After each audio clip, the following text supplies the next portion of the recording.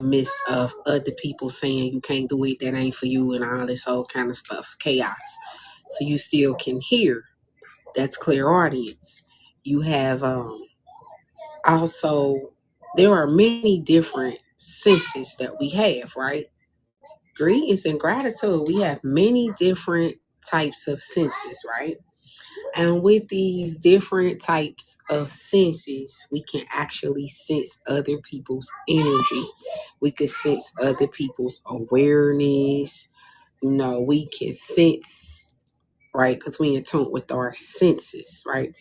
So when you are highly sensitive and in tune with your senses like that, that's what we call being an empath. Because when you become very aware of your own senses, you start picking up on other people's senses. So these are actually sensories. These are nerves. These are actual signals that people are sending out through their energetic fields, right? So your energetic fields is your auric bodies, these your etheric bodies, right? We call them chakras, but they are your etheric bodies, right? And when you have these etheric bodies like that, your etheric bodies affect people up to a 50-mile radius. Did you know that your energy affect people up to a 50-mile radius? Yes, because you are electromagnetic. So your energy will affect other people up to a 50-mile radius. So that's why those of us that are conscious of our energy, we start wearing these crystals, because we aware that these crystals will help us transmute this energy, right? It's a form of alchemy, right? And it's a science, okay? And the science is actually called metaphysics. So you kind of got to be like a rocket scientist, kind of like Lionel, the Thundercat, because we the cat people. So you kind of got to understand, physics. You can't just be a little basic human running around with that type of intelligence, right? So you have to be highly conscious, right? That's what consciousness is. Consciousness is to become aware. Now, how do we become conscious? You said through knowledge. Knowledge, because knowledge is power, like electricity, like charges. Okay, so when you get knowledge, they actually charge up your mind. Like when you get knowledge, they actually like broaden your comprehension levels. Okay, so when you get knowledge, that means that you able to apply what you are learning, and you able to transmute energy. You able to literally transmute and change your life, right? Because you start understanding evolution, and you greetings, brother. You start understanding evolution. You start understanding that you electromagnetic. You start understanding that your energy radiates and it affects other people. You start understanding that other people energy radiates and it affects you. So then you got to start protecting yourself spiritually. So how do you do that? That's why we wear the crystals. So I had the smoky quartz up there because smoky quartz absorbs negative energy. So when you first get into crystals, I recommend that you start off with tourmalines, that you start off with tiger eyes, that you start off with, if you knew the crystals. Now, if you are a crystal expert, I don't have to tell you anything about no crystals, but there are people that don't know the power of crystals. There are people that don't know that crystals can change your life. They change mine. So why? Because I'm an empath. I'm highly sensitive. I walk in the room, I absorb everybody's energy. So when I start wearing crystals that absorb energy, like hematites, when I start wearing tourmalines, when I start wearing selenites, I have my different crystals on me, right? Because I'm very big on crystal artillery, as you can see. She's rocking the crystal artillery now. She don't play. She don't play. Now, with this, with the crystals, you know what crystal too changed my life? Let me see if I got one on. Let me see if I got one available in stock, because, honey, people don't be playing about them rose quartz. I'm going to tell you that. Let me see if I got rose quartz in stock. Okay. That's cool. It's all good. So, rose quartz changed my life. You know how rose quartz changed my life? Because when I first got a rose quartz and I read what it did, I ain't gonna hold you. I was kind of skeptical because I'm like, how is this crystal supposed to make me forgive people? How is this crystal supposed to make me love myself? Like, this is a rock. Like, how is this rock supposed to change my energy? You know, I was skeptical, right? And so I actually got the rose quartz. So I had created myself a rose quartz crown because, my clear audience kicked in and the spirit told me to do so, right? I wrapped it in copper and everything. I didn't even know what I was doing for real, but I did it because you got to follow your heart. You know what I'm saying?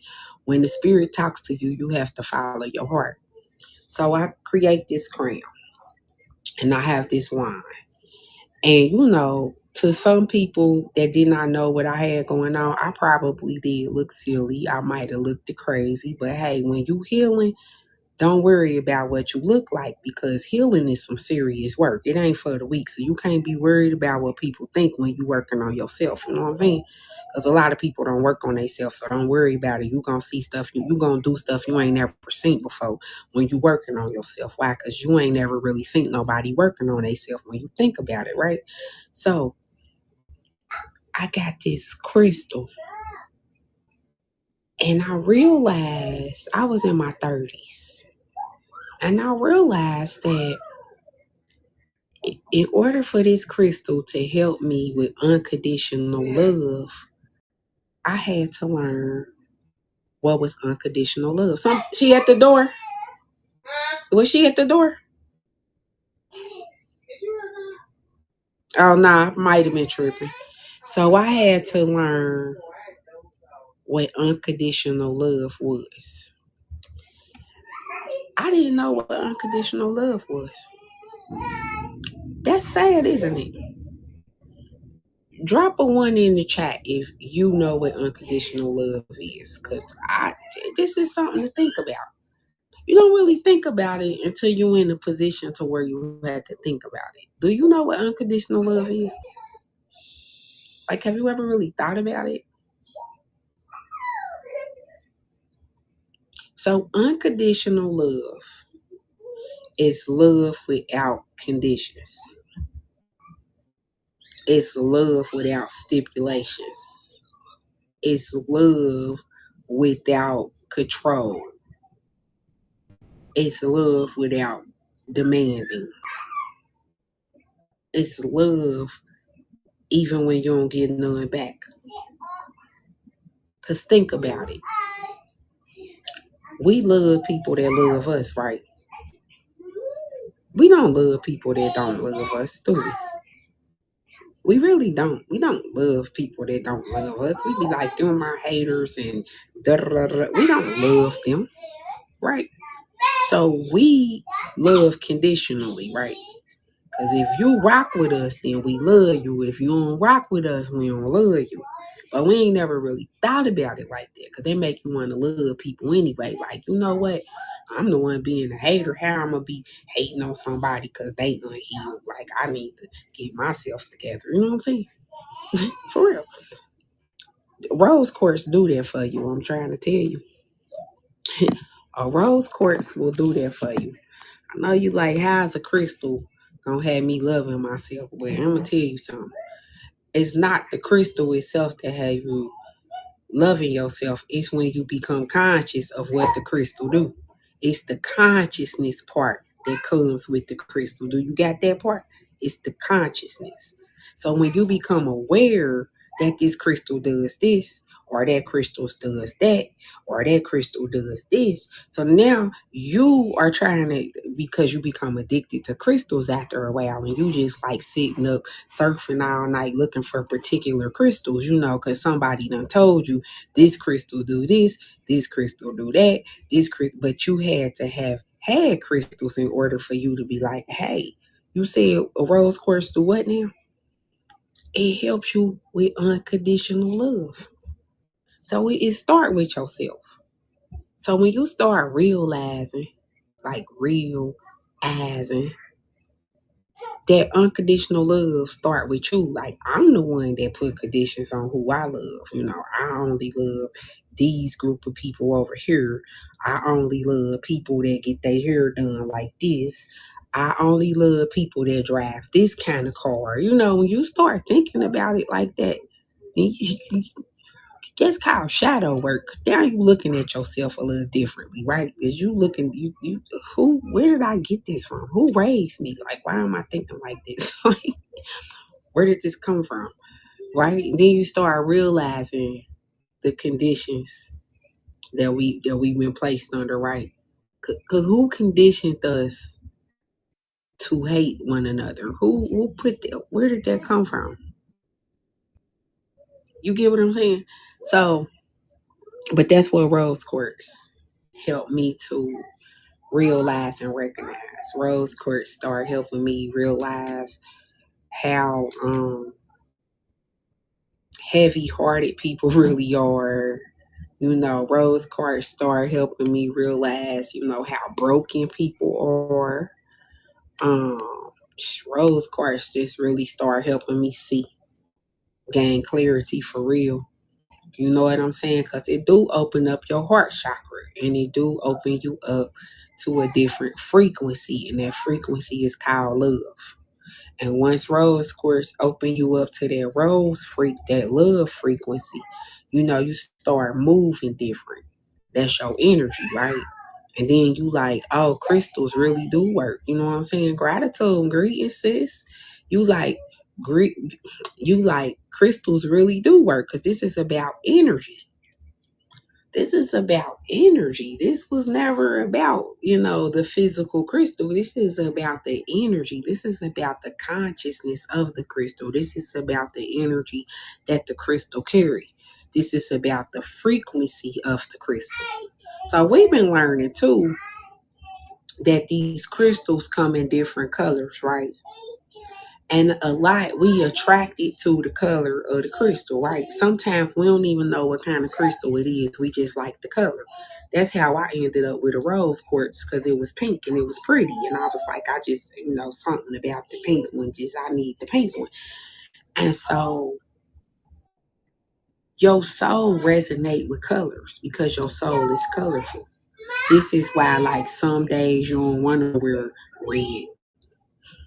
Some days you don't want to wear black. Some days you ain't feeling the white. I'm just saying. You wake up different days and you wear different colors, right? I'm just saying, because think about it.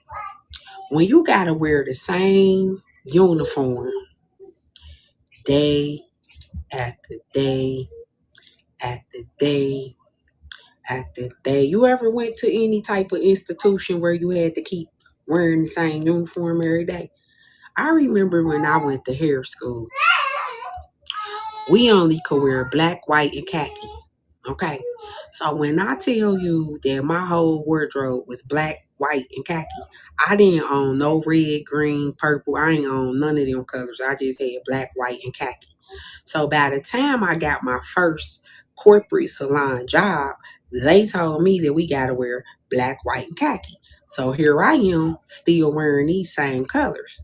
Let's say about 10 years done went by and I've been wearing black, white, and khaki for 10 years. I don't even have any colors. I'm talking about when I go out, I'm wearing black. When I go to your birthday party, I'm wearing black. When I go to Keisha's, I'm wearing black. I'm just saying black, white, and khaki. That's boring. Do you know that affects your spirit?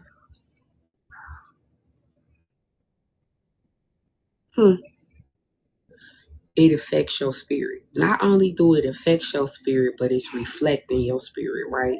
Because Did you hear me say I was wearing color? No, I was not wearing color because I was not conscious, first of all. I was not in my healing phases. I was not, my chakras wasn't open. I didn't even know what chakras was. I didn't even know I had chakras, let alone that they colorful. So the fact that I was not even reflecting out that color, because I learned, the more I started studying chakras, I started learning that people actually wear the color of the chakra that is affecting them. You know what I'm saying? Like today I got on red, right? So I must be feeling grounded today because I got on my red. You know what I'm saying? I got some raw energy going on today because that's what that red represents. That red also represents Mars, right? Mars is the color red, right? That represents iron. That's feminine energy, right? That's grounded, motherly, maternal. We wouldn't have thought all that about no red unless you start going to study colorology, right? Colorology is a real thing. They got books on it. I got colorology books. I promise you it's a real thing. But yes, it goes hand in hand with chakras, doesn't it? So it go hand in hand with the color of the crystal, doesn't it? So the color of the crystal equals consciousness, right? So these consciousness, the color of the crystal is connected to the consciousness, right? The color of the crystals are connected to the chakras, right? The colors of the crystals are connected to the earth, right? Because the earth got chakras too. That's why these different crystals come out of different parts of the earth. A lot of these crystals, like Amazonite, come from like Brazil. You got a lot of crystals that come from Madagascar. A lot of my crystals come from Madagascar. I mean, hey, that's just me. I resonate with Madagascar crystals, you know. So if you ever got crystals for me, honey, you might just start knowing stuff about Madagascar. You might just start knowing stuff about animals. You might just start to code in movies and stuff, you know, because energy transfer is real. I give gratitude to all y'all that got some gems from me because are they powerful gems? Did you start looking stuff up? Did your clairaudience kick in? Did your clairsentience kick in? Right? Just talk to me. Did something kick in? Cause something should have kicked in, cousin. I'm aware. I'm aware. I got a lot of testimonies. I gotta start having y'all write y'all testimonies, man. Cause people call me with the testimony, so it don't know, you know, and it don't be about testimonies. But I'm starting to see people need to see them testimonies. You know, people need to see like, hey, energy transfer. You know, not even that. It's the consciousness, right? Let me get some reggae out here. Speaking of consciousness, y'all know how we do it over here. Yeah, we gonna lift up our vibration too, right?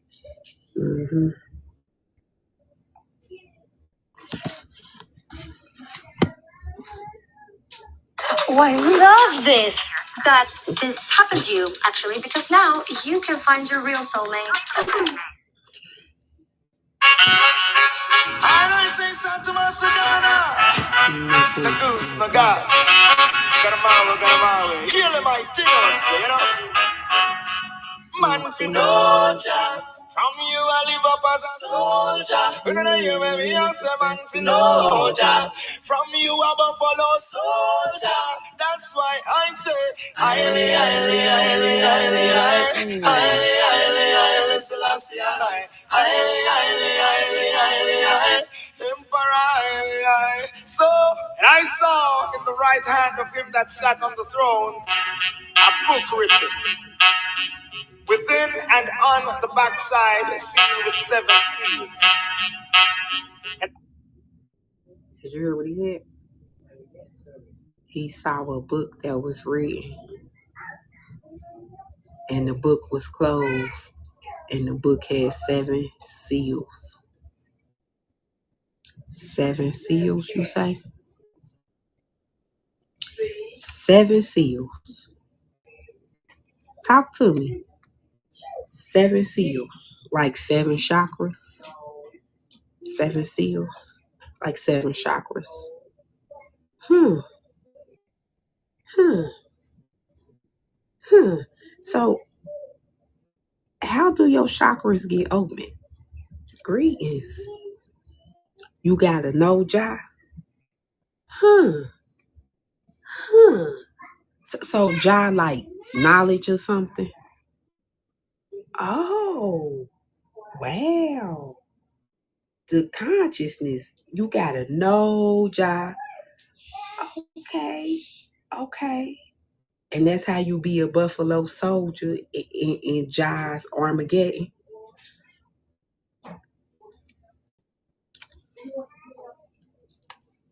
Run that song back. Run that back. You want me to run it back? I'm gonna run it back. Cause you listening with your senses now. You ain't just listening with your fleshly ear. You listening with your spiritual heart, your mind, your consciousness, your knowledge, right? Your understanding, your comprehension, right? You want to hear it again? Okay, we gonna listen to it. Man, if you know Jah, from you I live up as a soldier. You don't hear me, I say, man, if you know Jah, from you I buffalo soldier. That's why I say, highly, Selassie, highly, Emperor, highly. So I saw on the right hand of him that sat on the throne a book written. Within and on the backside, sealed with 7 seals. And I saw a strong angel proclaiming with a loud voice, who is worthy to open the book and to loose the 7 seals thereof? No, Jah, from you I live up as a soldier. You don't hear me, I say, man, fi no, Jah, from you I buffalo soldier. That's why I say, highly, Selassie, highly, Emperor, highly. So, and no man in heaven, nor on earth, neither under the earth, was able to open the book, neither to look thereon. And I wept much, because no man was found worthy to open and to read the book, neither to look thereon. And one of the elders said to me, weep not. Oh. From you I live up as a soldier. When I hear me, I say, man, fi no, Jah. From you I buffalo soldier. That's why I say, highly. Because the juggle is real. We sing because we know Jah. Because you're only human. There's hills. Outback's Aussie 3-course starting at $15.99 just got better. Now it includes a... Come on, bless thy people and save thine inheritance. Feed them and lift them up also. Forevermore. Turn on the drums that we abuse. My friend, you go and dance away, how can you lose? When the Rasta wants to clean up your heart and calm. Don't you cannot get corruption when that Rasta bun. Don't clean up your heart and calm. Be not hypocrite amongst yourself, African daughters and sons. Don't clean up your heart and calm. Don't you cannot get corruption when that Rasta bun. Don't clean up your heart and calm. Yo, a Babylon them going down. The whole of them got them one pack of riches with them idol God. Get shot, they get to use and try the sister like crab. Pretending to be when them not me know them art lab device and evil mystic. So me know say things but get to use the in a young and get to girls the in a mom. When the belly get to use about the heritage where them off. Them can't ask the sound because they use them on your frag. They get to use them never buy no pussy and no back. I never be like slave free world of government tag. No for them and them the back. They get to use them clean up for the heart and calm. You cannot get corruption when Babylon are done. Don't clean up your heart hearts and come. Clean up hypocrite amongst yourself. All black daughters and sons. Go clean up your hearts and come. Now you cannot get corruption or eat the little children. But go clean up your hearts and come. Clean up hypocrite amongst yourself. African daughters. How? In a way, I want it till they all get caught. With the follower style, Selassie, I from who no smart from those who walk in the back and to those who sleep on sidewalk. From those who drive them car to those who wipe them car.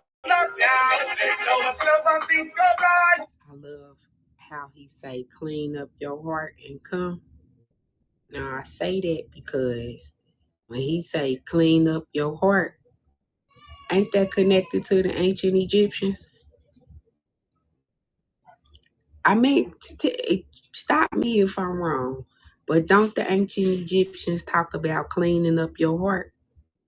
I mean, don't they got a whole goddess named Maat who got some laws about getting your heart right?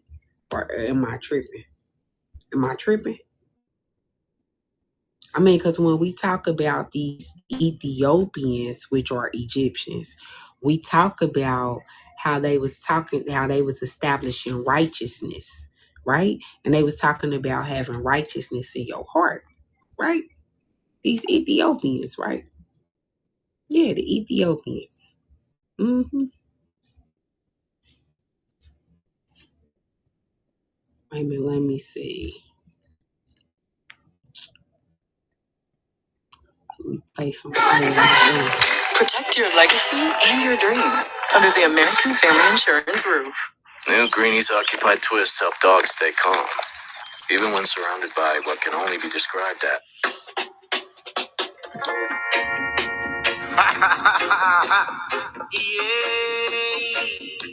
The Lion of Judah shall prevail always. Lion of Judah, Lion shall break every chain. Divide the victory again and again. Yeah, Lion of Judah, Lion shall break every chain. Divide the victory again and again. Oh, yeah. Unite 12 tribes, unite. Unite 12 tribes, unite. Fulfill the prophecy. I and I stand firm. I and I stand firm. Yeah, man shall see the day when the light of this world brings the tribes together again. The light that brings us together. Again. Enlightenment. Like the Most High once said. Like the Most High once said. Yes, we await while the brothers get the understanding that the Almighty is the way, that Jaja is the way. We not lost no more, we not lost no more, for the tribe are lost no more. Big life will go, those who be claiming to be the sons of God are no more. Liars, the wall of them been put to the test, and your arguments have failed. Your arguments have failed. Yeah. Lion of Judah shall break every chain. We have the victory again and again. Lion of Judah, Lion shall break every chain. We have the victory again and again. Yeah, we are the ones, we the sons of God, we the Hebrew Israelites, 12 tribes, we the ones who were found in the Americas, the one ones who were called Indians. Yeah. 500 years ago, Columbus he knew he was reading Esdras Apocrypha, and he saw where the 12 tribes were sent by God. Columbus knew the whole pirate. Yeah, unite, 12 tribes, unite, understand the truth. Look for the truth.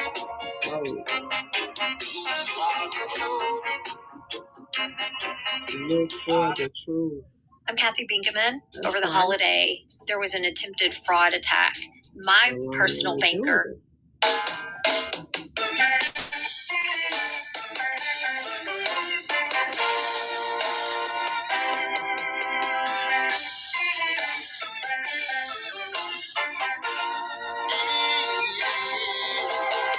My meditation is so pure and divine. Yeah. My inspiration is so pure and divine. Yeah. Meditation, cause ganja is the sacrament. So when I burn it, I and I get connected to my inner self. Yeah.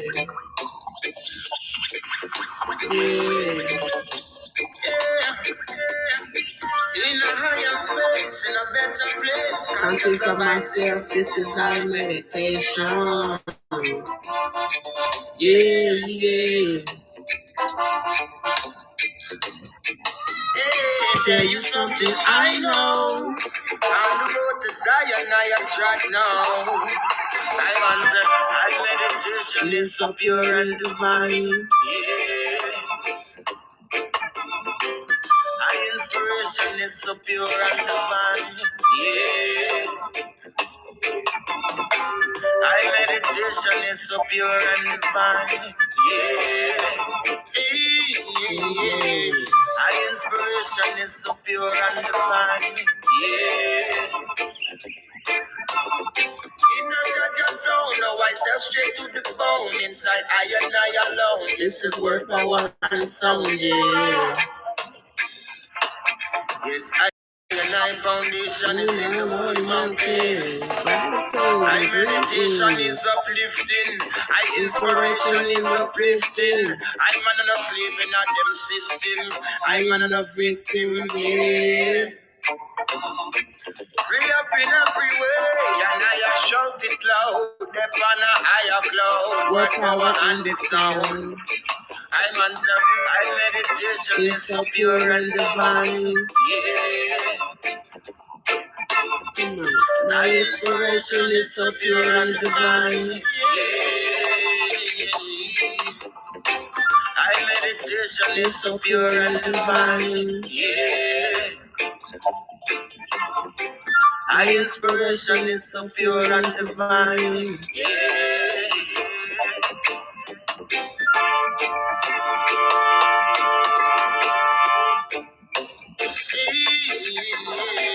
My meditation is so pure and divine. Yeah. My inspiration is so pure and divine.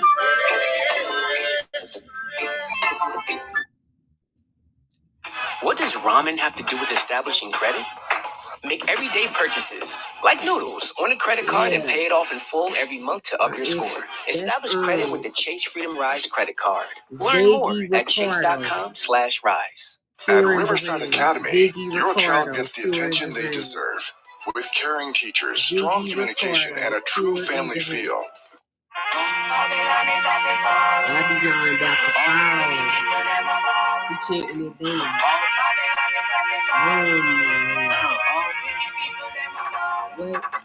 Like mountains round about Jerusalem. So we say, around higher than like mountains round about Jerusalem. So we say, around higher than Wingers and DJs, if you critical mockers. Tonight, you come here for crush Babylon crackers. Babylon cool, you let her fry you like fritters. Roll on, no it's like say, who the hikers, who feed up the knowledge to the youth and you producers. Worse, littering is all your litters. Flattering lips, this a come you like litters. All TV personnel and all radio announcers. Hey, journalists, just get this in your clippers. Not this Bobo youth where you fling heavy powers. Yo, blessing just a show us is lossy. I be government on them soldier like mountains round about Jerusalem. So is a see till we try and I. Hey, like mountains round about Jerusalem.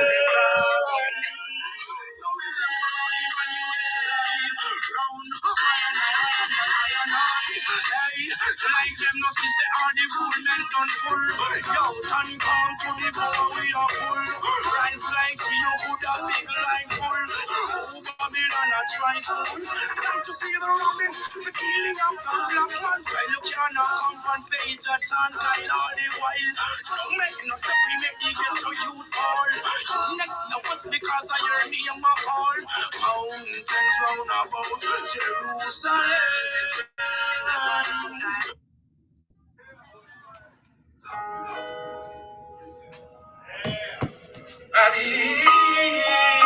Addis Ababa. That's Ethiopia. Come on. Addis Ababa. The cat people. New Flower. Rebecca Flower. Enoch Flower. Addis Ababa. Pastor John. Come on. Let's go. It's Israel. Come on. Y'all know where Israel let them castles. Come on. Rule oppression.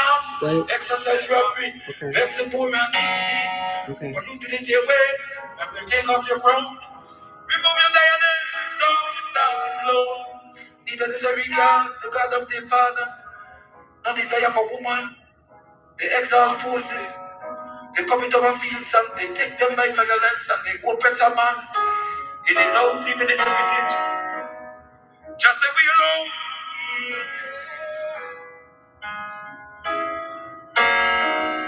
Israel.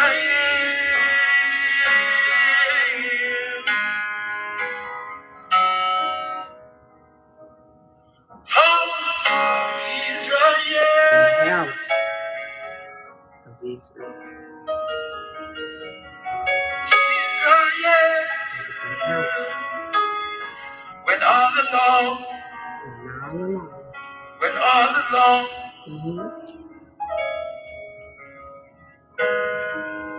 As Aristotle and Plato, who built Jerusalem? Who built it? As Pliny and Plutarch, who built Jerusalem? Who built Jerusalem? As Herodotus, as Theodorus Siculus, who built Jerusalem? Who built it? Ethiopia built Jerusalem. Ethiopia built Jerusalem. Ethiopia. Israel. So that means that's the Egyptians, right? Okay. Sweep on island Israel. Baby Go ask Aristoteles. Okay. Go ask Strabo. Okay. Go ask Pliny. Okay. Go ask Plutarch. We can go Go check ask all the Herodotus. sources. Go ask Theodorus Siculus. Okay. Who built Jerusalem? All the Greek philosophers here. Okay. Cool. So the Greek know who built Jerusalem. Cool. But we documented it, right? Okay. All right. Okay. Cool. I'm understanding this now. I'm so glad we got this knowledge. Woo. Addis Ababa. Addis Ababa. First king said, bring Solomon my love, Come on. and cause him to be crowned king over Israel. Okay. over Judah is king over Israel. In the Nile River, he king over Gihon, okay. He got baptized in the Nile River, and that was his coronation to become the emperor. We are the homes of Israel. Okay, so this is a royal house. A royal empire. A lion tribe, I know. Okay. The lion tribe. The imperial lion tribe. Like Tartarian. Okay. Cool. Lion tribe, I know. It's lion tribe. Yeah. Cool. Who built Jerusalem? The lion tribe, do you right? Is that why all those lion statues down in Florida? And in Texas, and in Carolina, and in Georgia, and in Alabama, and in Mississippi? I mean, this lion statues all over the United States of America. Have you seen it? It make you think, don't it?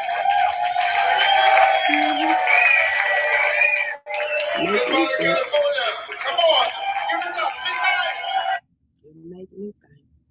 Cancer can make anyone feel powerless. I was terrified. I didn't know what.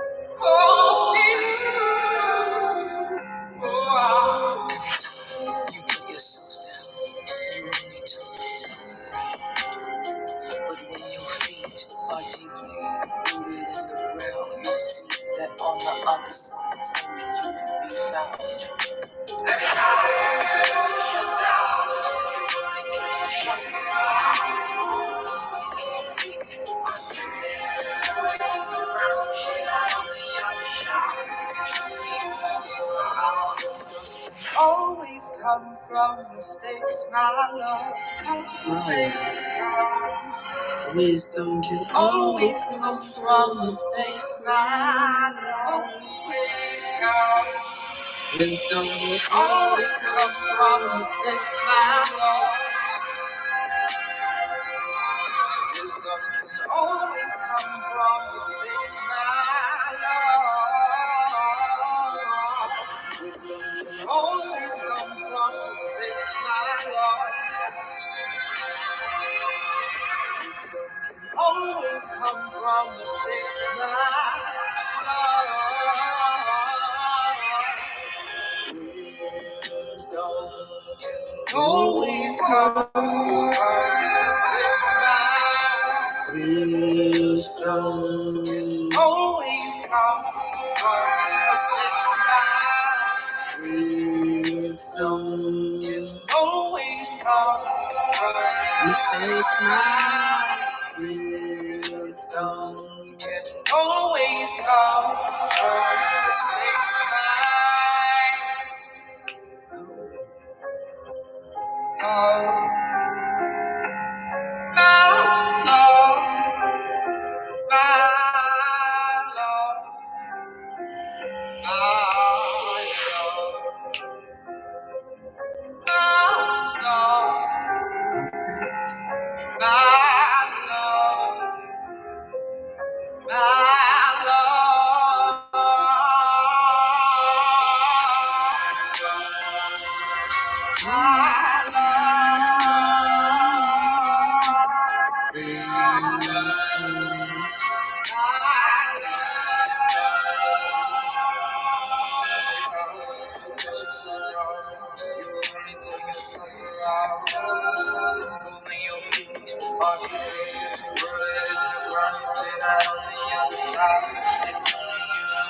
Hey, sis.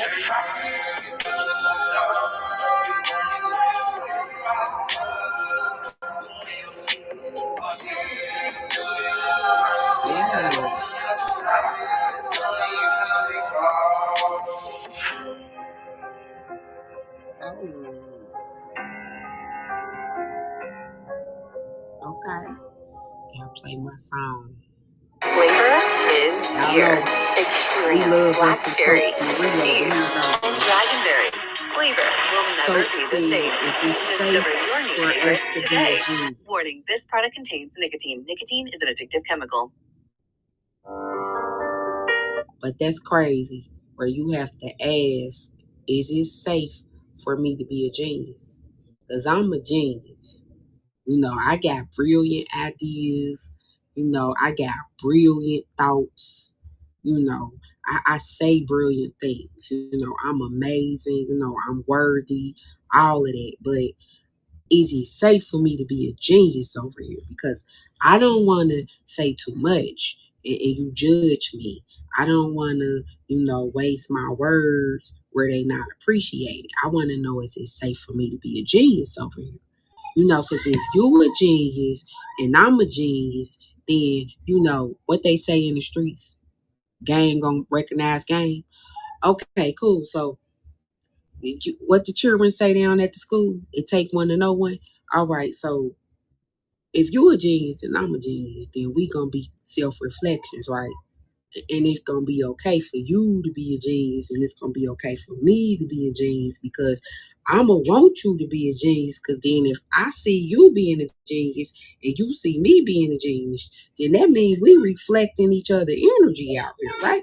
So that means we some geniuses, right? Like I need to be around more people that it's safe to be a genius with.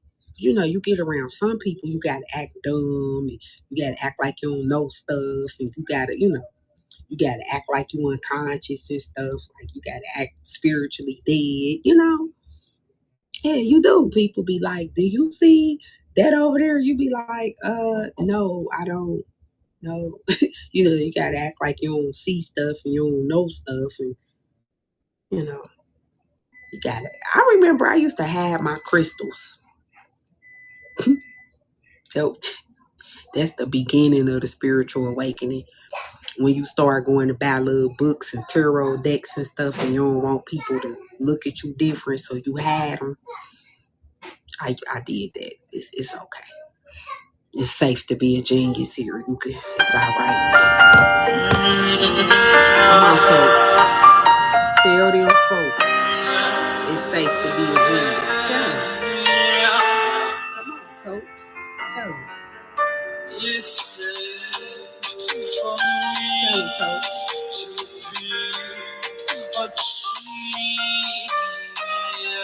It's safe for me to be a genius over here. We love it over here. It's safe for me to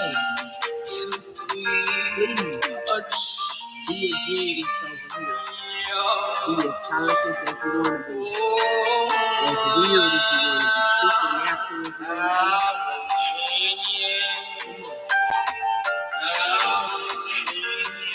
I'm a genius too. Is there any geniuses out there?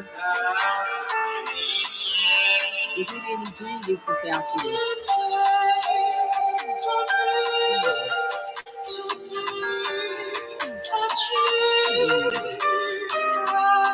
Drop a 1 in the chat if it's safe for you to be a genius. It's okay.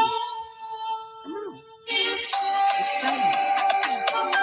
to be intelligent. Yes. It's safe. It's okay. I know people was letting you know it. It was like, you think you know everything. No, I don't. I'm a genius. Come on. They ain't respect your genius. That's all. They ain't know what to do with it. I think you're a genius. Some of us, we just blending in with people. You know, that's the problem. They threw the geniuses in with the fools, and they got a little chaotic business. And now we starting to know who's who, right?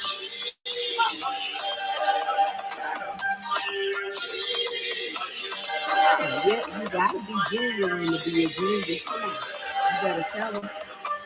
You gotta be your authentic self to tap into that genius, right?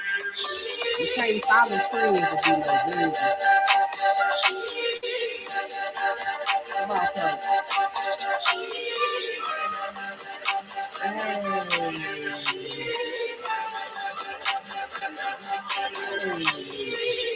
I love Coke. I love me some Cokes, I tell you that.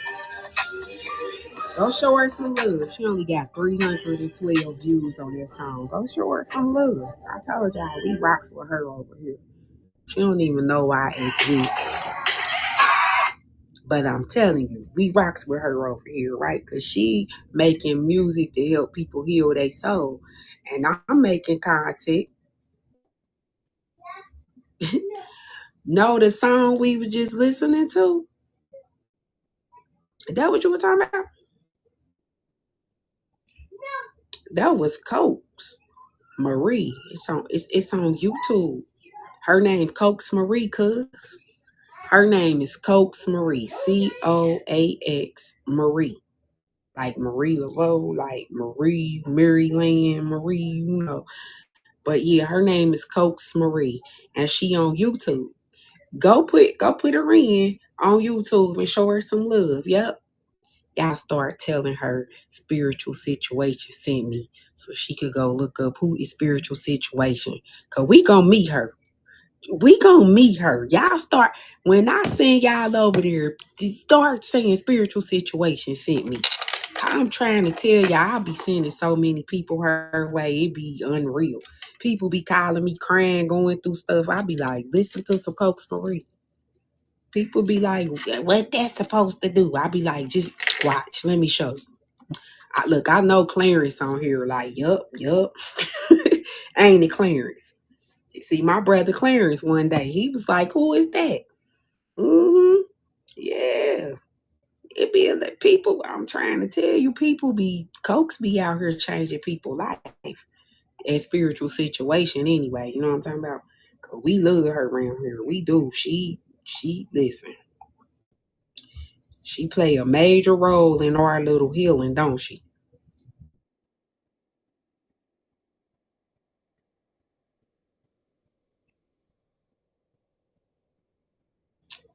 Yeah. Okay, so wait a minute, hold on. Let me get Cokes out. Greetings, Bree. Greetings, sis. Greetings. Girl, we gotta get together. We gotta get together. I'm gonna have to do an open panel like in the next couple of days, girl. You're gonna have to inbox me, let me know what you're looking like. We gonna have to get together. You know how we do. Yeah, and I got us some friends for us to play. I got us some sisters for us to it's going down. We gonna do something. We gonna get some stuff going on. I'm trying to tell you. Come on. I raised the vibe in the room. Gratitude. What? We gotta raise the vibe. Let's go. Come on. You gotta love Coach.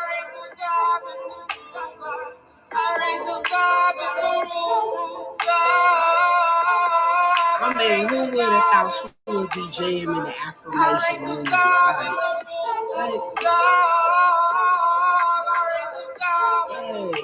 Gratitude. And it's jazz music, right? They said jazz music get rid of negative energy. They said jazz music make stress go away.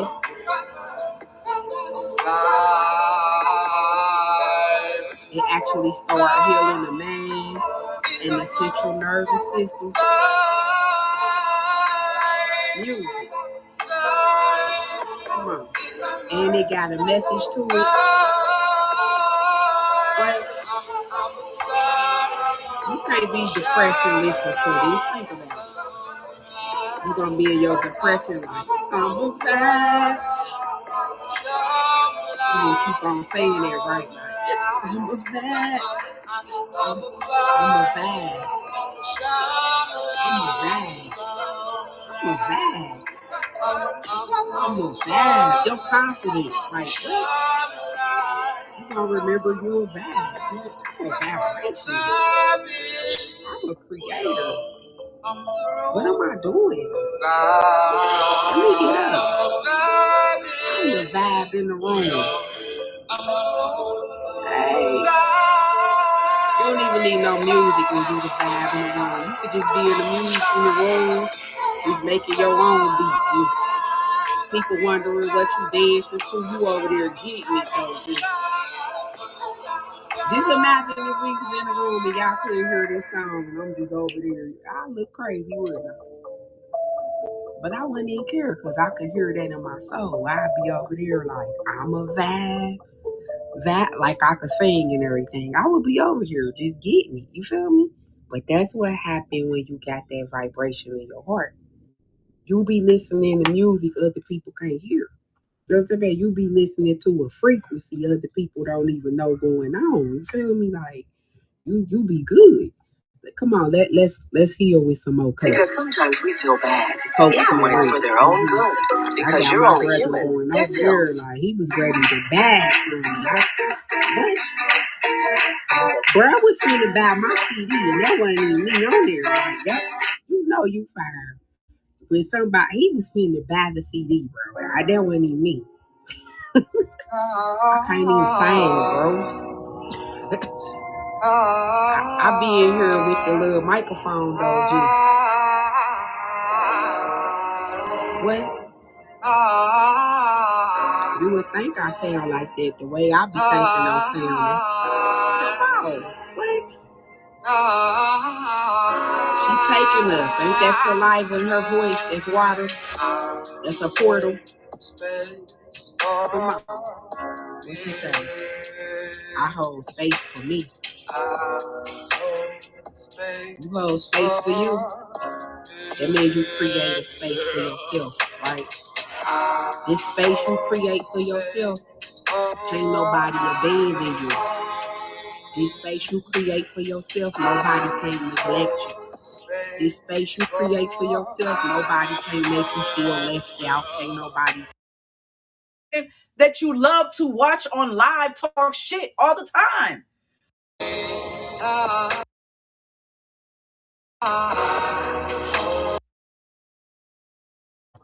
Could Yahweh be just the secret name of the American might?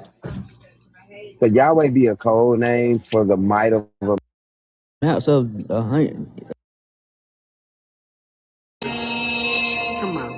I have everything I need. I have everything I need. Greetings, sis. Greetings, Dana. Everything. In me. You got everything in you. Your dreams, your hopes, your aspirations, your fears. Everything. You need all of it. The good, the bad, the ugly. You need all of it. You need all of it. Yeah, the ugly stuff, you need that ugly stuff too. The ugly stuff really beautiful.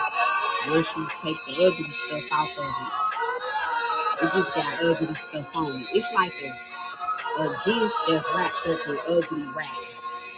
That's why you think it's ugly, but it's beautiful for you. That was some real wisdom. Let me get her other song out so you can understand it. Gratitude, cousin. Let me get her other song so you can understand that.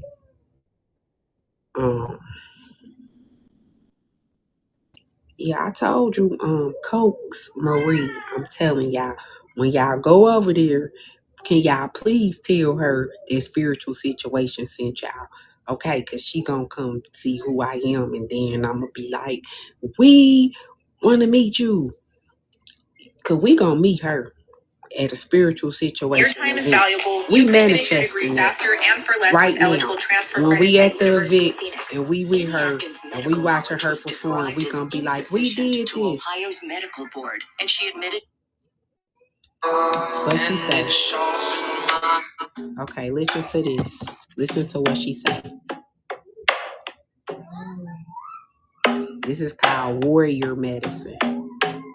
Y'all got some warrior medicine? I walk through the fire, and it sharpened my name.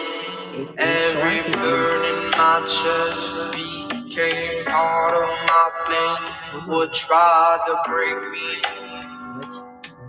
only tighten my crown.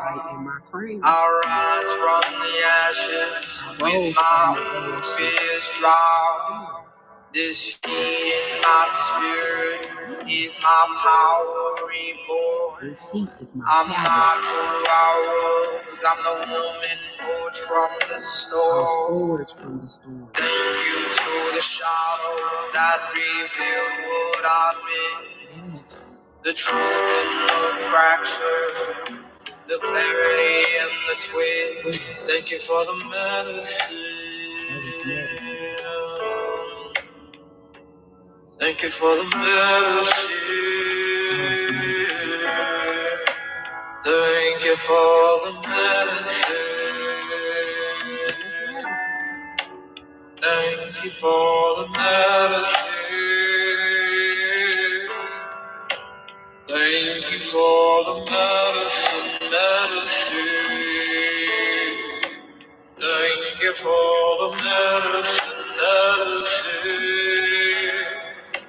Thank you for the medicine, medicine. Thank you for the medicine, medicine.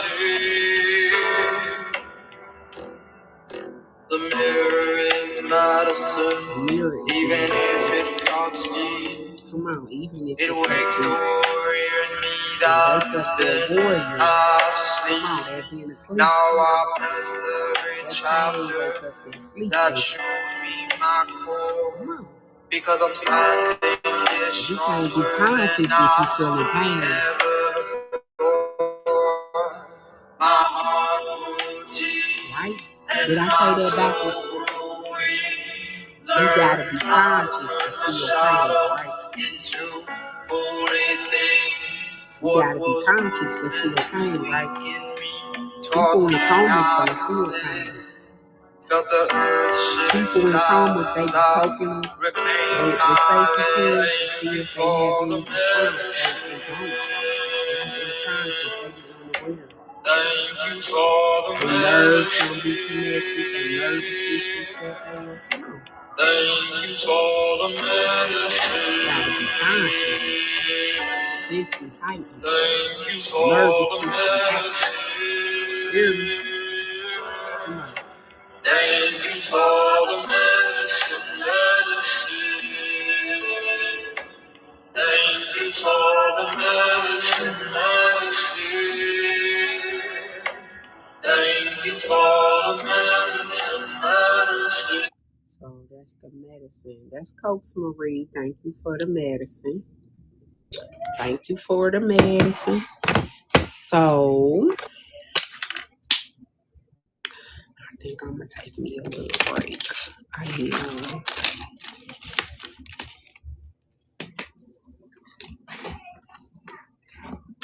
Gratitude, gratitude.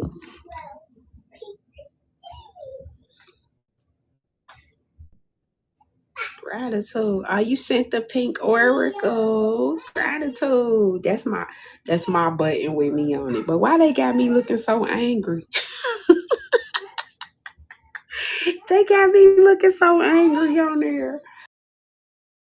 Issues about that knowledge, so where they got me doing all that, like, you know what I'm saying? I had to crack up when I seen it, but okay, all right, y'all got me, TikTok. Y'all got me. They made fun of the girl. But yeah, so definitely going to take me a little break. I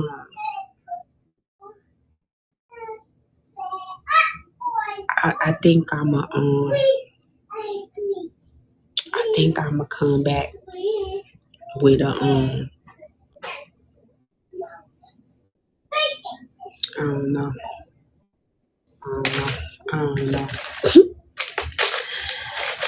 I got some information for y'all, but we'll talk about when I'ma say what I gotta say, cause I gotta say something, but I ain't gonna say nothing just yet. Okay.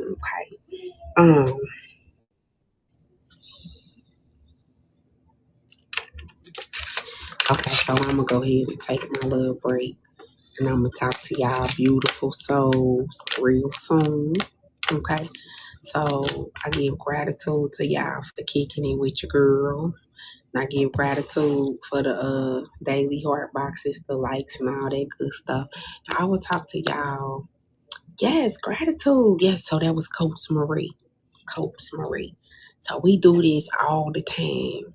You know what I'm saying? We be having the reggae, we get our affirmation music and all of that. And it's a lot more people than that. But like I say, I'm gonna talk to y'all in a minute, okay? So I'm gonna take a little break and I'm gonna talk to y'all shortly. All right, y'all, peace.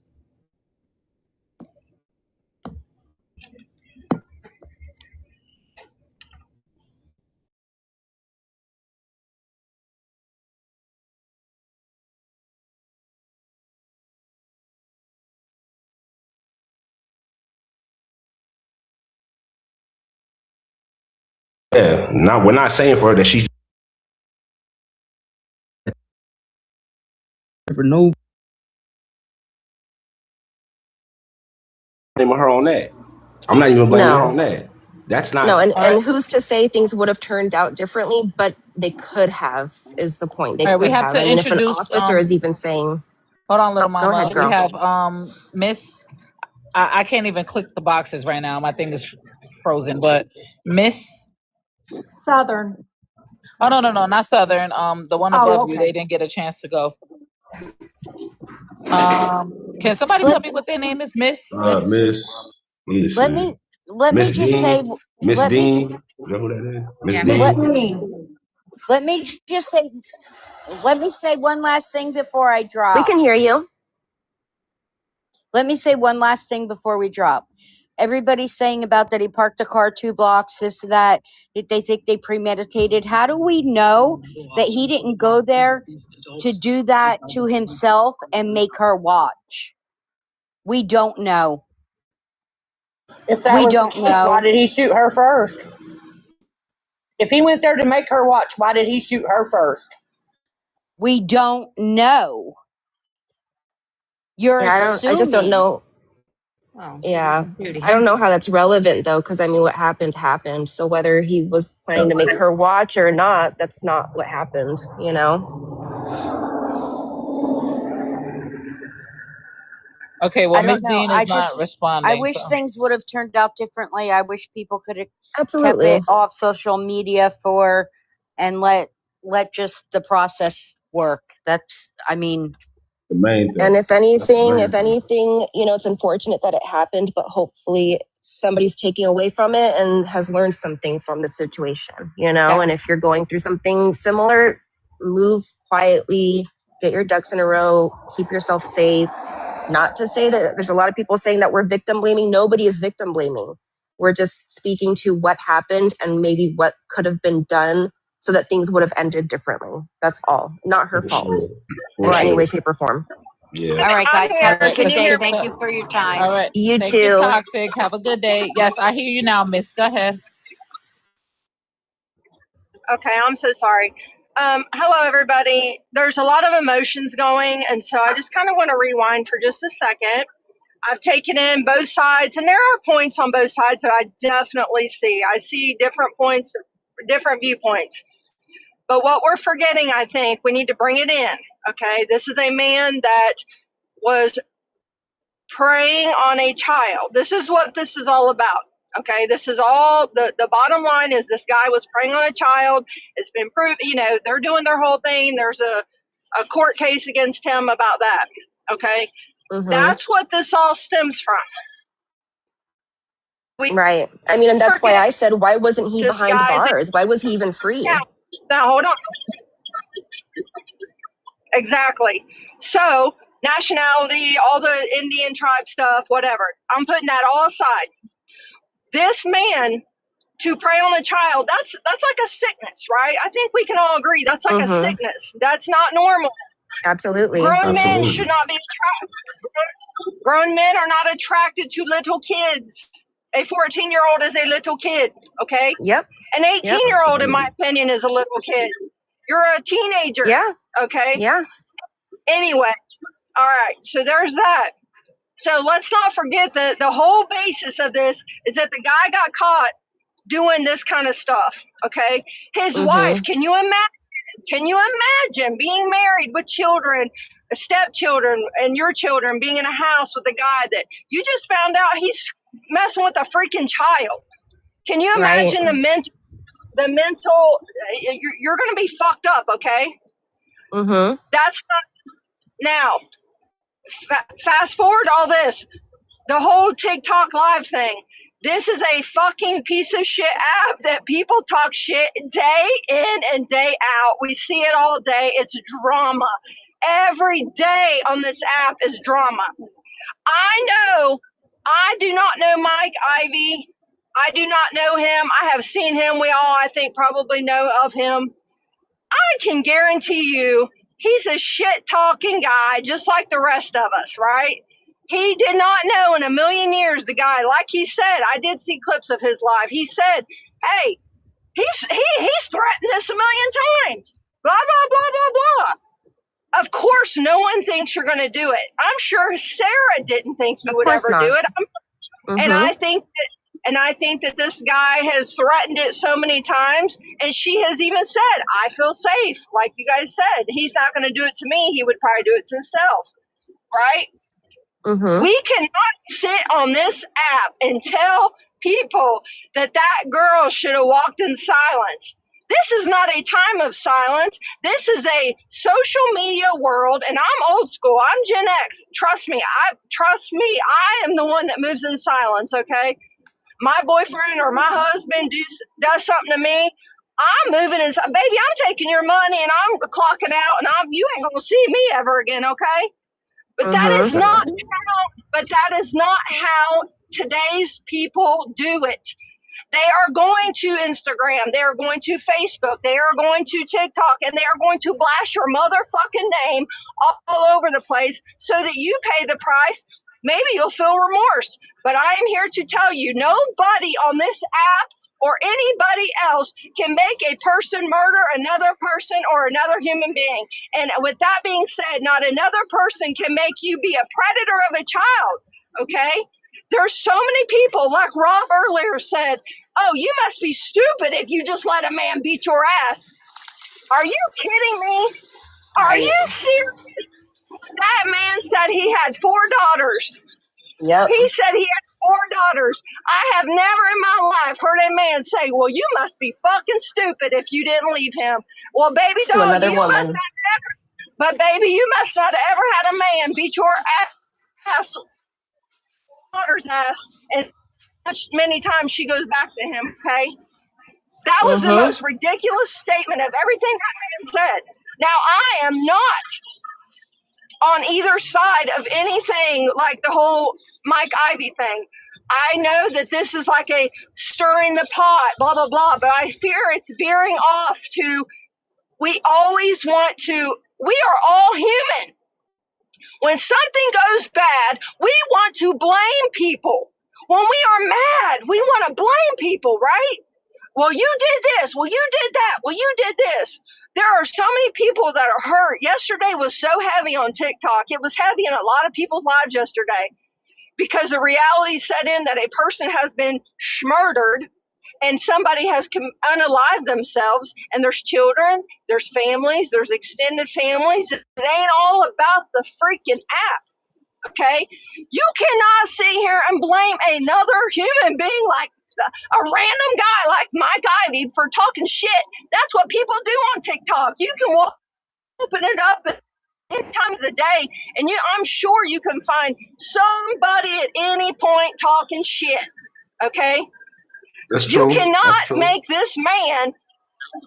You cannot make this man live the rest of his days thinking, "Oh damn! If I just wouldn't have went live, you can't do that." No, I don't think anybody. He's been live for years. But if somebody's already that. if somebody's already pent up, if somebody's already pent up, if somebody's already pent up on the edge, you shouldn't say comments that's going to spark them off. Yeah, you don't poke the bear. You don't poke the bear. You don't sit there and say, we're not saying it's his fault. You don't sit there and say, I'm going to do this to your wife. His fault. You don't sit here and say, I'm going to kiss your wife. I'm going to do this. I'm going to do this to your wife. I'm going to do like. If somebody's already unhinged, you don't want to poke the bear. Talk again. It's already on the TikTok is a fucking social media app that is a piece of shit. TikTok is a fucking drama app, okay? That's what it's about. It's not an excuse. Trust me, it's not an excuse. However, if you were talking shit about your if I started talking shit about all my ex-boyfriends and my ex-husband right now, what 99.9% of the time, I'm not going to think, oh yeah, I better shut up. They might go do something crazy. That we just as humans don't think like that. I'm not gonna poke somebody that's over the edge though. If somebody's already on the edge or over the edge, like I'm not gonna be the one to poke them. I'm not gonna be the one to push them over. You're exactly right. If I knew that somebody wasn't hiding out or there was an investigation, you're exactly right. I would not have. But he was speaking to Sarah. Sarah was in the live, blah, blah, blah, all the things.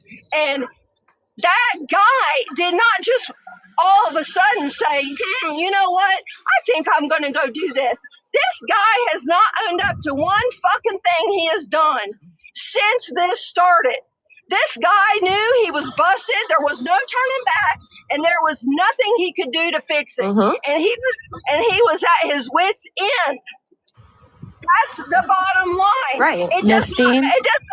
There could have been 20,000 lives going on about this guy, and we would not be blaming 20,000 guys for his actions. It's called God's free will. He created us with the mind and the brain to do free will. I think what you're missing is that we're not blaming. We're not blaming absolutely anybody. We're saying that it could have contributed, and that maybe if things had been done differently, it maybe would have ended differently. That's all we're saying.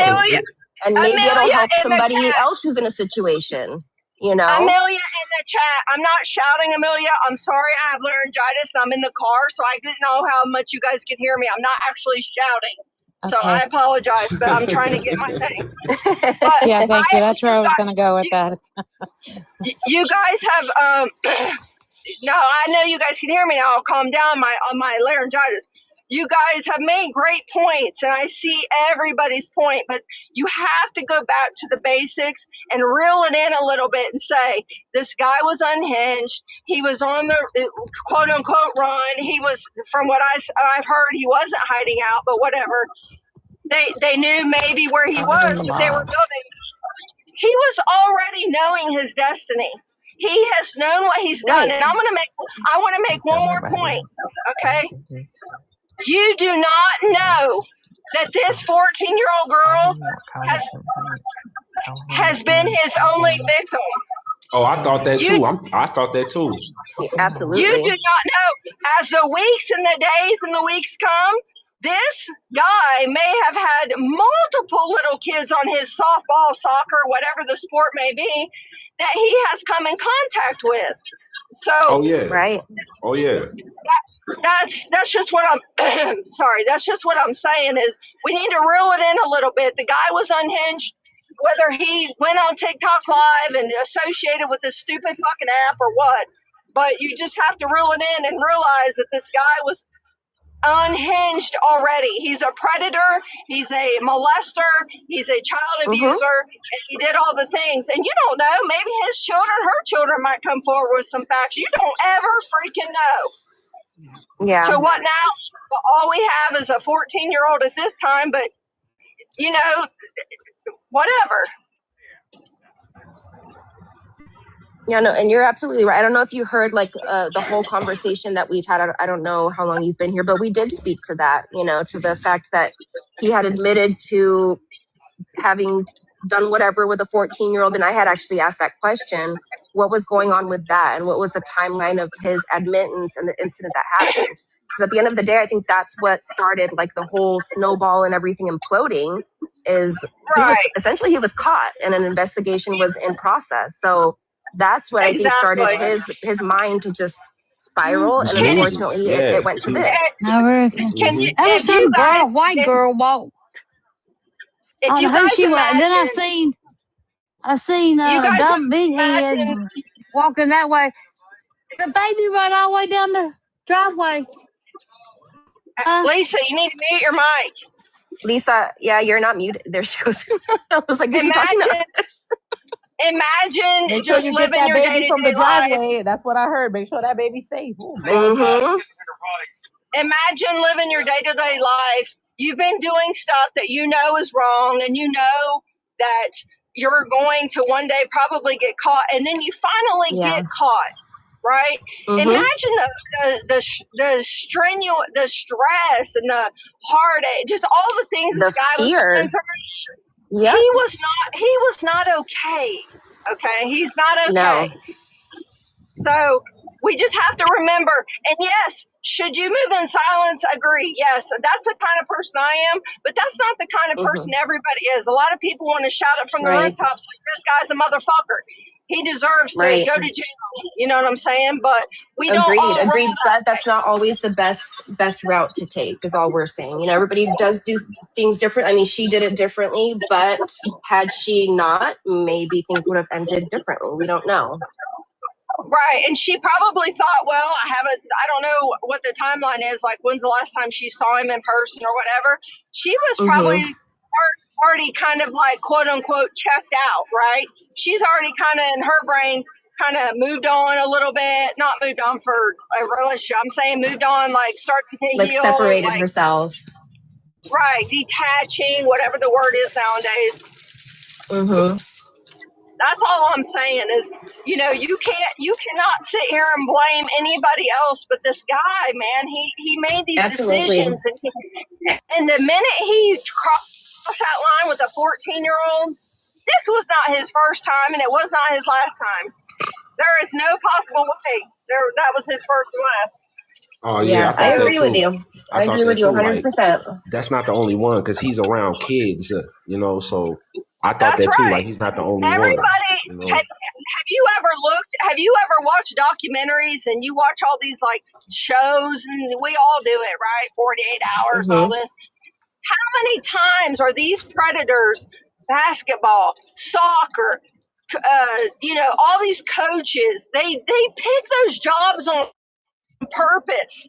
Okay, they do this on purpose. That is what they do. They don't think like we would do, because we're sitting here having a grown adult conversation and having a common sense conversation. People like him don't fucking think like us. Okay, 1,000%.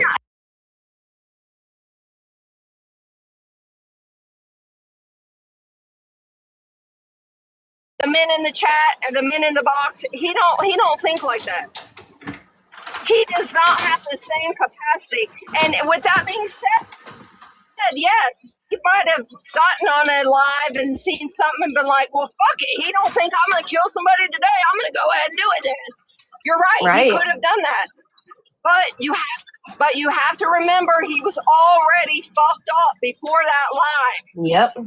This guy has been sitting here on the radar of the government or whoever the fuck's gonna, all these people coming after him, building a case. He's already fucked up. And like I said, it's no excuses. I'm just saying that somebody talking shit on an app, it happens day in and day out on the World Wide Web. Okay, we can't sit here and make we can't divert the excuses to a different person. The excuse and the person to blame. No, absolutely not. Anybody in their right state of mind is going to take that shit talking and maybe get pissed off, but they'll move on with their day. But Yeah, he obviously was not in a normal person state of mind. Yeah, you're doing that to somebody that's already unhinged. He's already unhinged already, and you're just poking the bear. And they obviously didn't know that, you know. And I'm sure Mike was probably, you know, he's friends with Sarah. You know how we do. We take up for our buddies and we're like, hold on, Rick. Did you ever have a chance to go? Ooh, hello? Yeah. Is Diana trying to say something? It sounds like muffled. I mean, like I she's don't trying know. to. You know, I see that. I see a couple people. Snuggles. I see a couple people that can come up to the panel because they have something to say in the chat, but they don't want to come up. What are they saying? Wait, hold on. We got a Galaxy now. Let's get some mom friendly. Oh, that his live didn't have nothing to do with it. How do I know? I think people like take a point of the conversation and like run with it. We're not saying that it's his fault. We're not blaming him for what happened, obviously, but we're saying somebody who's not in the right state of mind, like any other person, who would just be like, whatever, this dude's stupid as hell. I'm out of here. He was already like, I'm losing everything. They were investigating him, and he was already on the brink, essentially. So already on the brink, he was already unhinged.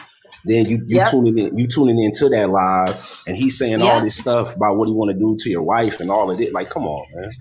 It could have triggered something in his mind, and we're not saying that that's what happened. We're not blaming him, but we're saying it could have. Just a contribution. So somebody in a situation in the future, or even right now, like maybe they can learn something from the situation and hopefully not end up.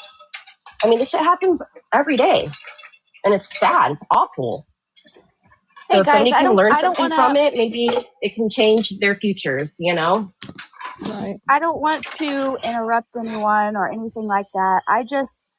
I relate to this story more than any of you guys. My father is in prison right now for doing this to my sister. And I lived with a man that was like this man. And unfortunately, this situation turned out much different than mine. My father's still alive. Yes, he's in prison, but my mother's also still alive as well. I just want you guys to put yourself in those kids' shoes. They are not little babies. They are teenage children. And at the end of the day, they may get on social media and look at this and hear people going back and forth about things with their mom. They loved their mom. All they had was their mom. And I just want you guys to please take into consideration that they may get on this app to get away from the outside world and hear everything that is going on. And it's too much. It's too fresh for everyone to be arguing over what may have happened, what they were going through. No one truly knows. Right. And we need to let all of this settle. And whenever the kids want to speak, or they may get adults like I did, I shared my story and it got millions of views on this app. And I've never felt better in my life for telling my story. And those kids deserve the same chance to tell their story, what they went through. I just had to come up here and say that. It's been coming across my For You page for a couple of days since it happened. And I felt like hearing that lady that was up here speaking, I understand where she comes from, but no one knows what you would do in any of those situations. And that lady, Sarah, she should have. There's so many things that she could have done, but her using her voice on the internet doesn't give a right to anyone to be unalived, period. The man was crazy. I think we can all agree on that. Absolutely. It was going to happen regardless. He had his mind made up a long time ago, unfortunately. But I just came up here to say that. Please just keep the children in mind when we're holding lives like this and hundreds of people are listening, and they might use the internet as an escape and get on the app and see everything going on, you know. Just keep that in mind. That's all I'm saying. Yeah. You have to keep in mind that their mom was a TikToker who did social media. So when you're I mean, I hope Diana, that we can't whoever hear you. he's... Yeah, we can't hear you. You sound very muffled. I wasn't sure if she was talking to us. Can y'all hear me now? No, try again. You're getting better. I'm sorry, y'all. Some water fell on. How I sound muffled? Yeah, You sound okay now. Actually, we could You were almost very barely muffled. not even hear you. Okay, but can y'all hear me at all? Yeah, now we can now. It's better. Okay, I was saying we have to remember that she was a social media influencer. Her life was publicized, okay? So when you do things like that and people talk about your story, nobody could come on somebody's live like mine and basically tell somebody what they can talk about. Now, if this was a random lady that my neighbor, let's just say, and I decide I want to talk about my neighbor's business, she would have every right, or her family would have every right to tell. My life has always been private, but how dare you put my family's business out there? This woman had tons of followers, and everyone knows her story. So by me sharing it, I'm not disrespecting anybody.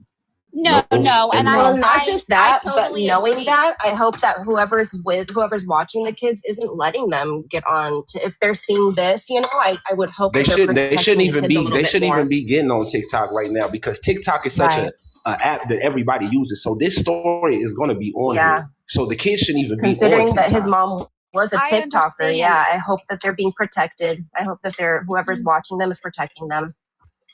Yes, I understand what you guys are saying, but they are on this app. They do have accounts on TikTok. The mom was communicating with them on this app, and I understand that she chose to have a life on social media as well, but she also chose to protect her children still. And now that she's not around, she can't do that. No one truly knows if they're getting on this app listening to all of these things go on. I'm just saying to be mindful. Right. I'm not trying to tell you guys, you know, what you can and can't talk about. Didn't she want to share her story though? Absolutely, but no one See, knows. you can't go private. You can't be private on a public app. You can't do that. You can't be private on a public app. You can't do that. Yeah, and people knew her business about this case. So yeah, if she came on here and she shared the story on here, then whoever's following me and I get on a live, let's just say by my husband, please share my story. Please raise awareness. I would want people to talk 1000%. About it. I would want people to raise awareness. I'm not saying don't share her story. I'm saying don't get up here arguing that it's the mom's fault. Well, this nobody is TikTok. said that. People are Nobody gonna said argue that either. If you fought the wrong way, nobody has said that. This is TikTok. People are gonna argue about the dumbest shit. This is something to know it's gonna happen. True. That's what I'm saying. Like this thing is too public. This app is too public to go to privatize it. And I don't think I've heard anybody come up here and say that it was her fault. Even the jerks that were up here earlier, I don't think anybody ever said it was her fault. No. There was people in the comments stating that she shouldn't have done her Netflix video because that's what popped it off. And I don't even blame I don't even Oh. blame her for that. That ain't even it. That wasn't even it. That's not it at all. Like, no, that's not the issue. If I recall, wasn't he bigger on social media than her? Yes, but he was. He had like 300K followers. Exactly. And whenever she came out to tell the internet, which was his playground, that was a problem for him. Obviously, everyone knows that. But to get up here and blame her for instigating him is bullshit. And there have been people that have done it all in the comments. In the comments, I'm not even reading. Comments. I mean, the comments, you know. People are saying dumb shit in the comments. Yeah, that's the comments because they ain't gonna come up. That's why they saying in the comments because they're not gonna come up. Mm-hmm. And again, this is TikTok. Everybody's gonna have their opinion, no matter how dumb or stupid it may be. You're not gonna be able to control it. And then trolls are gonna be trolls. You know. Yes. Some people will just come right out and say, "No, the sky was not blue," just to get it started. Just to do it. Just to do it. And they know the sky is blue, but they'll tell you that it's green. But you can go and look at it and you see it's blue. Like people, it's menial, you know? But it's up to you or us to just not entertain it, right? Yeah. I agree with that. 100%. If you don't want to get involved, just don't entertain it.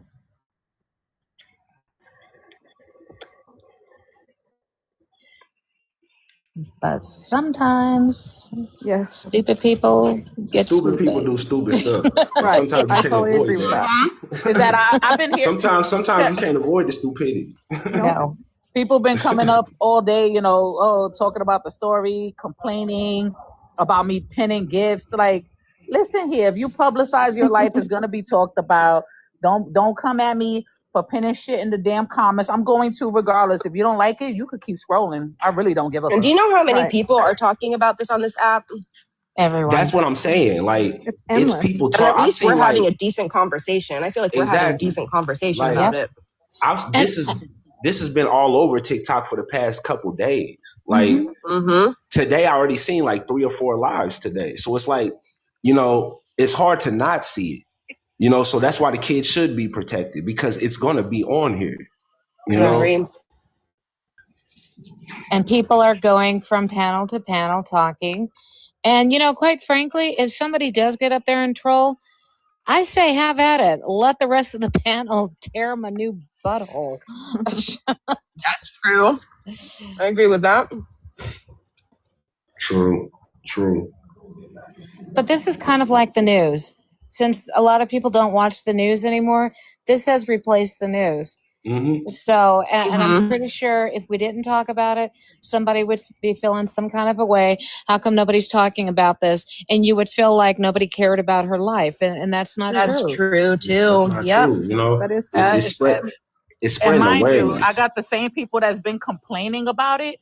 I've been doing this topic for almost 6 hours, 5 hours and 48 minutes. Okay, almost 6 hours.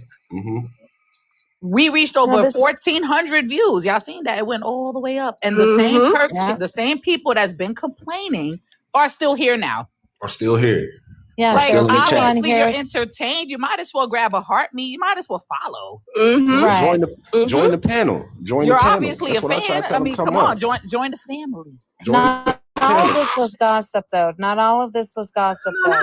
We were actually having a discussion. Your thoughts. And people actually thanked for even bringing awareness to this. So even if you don't like it, I mean, you know, you don't have to stay here. Right. I was one of those people that really appreciate the conversation and where it went. I like it. You know, like I said earlier, there's a lot of people that come on here and they talk shit and they troll and, you know, things get crazy. But I mean, we reached a point in this live in particular on this topic that it just got it was really positive. It was a productive conversation. Yes. You know, and if it reached one person out there, then I think that's amazing. I think so too. And quite frankly, if you're that, you know, offended by all of this, then scroll on. I'll be a little nicer than Diana, but just scroll on. Yeah.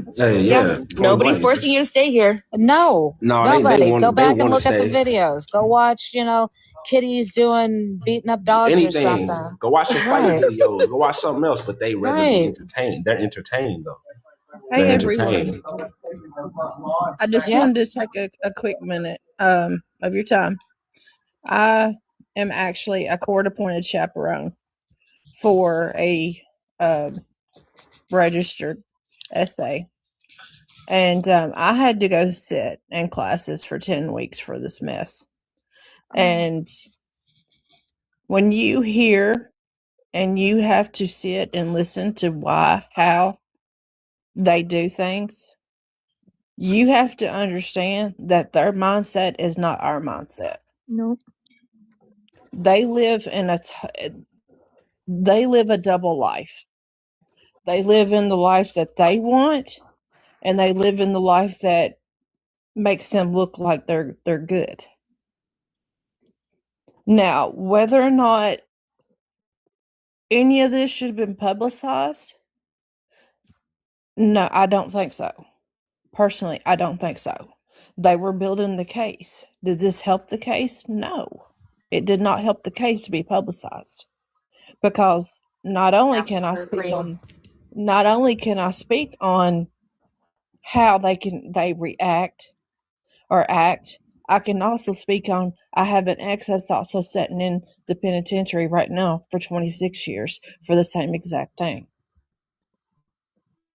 And Wow. that's why I became a registered court-appointed chaperone. What does that entail, if you don't mind me asking, being a chaperone?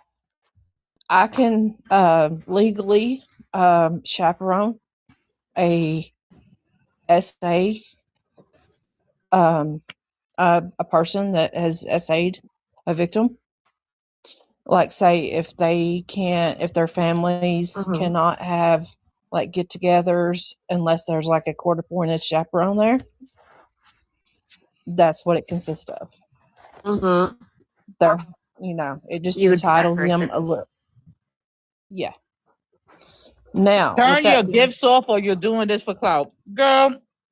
Turn your face off. Yeah, here's my thing. Why don't you listen to what we're talking about first? Because while you're turn running your the live mouth off. in the chat, you could hear that we're asking actually genuine questions that Thick is talking about. So really, just yeah. How about you turn your live off? Leave the live if you don't like what you see. People are so small-minded. They're small-minded. Get out of here. Jesus. I've seen people in the chat. Oh, y'all. She said she was my friend. Everybody, you know how many people came up here saying this lady was their friend? Right. Everybody. Okay, so Tanya, come on up saying that they were her friend. Come on. That's what I'm saying. I'm telling people in the comments to come on up because they're like, "Oh, y'all making money off this live." Yeah. Okay. No, a it dollar. doesn't matter. At the end of the day, I'm making so much money, y'all. Look, I got what do I got as my gift goals? What I got? $1 and $2 gifts. I'm making so much money off this live. Right. $1 after TikTok collects. Come on, man. Are you gonna give that to the? You know what? And they're typing in the chat is contributing to it. So exactly. Who's at fault? Absolutely. Right. They don't know that though. But at the end Jenna, of the that day, 50 cents comes down to 30%. You could ask whoever was here the whole time. I even offered for some guy named Brandon to come up here and share her GoFundMe. When I had 1,400 people in here, I said he could come up and share the GoFundMe to everyone that was here. Right. Yeah, he didn't want to come up. He And said, we're I'm not up here like talking about her as if we knew her and pointing. We're actually just having a discussion about the fact that Jenna, how are we all women go rich? through this Holy every day. tomatoes. Hey, well, Y'all are rich. Please let me finish. I know I'm not rich. Please let me Yeah, finish. I'm rich for my little $1. I'll take that. I'm $1 rich. I mean, I'm not making any money from being here. I'm just wild. Can I finish real quick? I've got to go. Yeah. You also got to look back and understand too, if he was having a relationship with one, how many others are there out there? True. Right. There All right. needs to be Goodbye, an Fisher. investigation. Goodbye, Fisher. There needs to be an investigation in that. And find out if there was any more or any other things, because these kids, if that was the case, maybe some of it was forced. Maybe some of it wasn't. Maybe these kids need therapy. Right. Yeah. You know what, y'all? Oh my God, I'm sorry. If y'all got a problem, really, y'all could leave, because I get talked about every. You're gonna get talked about even if somebody don't know. Damn sensitive. Wipe your tears away. I think people are coming in here and seeing the topic and just getting heated off of it, but they're not listening to the conversation, because we're not talking about her specifically. We're not blaming her for anything. We're actually talking about what has happened. Yeah, who? Bastard, come on Nobody up. has victim shamed. No, nobody has said that it's her fault. Why don't they come up and tell us how we're victim shaming? Why don't they come up and tell and us? Tanya, maybe we have our. I feel like these are just very negative, small-minded people who are very unhappy in their own lives, and they have nothing better to do than to come here and talk shit about. Today, they need to go back and try to find out if she was the only child or if there were more. I know, that's sweet. Thank you. And find out if there was. Thank you. Or not. Oh, thank you. Because these kids, thank you. Because if some of these kids might need therapy. So let's not. We got gifts, y'all. They gonna get us. They gonna get us, y'all. Can you hear me? They gonna get us. Okay, Let's let not TikTok. stop Let TikTok, at the because she's trying to make topic. her point. Can you Let's guys hear just me? not. Okay. And look at these. I was on your guys' side. I was making fun of those people that were telling you that you guys were rich. These kids. Yeah, we discussed that too, how they're affected or how I mean, we don't even know how they were being affected when they were still together. Were they seeing them fighting? I mean, there's this, and this is not the only situation that this has happened. It's it happens every day. There are so many people in this situation, you know, where they're experiencing the assault and all it.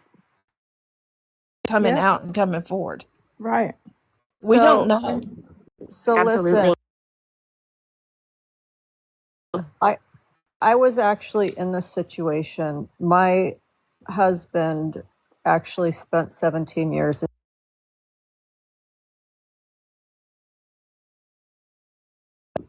social media wasn't a thing at the time, but this literally just came across my feed. Just posted on her thing that, you know, I had gone through it and if she needed to talk, and then I found out she was dead. And oh wow, so it's pretty close to me.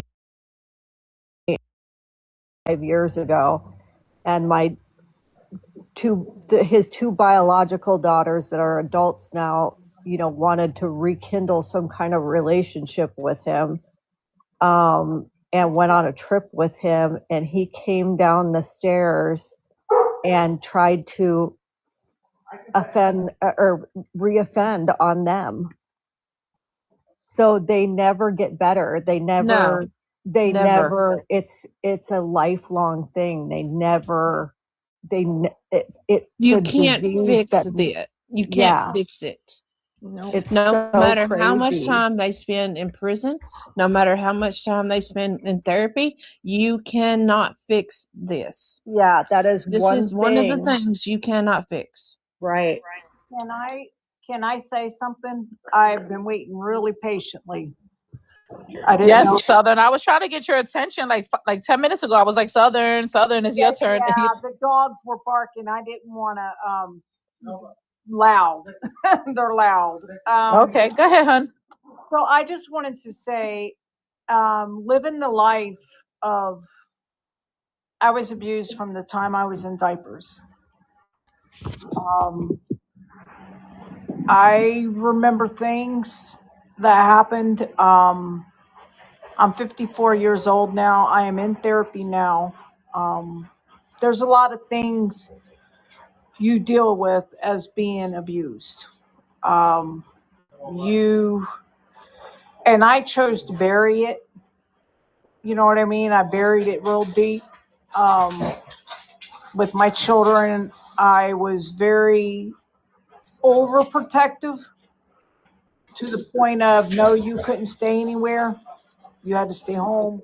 No, nobody's staying at the house. And it wasn't something that they did.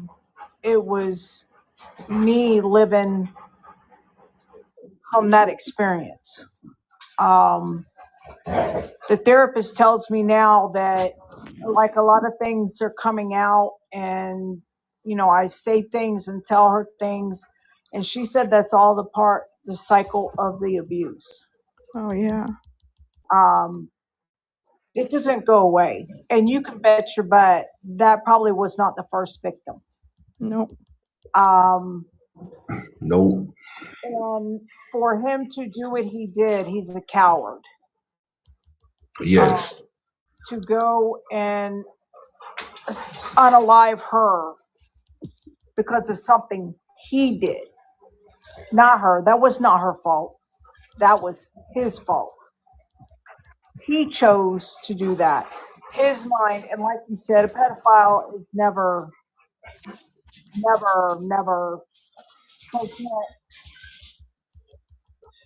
To me, you cannot fix one of them. Their mind is not like ours. You know, they are sick. You got to be sick. You're a grown man, and this is just my anger.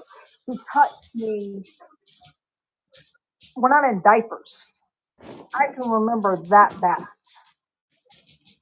Nah, you can't fix stuff like that. No. You know, and it was not her fault. It was him. He took a coward's way out, and he took her with him. Yep. That's what that is. And now her children have to live without her because of his actions. No, don't put the blame on her. Can I just say I'm so sorry that you experienced what you experienced. Like, thank you for sharing, because I know it has to be extremely beyond difficult. So thank you for sharing that. And I'm so sorry for what you went through. To talk about. All right. But if anything, that brave little girl for telling, that she is very brave for telling. You know, they condition you to. Absolutely. You don't, yeah. But they do. You know, it's. Shut the fuck up, Lacey. So Yeah. Go away, Lacey. You're tedious. And I'm only leaving you here just so you can push on my live more, but you're so tedious. Yeah, pull up. Hey, Lacey, pull up to the panel. Sweet. All right, we're gonna hold on. We're gonna get to the 2 new people, and then I'm gonna reset. And then I'm really gonna piss y'all off, because when I reset, I push myself right back to the FYP, and we're gonna get these 1,000 views. So I'm gonna piss y'all off even more in about 5 minutes. Mom Frenzy, go ahead. I don't know why they don't come up. They have such strong opinions. They should come on up. I've been telling them. Know. I've been telling them pull up to the panel. That's what I've been telling them. Pull up to the panel. Oh, I don't want to pull. I don't want to. Yeah. Yeah, pull up. They just talk shit in the comments. They're too scared to actually come up. Right. They're not even seeing that women are coming up here actually sharing their stories. Like, that's what I said. That's exactly what I told somebody in the comments. People, because nobody likes them. Why don't you do a live and go see how much views you get? Anyway, we're gonna let Mom Frenzy. They keep telling you. Oh, sorry. Go ahead, Terry. What? No, and I was going to say, and I like how they keep telling you, take his picture down, do this, fix her name, it's like, come on. And you're live. Get the fuck out of here. If you don't like it, go to somebody else's page. Exactly. You're going to find out here that I'm going to always be authentically myself, whether you like me or not. I personally really don't give a damn. For the ones that like me, they like me because I am who I am. And I would never change for nobody. So you can either love me or hate me. I'm still the going fact to that they're making those comments, though, it just goes to show that they're not actually listening to shit, because we haven't really said anything specifically about her in a while. People are coming up and sharing their own experiences, and like, this is a really productive conversation that's been had. My thing is, don't worry about that. They worry about, donate to the kids. You know what? I do these lives to take care of my 4 kids too. Okay, so how about that? What are they doing with their money though? With their children, and they don't know if we have donated. Somebody came up earlier and shared the GoFundMe in this live. So what are they doing with their money? Stupid ass people. They're telling us what to do with our money. What are they doing with their money though? They're just mad. They're just mad. Tanya, you go donate. Yeah. They're not Mom Frenzy. Go ahead, hun. You could answer the prompt, and nothing better to do. I'm gonna reset and then piss more people off. Is what I do. I enjoy it. Yes, please. Go ahead, Mom. I appreciate this. I really do. I just heard about this last night, and I have a family member, a minor, that went through this situation. But where people are complaining that her face is here and his face, hey, we all need to know what kind of guy he was, and then she needs to be honored. So that's what I see here. And listening to some of these stories is like Little Mama said, so many people are coming up. This is productive. They're coming out. And it could encourage somebody to go to the police because something is happening to them. Yep. These conversations need to take place. It doesn't matter who it is. Just because they were an influencer doesn't mean we need to shut it down. I mean, it's more the reason to talk about it, because they were sharing their lives to begin with. They were on this app. So why wouldn't it be talked about? Exactly. I already gave Terry permission that if I get unalived by my husband, which I doubt, I've been with him 20 years, he would never do it. But if he ever did, Terry, he share my story to everybody and make sure you let them know I was a bitch too, okay? Hey, Spreading awareness. That's what it's about. Yeah, right. This is how you treat your Thank you, Because, sweet. see- Okay, thank you, sweet and sassy. Just said it. It's people's choice to give. Not once have any of y'all seen me come on mute asking for shit. No. You Yeah, they choose do. to. If They- you yeah, they choose to choose give, to. I appreciate it. If you don't want to, that is fine. You don't have to. Yeah. Exactly. It's up to you. Like, Hey, Tanya, It's a what, hey, space to have Tanya, an what are you open donating? conversation, you know? Hey, Tanya, what are you donating, though? I see you in the chat. What are you donating? And I she think Tanya donated. does She's this. donated And- comments to get my live even better. I want her to There come you back go. when I reset. Tanya, please come back. I'm gonna reset real quick. Give me like 2 minutes. Come right back because you helping push me out, girl. I like yeah, you. Tanya, Yeah. Lacey, come on back. Tanya, Lacey, all y'all, yeah, come on back. Yeah, I need all the haters to come back, please, because y'all helping me. But give me like 30 seconds, y'all. I'm gonna reset. You know when you reset and come back on, it pushes you right back out. Yep, I want to it piss more people off. There's only 260 people here. I only got like maybe 10 people.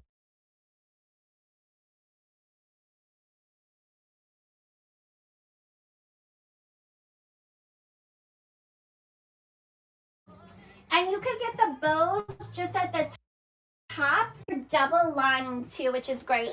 So they are double lined and they are room darkening. And with those, I just do gentle cycle cold water, tumble dry low. And when I hang them, if I get any wrinkles, all you're going to do is steam it. Okay. Yes, I can't remember. Sometimes. And Cheryl Kelly now, thank you so much for the follow and everybody else that followed. Welcome into all of you. If you are new to the live, you're wondering what this set comes with. You're getting 7 pieces. So you get the comforter, you're getting the 2 pillow shams, all 3 of these decorative pillows, and you're getting the bed skirt as well. This is the camel color. So camel on number 1. Oh, wow. Since I've been live, 313 of you have added this to your cart. Yeah, when I go live with this one, this is the most add to cart set that I go live with. Usually if I'm live for a little while, sometimes like 150 people I'll add. This one's always high. I don't see the 3 white pillows on top. Out of stock to match the camel bed sheets. I know some of them are out of stock right now on number 4. We do have a number 4. Let me pin the back pillows first. So the back 3 pillows are number 8. And these are 28 by 28. And then I use a 26 by 26 cover. The faux fur ones are not from here. So if you have questions, just reach out to me about those. If you want alternatives for the 26 by 26 covers, do number 5 and number 6. And just make sure you size up one size on the inserts. So like these ones, those are 26 by 26 covers in the cream. And then I do a 28 by 28 insert inside of them. So those are going to go on my bed soon just because the faux furs are not from here. And it will just be a little easier for you guys. Let me check on number 4 with the curtains. Hold on. Let me see what we have left in the camel. So these ones we have left. These are going to be the hottest selling 52 by 96. And then we have the 42 by 63 if you want them a little shorter. So these are the camel ones. We do have them still in stock. It's the camel, but with the bows just at the top. If you want the bows to go all the way down, those ones are sold out. But if you like the ones I have, they are still available in the camel. Yeah, the ones I have upstairs, I have the camel on those with the bows only at the top. I like having the bows just at the top with some of the rooms.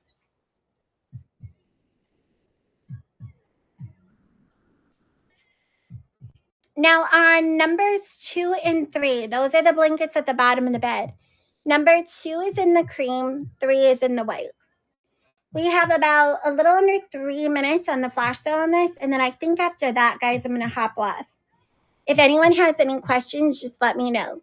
And with this set, you get a total of 7 pieces. So you get the comforter, you get the 2 pillow shams, all 3 of these decorative pillows right here, plus you're getting the bed skirt as well.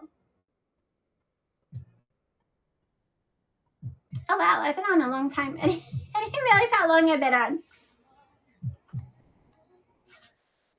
And then if you're not following me and you want to see more designs and more bedding and furniture and home decor stuff, you can always follow me. Isn't it such a pretty set, Akira? I love it. And Trinice, thank you so much for the follow. And Catrice, hopefully I said that right, love. Thank you for the follow as well.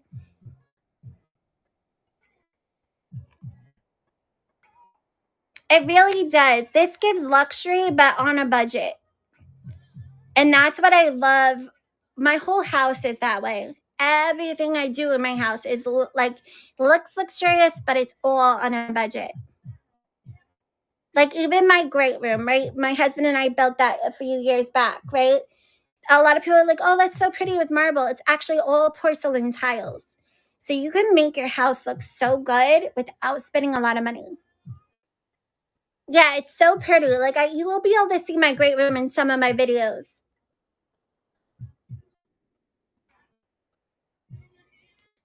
And Trinice, thank you for the heart me. I appreciate it. And then guys, just do stuff little by little. Look, my husband and I, we both don't come from money. I worked as a nanny for 20 years. I never made a lot of money in my life. So we were able to do that. He was a contractor just starting out too, where we just hustled and worked hard. Work hard and save, and you can eventually like build. Like I didn't get my actual main home until we've been here 10 years. So I was 31 when I first, and it was a lot of, we've been working since we were teenagers. Can you please show the pink color? So I do have videos of the pink.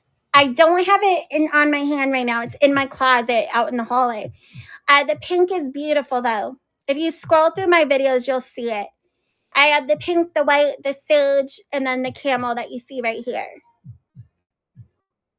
And Teresa, thank you for the follow. Emily, thank you for the follow. And guys, and Trinice, thanks again for that daily heart me. If I missed any questions, just let me know in the chat. Our flash sale just ended. Does anybody need one more flash sale ran on this? And Jace Mom, thank you for the follow. And Mia, thank you for sharing out the live. Let me know if anybody needs one more flash sale before I get off.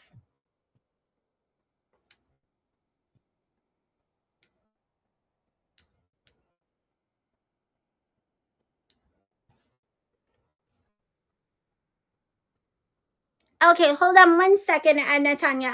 I'll do 5 more minutes. Does that work for you guys? I'll do 5 more minutes on a number 1. Which one is the most beautiful color between pink and camel, please? I have to know. I like them both, to be honest. I would say if you want something for every day, go with the camel. Yeah, if you want something every day that you can like do a lot of different styles with, go with the camel because it's a neutral. You can pair a lot with it. If you want something like, I wouldn't do the pink all year round. I would do the camel all year round. Pink, I would just do here and there. Which one is the most? Oh, I got that question. All right, guys, our flash sale is back up at number 1. If I missed a question, just pop it back through for me. And Adriana, thank you for sharing out the live. Now, with this set, you are getting a total of 7 pieces. Let me go over what that includes for anyone that's new in here. You're getting the comforter, the 2 pillow shams, all 3 of these decorative pillows. So 1, 2, and 3. Plus, you get the bed skirt as well. And Ashley, thank you for sharing out the live. You guys are so sweet. If anyone has any questions, feel free to ask too. If you need the faux fur, the flash sale on this is the cream. Cream in the king size is what you're looking at there. And then number 3 is in the white. Oh, you're welcome. You're welcome. Yeah, if you guys ever have questions on what color to go with or anything, just let me know. If you are looking for dorm rooms, you're going to want to go with the full size. Do the full size in this. We sold a bunch of these around this time last year for college. You definitely want to do the full in this and then do a twin XL sheet.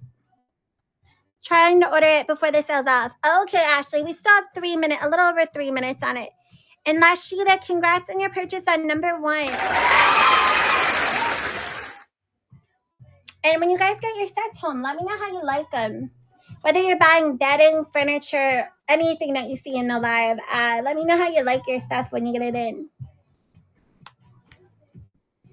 And Positive Energy, thank you so much for the follow, too. Also, if you guys see me posting Christmas stuff, don't judge me. It's just Christmas in July right now. So we have a lot of like deals and stuff on Christmas items. Oh, I just got this in last night. Look at this thing. I was playing with it this morning.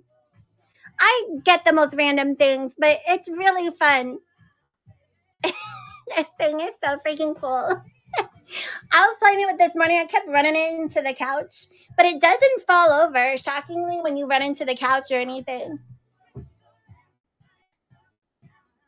Yeah, if you want to see it, go on my page. That one's from QVC. It's actually really cool.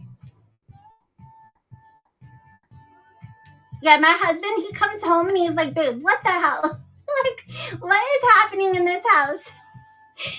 I thought it was cool, though. I was like, I have to get that.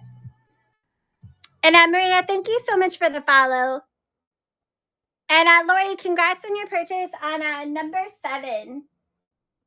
Yeah, those pillow covers are so pretty. Yeah, if anybody needs number 7, those are the pillow covers on my ottoman. And also the curtain. Can you show that as well, please? Oh, of course, Ro. Is the bed frame easy to clean? Yes, it is. I just spot clean it. I mean, so far we haven't really gotten anything on it. So you don't, I mean, because it's the frame, you know, but you can just spot clean it. Warm soapy water. Amy, congrats on your purchase on number 1. And hold on, guys. Let me repin number 4. Is our flash still? Okay, good. We still have 3 minutes on the curtains. Now, the curtains, we do have the camels still left in the most popular size, too, which is the longer ones with the bows just on the top of the panel like this. So what's good is these are double lined and they're also room darkening. So like in these hot summer months, I love that. I like doing room darkening because they keep all of that bright sun out that's beating down. I have a lot of windows in the home. Those are really pretty. Camel is the color bedding you have? Yeah, this is the camel, Ashley. It's so pretty. Caddy, premium microfiber. It's a 240 GSM too.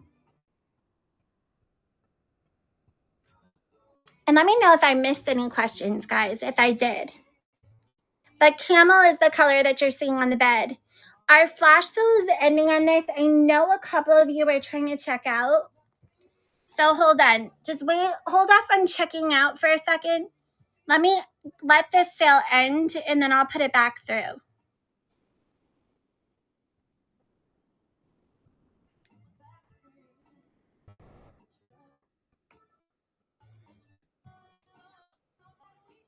Okay.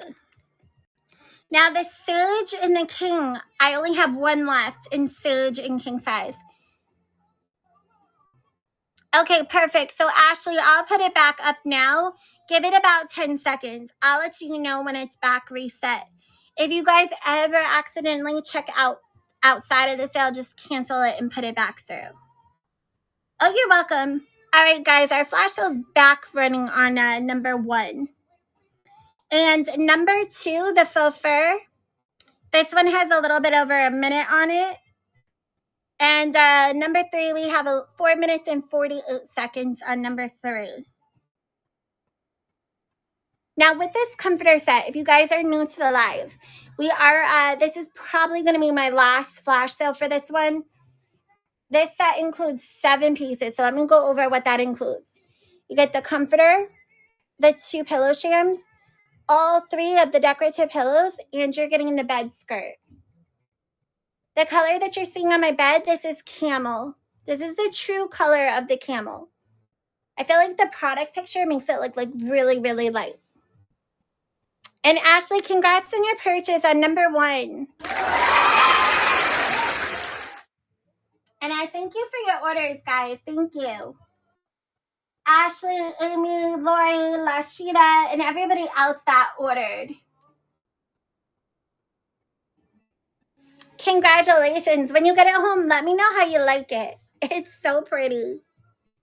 It is. It's one of my favorite sets that I sell. And this is actually my top selling set. Just through videos. Because I sell for a lot of brands. But this is always our top seller. The only issue with this set is that they don't keep a lot of stock in it. That's always our problem. We always sell out. So, Rel, if you go with the tan one, that's going to be a little bit darker. Let me show you. So, if you guys go all the way over to the right, the tan is much darker. This one's going to be more of like a light coffee. That's the best way to describe the tan. That one's like a light coffee. The one that I have, the camel, is that one right here. So, it is a drastic difference between tan and camel.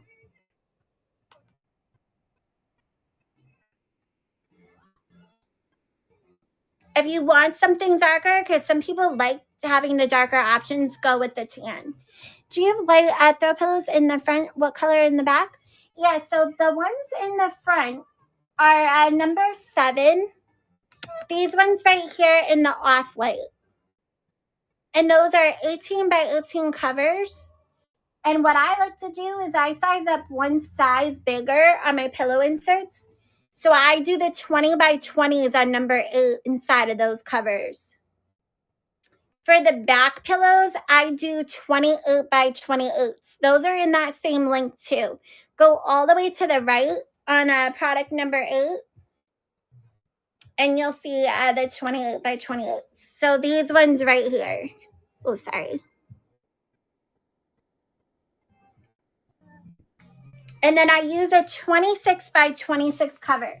The faux fur ones that I have are not from here. So if you do want those, just reach out to me. If you want an alternative, I added in number 5. Those come in 26 by 26s. Those are linen. Number 6 are all cotton.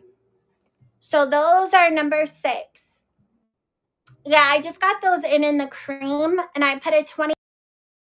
That garbage, because I ain't that dude.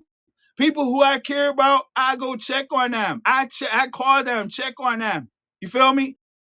You feel down or whatever, yes, responsible, but I did some irresponsible stuff that, thank God that, I'm safe and I'm here today, but we don't know everything that our children get into. Like, that's just true. Just the reality. Yeah, no, look, I want to say something. I mean, no doubt. I hear you, Ruby. I mean, I'm not going to rebuttal that at all. I get it. I know that. But I just wanted to shed a little bit of, insight from somebody of that age group and what their commentary would be, right? Rather than us 45 plus or whatever our age is trying to speak on something where we don't even know. It is just different times as well. Don't age me. I'm not 45. Well, I'm just saying, like, other folks were older than, a 20-year-old, 18 to 20, 18, 19, 20 college kid. But yeah, no, I get it. No doubt. I was the same way. But my thing too, again, the various statements, this is just something to take into account as far as characters. That was something that was out of character for him, according to not just his parents, his friends, his other friends that have spoken up and said that he was a type of dude that when he went somewhere with whoever, he was a type of dude to leave with his peoples that he went with. So it wasn't something, I'm not just like pulling this out of my butthole. Like, I'm very vested, y'all. I'm not saying I'm a freaking know everything about this, but I'm very vested. I also looked up the whole thing Warren is what initially did cooperate with Jackson County, and as of today, he's the only one. I don't have any. Wyatt. It said that Wyatt has not cooperated and has not spoke to them. So it's only as of what we have is Warren. It was another guy, the one with the long brown hair. His name starts with a T. He cooperated too. I can't say his name correctly. And host, think about it. Yeah, the one that had his hand on Rowan's leg. Yeah, he's the one that cooperated too. And some other dude, but I can't think of his name right now. My search says that think all about this, friends and the people on the panel think about this as well. They said the friend said it was thousands of people out there, hundreds of boats. There was like 4,000 people according to Warren, like 3,000 people. Hundreds of boats out there. If he did drown, didn't nobody see anything? All them eyes out there, and didn't nobody see nothing? If he drowned, that tells me that he didn't drown. You know, honestly, I'm not gonna lie. I know people can drown silently, but I do question that, you know, because I do question who was around him on his last minutes on Earth. Like, who was around him at that point? Because they said Katie, but was there anybody else?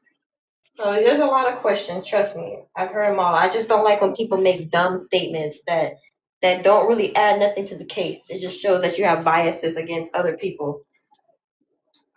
I think that there's holes in the story for sure, and you know there's things to question, which is why they're investigating. We have to allow them to do their jobs. I just don't like already like everybody's just wanted to be, you know, these three white boys or these. Yeah, or make it about race. Like the statement I hate the most is more questionable than the boys. So like really, like I agree with you. Like one statement I don't like is, you know, look at the picture. He was the only black boy there, and we know how these white people are. I don't like that because it's like this can happen to black people with, you know, black friends. This has happened actually. Kanika and Shaquila. I don't know if I'm saying her name right.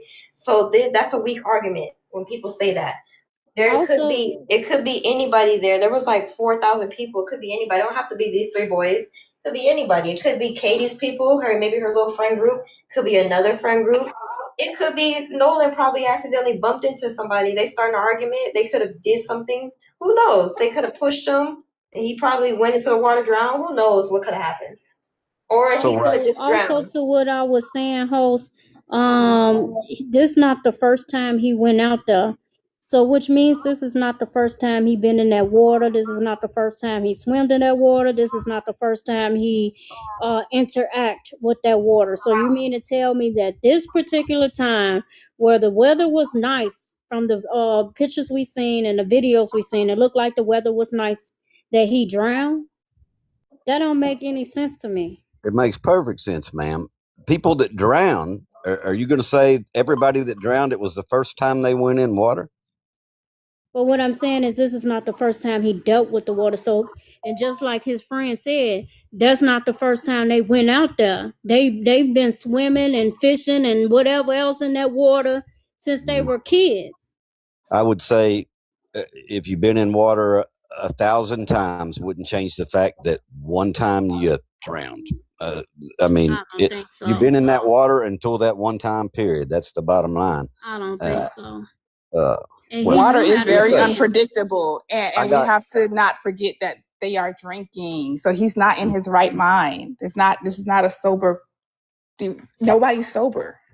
I did confirm, and it's actually confirmed by CBS, and it was actually put on the news, which I didn't know, that all friends that were questioned, and it's confirmed, and I'll put it in the box if we need to, because I couldn't put something in the box for sure that was confirmed earlier, or that was said earlier, that they have all fully cooperated with police investigators. Yeah, I thought so too, because I was reading on that. Because I don't remember how to say those boys' name, but they did mention 3 people, and they mentioned Katie too. So yeah, there's even a link. It's just the thing is though, they're not going to expose that to the public. Those are private conversations with the law. Right. But an officer did go on local Mississippi news, and it shows a video of him stating that they cooperated, and that was as far as they'd go. And the But it was an lies that ongoing Officer investigation. Taylor said about the whole phone situation, that was a lie. According to the mother did a map search or whatever you want to call it. I forgot. I can't think of the name right now. And she found his phone, and the sister went to go get the phone. He said that a friend of another friend mother came and got everybody's phone, which is not It's true. not her sister. No. That was a friend of. That was the friend's mom. Exactly. The other friend mom. That was Javon's mom. How do you know that mom of that friend of him didn't do shit with the phone? We don't, but I don't think. Because how we know Javon innocent? See, nobody thinking about that because we just focus on the color of the skins. Exactly. That's my whole point. I don't even blame Javon. Being the white boys. Hold on. Who got the phone again? Who picked up the phone? Javon's people? I thought it was the mother's sister. The mother said it was her sister that went to go get the phone. No, she said it was Tomisha, which is Javon's mom. If I'm not mistaken, the husband was with them. Lena. And he was mad that he had to wait outside. Somebody was mad that they had to wait outside 15 minutes to get the phone. I think what's happening is that the stories are being confused. So Nolan's father did go to someone's house to get the keys, not the phone. The phone was retrieved by Nolan Wells's mom's friend, which is also Javon's mom, I believe. Exactly. Yeah. So let's not take what somebody said on TikTok and run with it.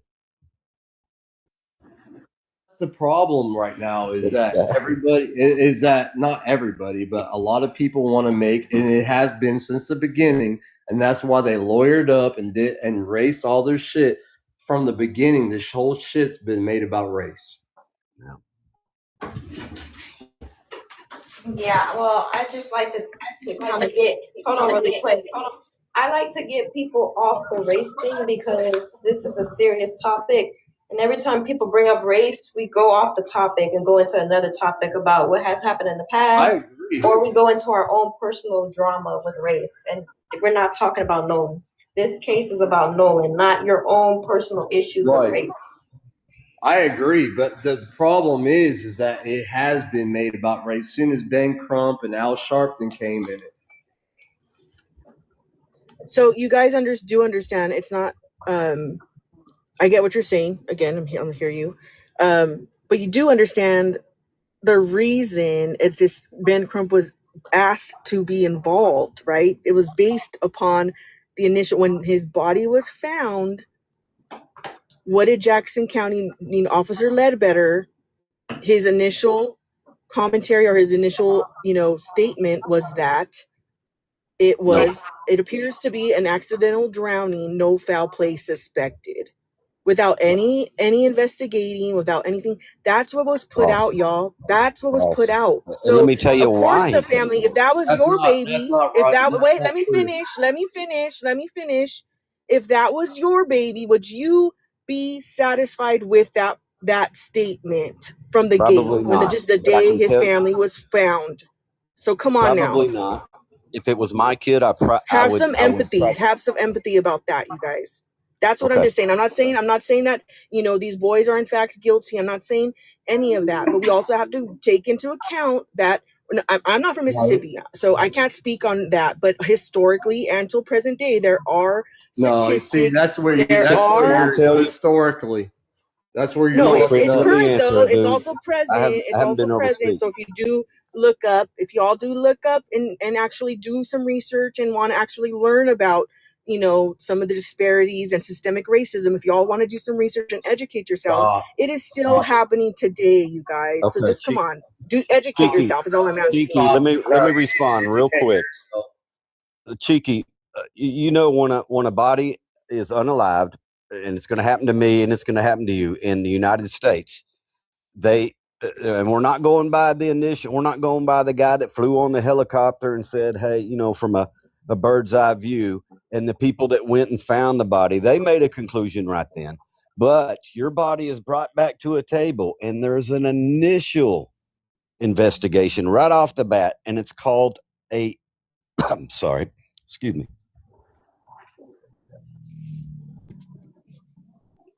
Hey, y'all gonna have to give me 1 second. I'll be right back.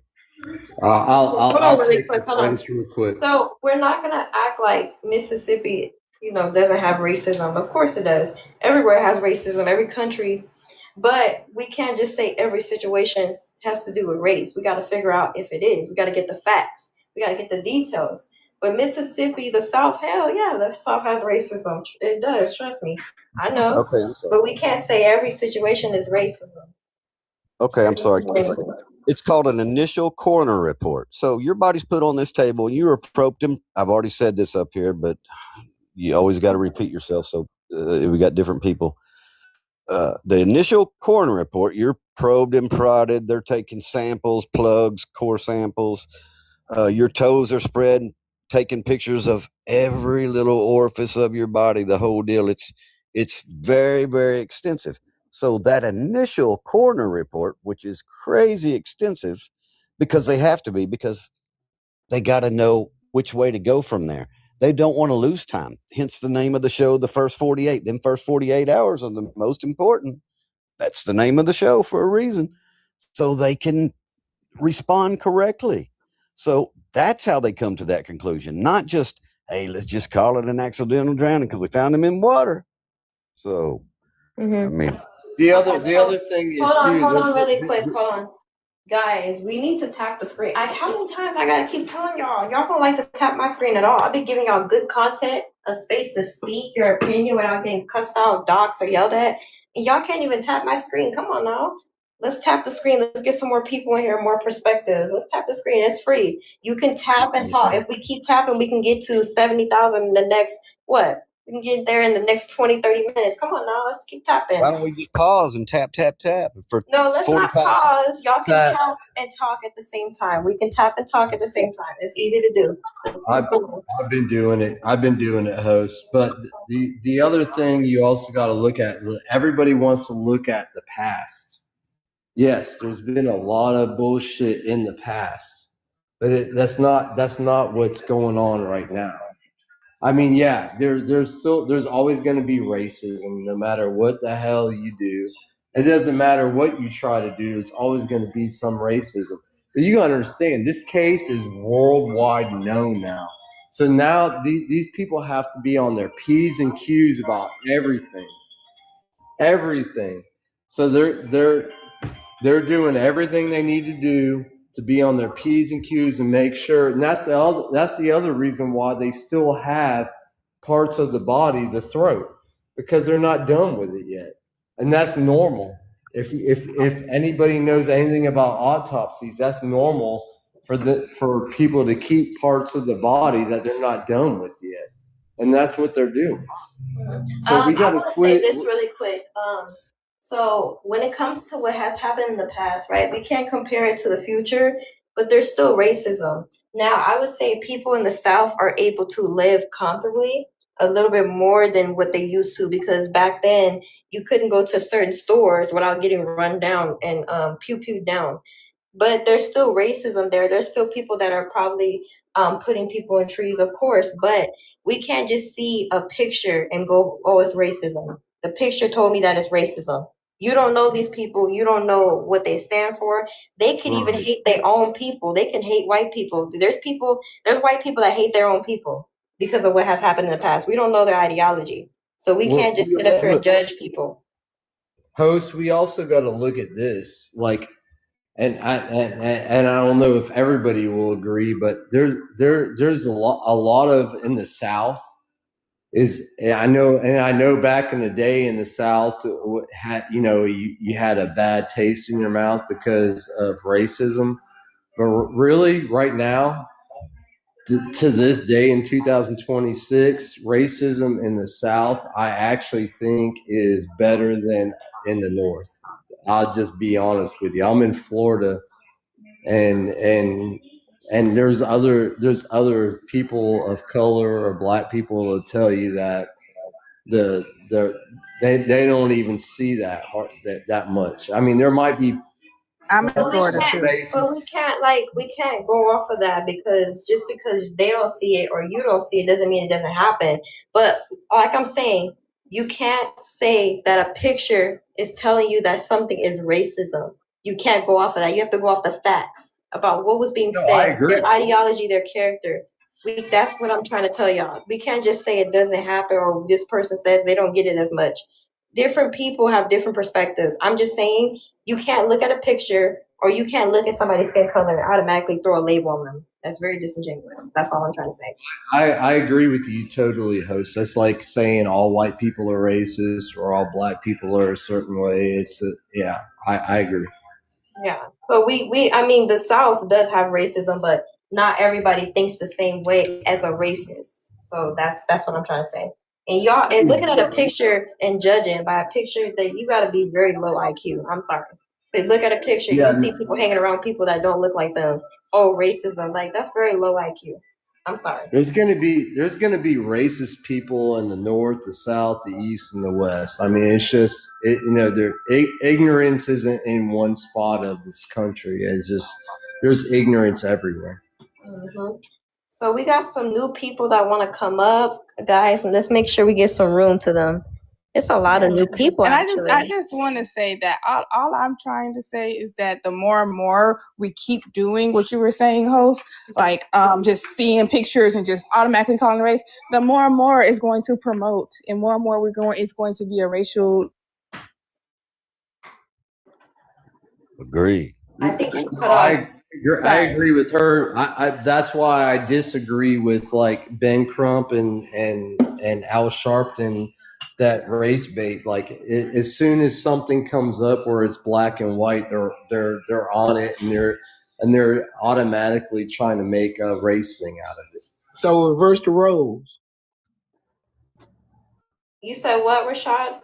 I was talking to Florida Reeds. I told him reverse the roles if you think that way. You said reverse the roles. We didn't. Nobody should be getting stereotypes or names put on them without you actually knowing the person and who they are. It's very disingenuous. I don't like when people do it to black people. You know, you see like with the Carmelo situation, what Carmelo did was wrong. But you got people over here who's putting picture of him with a pew-pew talking about he's a criminal. Well, not a criminal. They were saying that, he's used to living this thug life. Like, okay, he did something wrong, but I don't like when people automatically think all black men are criminals and unalivers, or they think all black women are just ghetto and degenerate. So when it comes down to other people, I think we should treat people with the same respect. We shouldn't throw labels on people for no reason. It's very disingenuous. I agree with that. When he was saying just like with Cyrus, with Cyrus, the boy that got gunned down by the what's his name, Rick Cho. Somebody said, oh, well, he was holding a pew-pew on his social media, so he deserved it. Are we serious? So people need to have a little bit more humanity. Let's stop judging people. We're in 2026. Not everybody thinks the same way. We're not all the same. No, I totally agree, but I was talking to Rashad, guys. He's new. But go ahead, Rashad. I don't know if you understand what I'm saying. You said me? Yeah, I'm talking to you. You say you think I don't understand what you're saying? No, I said I hope you understand what I'm saying. That's what I'm trying to. I hope you understand what I'm trying to get at when I say that. So I mean, like you're speaking on Mississippi, and I'm from Mississippi. I'm an hour away from Ocean Springs, so I've seen, I've heard all about how the coast is racist, and I know firsthand. I experienced it. Mm-hmm. Okay.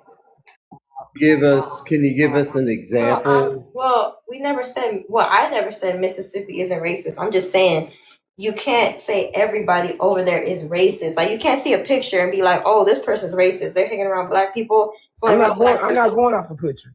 No, I know that. I'm speaking for the people that are doing that with this case, this Nolan Wells case, sir. That's what I'm talking about.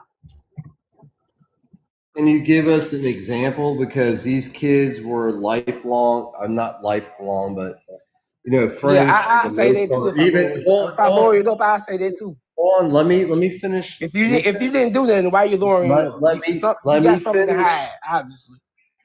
let me finish real quick. So if the moms were friends since high school, these kids have been friends. Do you know Christina denied it? She said that was a lie. Asked you. She said that was a lie. You to let me. I asked you. I asked you to let me finish, and then you can rebut it. But she lied. Let me finish, man. But she lied. I don't have to listen to bullshit, lies and shit. Okay, well, you can also drop down and go somewhere else. But the mother said it. No, you're not letting me finish, man. So if these kids have been friends since before junior high, if the moms were even friends since high school, so what would be the race? What would be the racist shit when it comes to that stuff? One thing about that, the moms wasn't friends. Christina never said that. You don't know. She never said that. What you're talking about. Micah said, don't use the fact that they're friends and been friends for years. People still commit. We can't use it because people still go against their own loved ones, no matter what. I understand that, but what I'm saying is it's less likely. I agree. If the moms have been friends and they live in the same community, right? And they've been just ask the question without even bringing that up. And then the kids have been friends since before junior high. Yeah, it's different when your kids involved. Why all of a sudden, it's different when your kids involved. Hold on, you're not letting me. You can't be the one to talk. She addressed me. Let me land my plane, man. The host addressed me, not you. And you can rebut. Rashad, you can let people land their plane. Let me land their plane, and you can rebut. But he interrupted. That's the point. I didn't interrupt anything. You've been interrupting me the whole time. That's the whole point. That's the whole point. You need to calm down, sir. You're not doing that here. I'm doing my hair, so I barely can mute you. Be quiet. I'm just saying, you let him interrupt me and keep going. You need to calm down. It's not that serious. This is a TikTok panel. It's not that serious. Go ahead and finish up, sir, so Rashad can go. Yeah, get out of here. Thank you. So anyway, so the moms have been friends since they graduated high school. They live in the same community. The kids have grown up together, right? They've gone to the island multiple times. They've done all kind of stuff together. Why all of a sudden would this shit happen? That's all I'm saying. Yeah. I agree. I mean, to say there's no, I mean, if you say that, we all know that people can unalive their loved ones, their friends, but then you just have to say, well, there's no such thing. You can't say you got a friend in the world then, and you ain't got nobody that loves you. I mean, because we're going. Well, you can't say that's not a possibility though either, because somebody say you're a friend. I literally was friends with some people. And I thought they were cool, and one thing made them mad, and I got called the N-word. So it's like you can't trust nobody. You know, you always have to have that guard up with people. You can't. How long were you friends? How long? But let's go by the overall bigger picture. You roll with your real friends that you consider real friends because they have never showed any evidence to other than supporting you and been a true friend. Overall, it doesn't mean one of them same people can't turn on you. I would say overall, in most cases, you got a group of friends because they have not showed any evidence for you to think that they are not a friend. Yeah, I just say keep your guard up with everybody. Like, you can't just say, no, that person wouldn't do that. People can do anything, shit. Just always have your guard up with people. I agree. But we all got friends. I look at them like, I'm not going to say they did it, but could they be suspects? Who knows? I'm just going to keep them in the back of my head, but I'm not going to say it because of race, but who knows what happened? We can't just did the mom friends. Did the mom really say they aren't friends? Did the mom really say they aren't friends? Yeah. Who said they aren't friends? Who? The mom said she don't really consider them boys friends.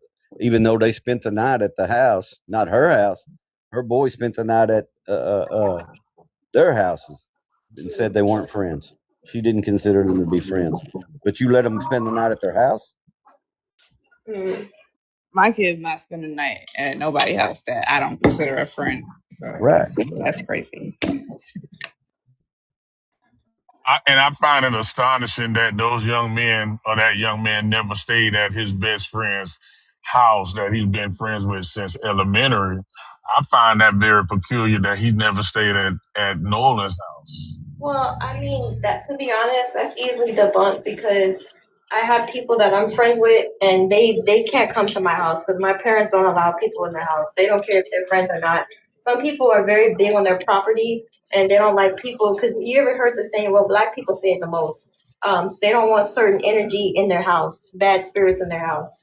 So some people just don't want that. My parents were like that too. So.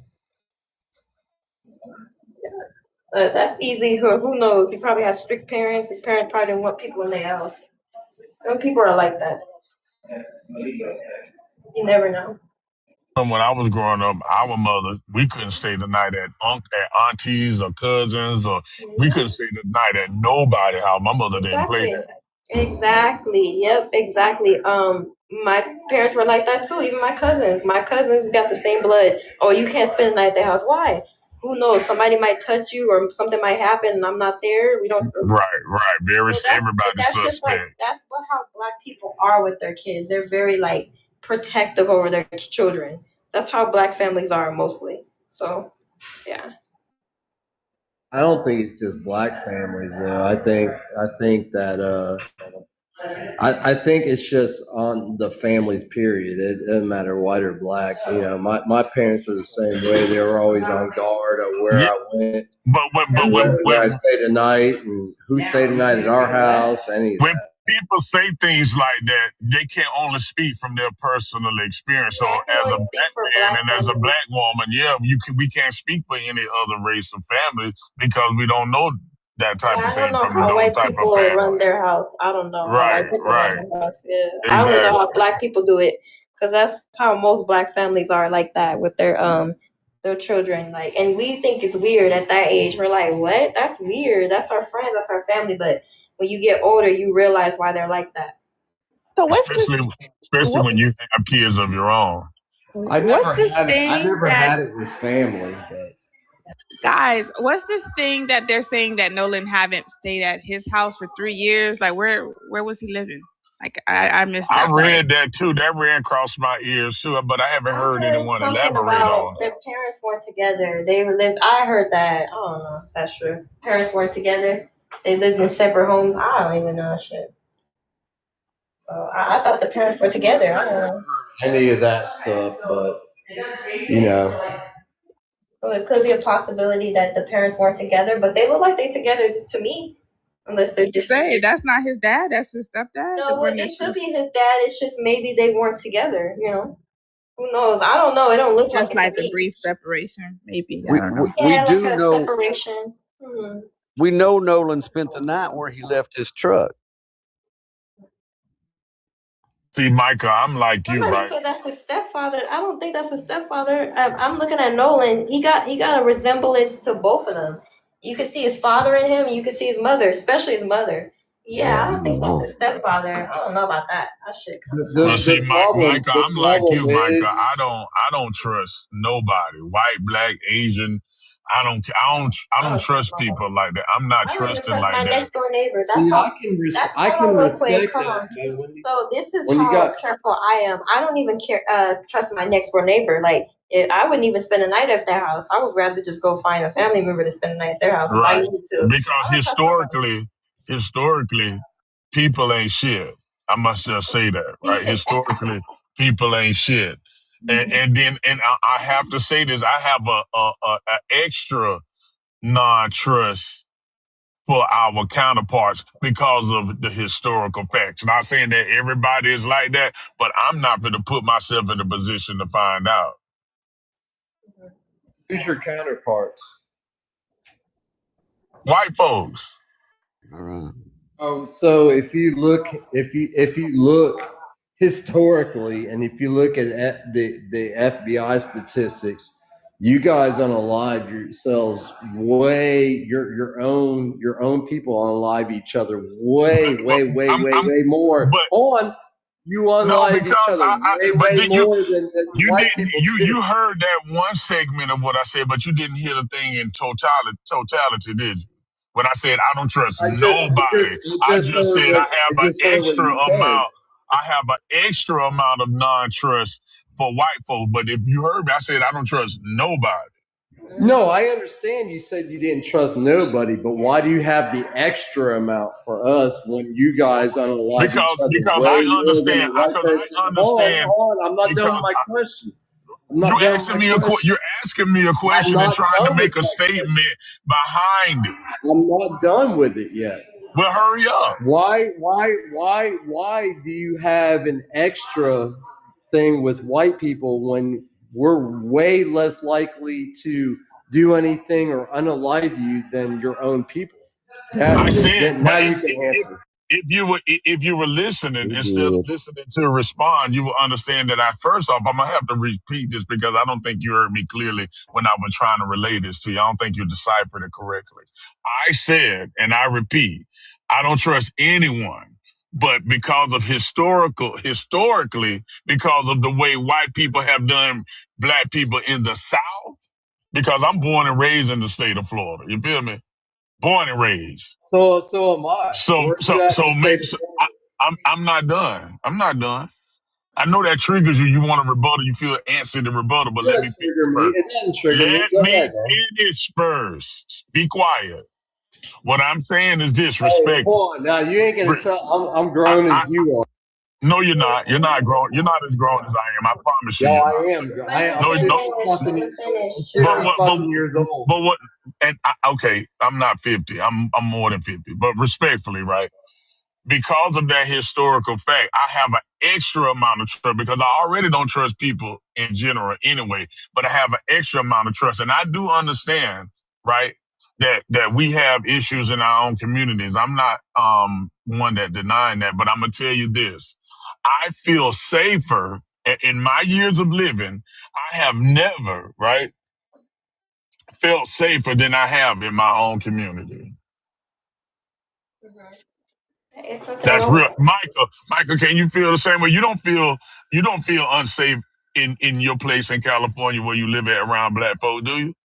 You said, do I feel safe around black people? Do you feel unsafe in your community in Cali where you were raised at? Nah, I feel good. I mean, I'm very cautious about everybody, of course, even my own people.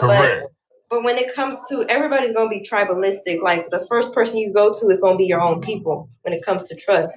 I mean, white people are the same way. Like nobody's gonna say, "Oh, I'm gonna go to a white person." No, I'm gonna go to a black person first as a white person. No, you're gonna go to your own people first. But and the same thing.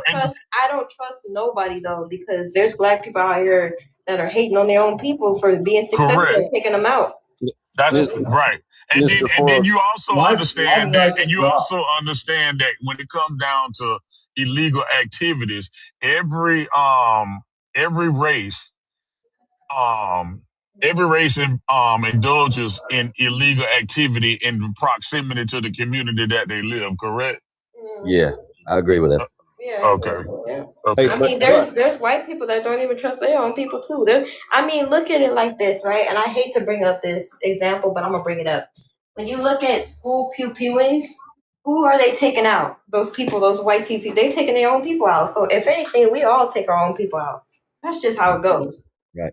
But Mr. 407, can I ask you, if we're going to talk about statistics, we said we were going to bring up race, but historically in the last 50 years, and I just Googled just the last 50 years, so 50 years is your whole lifetime, black people have unalived more white people than white people have unalived black people. Exactly. I was trying to get to that. But I still feel safer around my people than I do around white folks. But why would you said you go by historically? All those bars on your windows, all those bars in your windows, and I have bars on my windows where I live at. I'm not done. And I live around nothing but black and Spanish people. Let me finish. All those bars in your windows, are those to protect you from white people? Or those anybody from anybody? Now, Rich, don't be ignorant. Hold on, come on now, don't be ignorant. It's actually, if you know what I'm being real. See, no, you're not being real. You're being very ignorant by that stupid ass comment that you just made. So there's white people coming through. So white people come through those bars in your windows. So we can say the same thing for white people that got Even bars on blown their window. away. Hold on. Even blown away is not even agree with you on that. He said that's for anybody. Like, let's not be ignorant here. Seriously. Bars are for any intruder, brother. How many white people in their communities got bars in their windows to keep people out? This guy. Lynn, you do understand that there's white ghettos too. You do understand that, right? Oh, I do understand that in the trailer parks. I get that. I ain't even talking about the trailer park. I'm not even talking about trailer parks. I'm talking about housing developments. We don't have nothing besides the trailer parks, man. That's a lie. That's a lie, bro. I can tell you don't get out much. Come on. There's white parts of Let's get back town on topic that are because cool. he's being disingenuous. Let's get back on topic. I don't like disingenuous people. Like, hold on real quick, Mister. Now you know me, right? I'm not an extremist. I'm not one of those black people that. Yes, ma'am. I do. That's why when I come to your panel, I speak with an open mind. Hear me out real quick. I'm not one of those people where I just, you know what, I hate all white people and I think they're all bad. And I like to see people for who they are. I was raised to be nice to everybody, but I wasn't raised to be an idiot. Some of y'all be coming up here saying idiotic shit and I got to correct it because let's not put stuff on one person. Like, as humans, we all do weird shit to our own and to other people. So let's not sit up here and cap on his life. Let's not do that. Amen. Yeah. I agree. I agree, Michael. On topic. Go ahead, ma'am. How you say your name, Liz? It's Liz. Go ahead. So I'm taking his interview with a grain of salt. I do believe about the boat, taking it on water and everything. I do believe that they did tell Nolan to get on the boat because even Katie, I guess, sent the text message. And I know that I seen it before it was posted, but I don't know where it went of that text message. So I do believe that. But I take a lot of what he said as a grain of salt. But I also really kind of firm believe that if anything did happen to Nolan with foul play, that Warren didn't have anything to do with it. That's just what I'm saying. Like, I'm not rolling out anything. I do believe he could have still drowned. You never know. But like I said, if there is anything with foul play, I don't think Warren had something to do with it. I mean, I get you. Let me ask you this, sister. When I was watching that interview, I did get the feeling, right, that he ain't have nothing to do with it. But you know what feeling I did get? I get this feeling that he's covering. He knows something. Yeah, he knows something. Too. Because the way he was pacing his words, if you notice, he was really driving home. Hey, this is what I got from what he was saying. Hey, y'all, look, me, Warren, personally, I fucked with Nolan the long way. I did. He kept reiterating, we were friends. That was my buddy. That was like a brother. You notice he kept establishing that over and over and over again. So when I hear somebody talking like that, it's like, look, y'all, I ain't got nothing to do with this, but y'all, and he was kind of like trying to point us in a direction without pointing us in a direction. I believe that too, and I really did want to take the absolutely out of his damn vocabulary. That's a good perspective, Mister. Yeah, I really wanted to take. That's the energy. I'm not gonna lie. Hold on, real quick. I'm not gonna lie, and I said this before Warren's interview. I feel like those boys, they don't have nothing to do with it, but they probably cover for somebody or they know something because at the end of the day, right, there was a lot of different friend groups. And I don't know if y'all heard Warren correctly, but he said that when it was time to go to the island, all of them gathered up. I don't know if it was like 20 people that gathered up and met before they went. Yeah, he said about 20 to 30. So who knows? It could have been somebody in that group that don't like Nolan. It could be some past beef. Who knows? But Warren, for him to sit up on that interview and speak, I give him that because at the end of the day, that's a lot going on there speaking. And 1,000 millions of people gonna be watching that shit. I say he's good in my book, but he do know some shit. Well, people are saying, well, why did he go to all? People are saying, well, why did he go to Tatum? Why did he go to Tatum? Well, even in the interview, Tatum asked him. Even in the interview, he said he liked Tatum. So obviously, if he watches Tatum, he supports him. Why would he turn it down? Right, like he trusts him in some kind of way. I personally never even heard of Tatum until this case. I personally never even heard of Crump until this case. Oh, you never heard of the Crump? Damn. Yeah, I personally haven't. I haven't heard of Crump, which kind of really shocks me, to be honest. Because I'm in Ohio. I'm not far from Toledo, Ohio, if anybody knows what that is. And there's a lot of stuff that goes in Toledo that I'm kind of surprised Crump hasn't, stepped up. But what kind of cases are they? Are they black and white cases or black? There's everywhere. There's white, black. It's every day in the news. I think Crump only gets the cases that are gonna get him some good cash, And that probably every day on the news there's some kind of pew-pewing or poking or stealing. It's crazy. I stay out of Toledo. I had an orthopedic surgeon in Toledo on the outskirts, and I changed because I won't even go near that city. Too much. But yes, I take it with a grain of salt. I really, really want to believe Warren. I did want to take the word absolutely out of his vocabulary. 100%.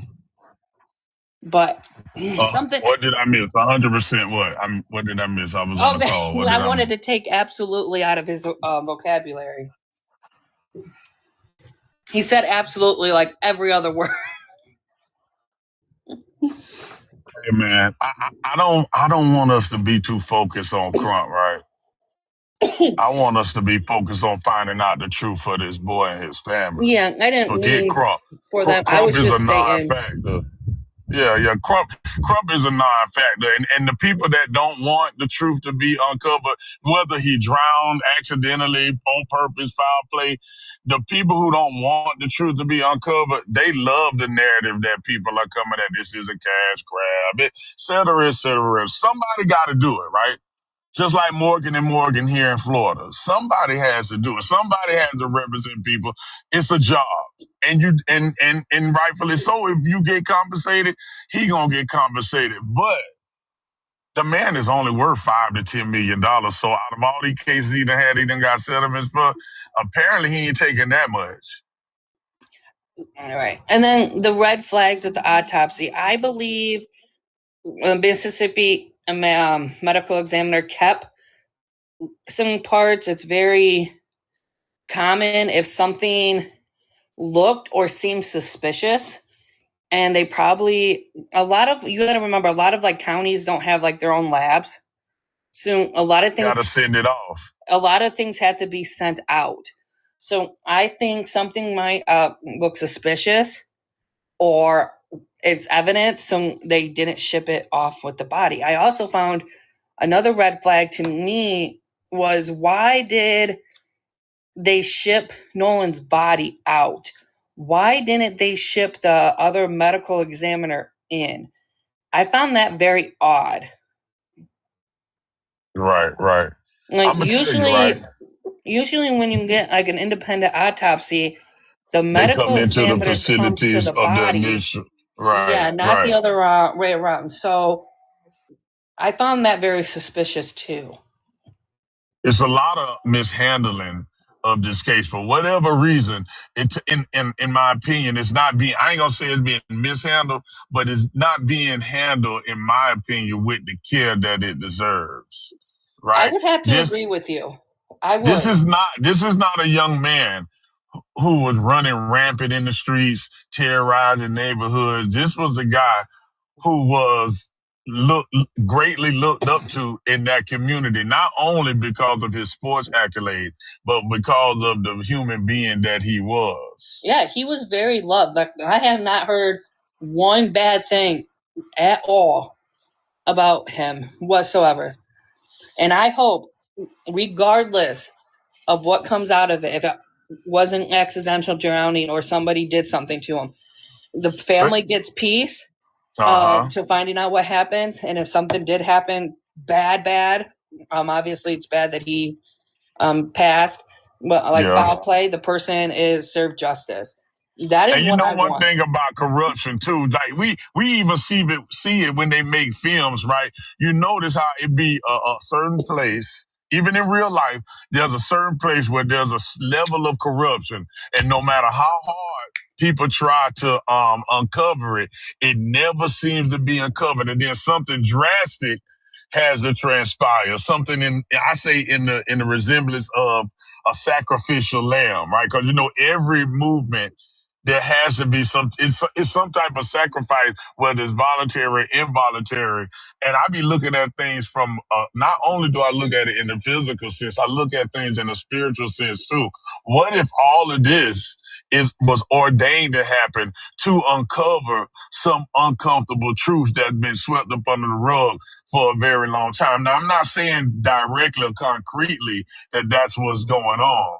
But just because I like to look at things from, like I say, a broad perspective.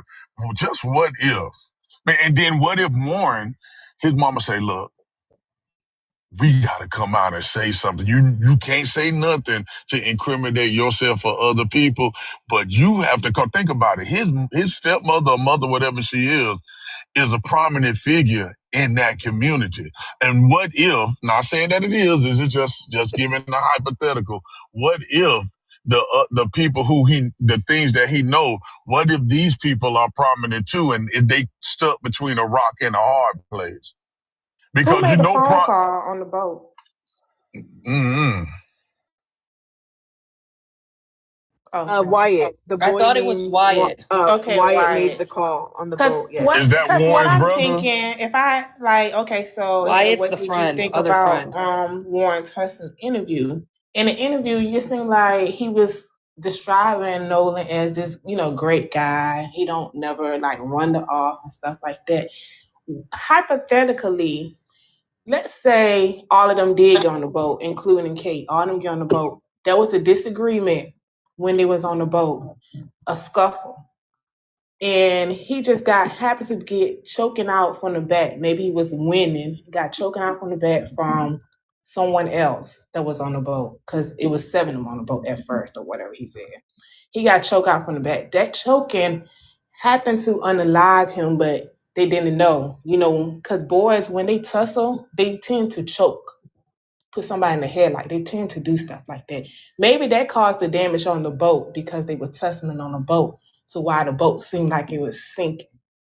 But in between, when Wyatt, who y'all said made the phone call, that's when they realized Nolan was, not breathing like he's supposed to. That could result in one of them saying, get up, because if somebody being choked out and they're not getting up, somebody's going to yell, getting out. That could be the result of somebody said, he's dying in a federal. And then you heard a plummet. They could use TikTok language, please. TikTok language, guys. So was that one? I just heard that one today, that phone call today.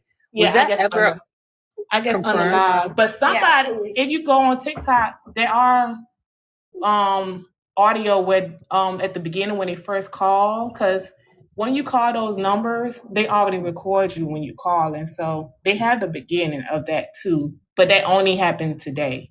So yeah, I work roadside. I guess they're gonna go into evidence too, because when it comes to the autopsy, it kind of makes sense why the throat was missing, because that shows a level of, somebody being, can I say the STR, like somebody was, can I say that?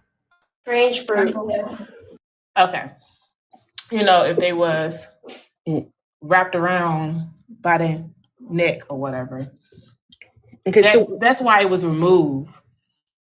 The reason I think it wasn't sent with the other body, it could be 2 reasons. It could be that they still trying to figure out and add it to the case.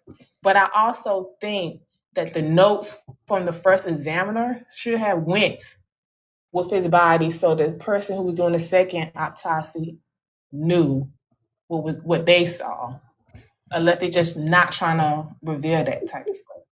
Hey, I got a quick question. Is the throat the only part of the body they need for the toxicology report? They did it with the lungs and the stomach. Yeah, you don't need a throat for that. Where the part of the throat they remove, that shows when people are, somebody put their hand around their neck or arm around their neck because Just it's high seeing the up on their trachea throat. was crushed. So why are they saying that the part of his throat was removed? It was because it's evidence. It shows somebody being choked. Why are they saying that they removed? They're not saying we removed it because he was choked. No, they didn't say why they removed it.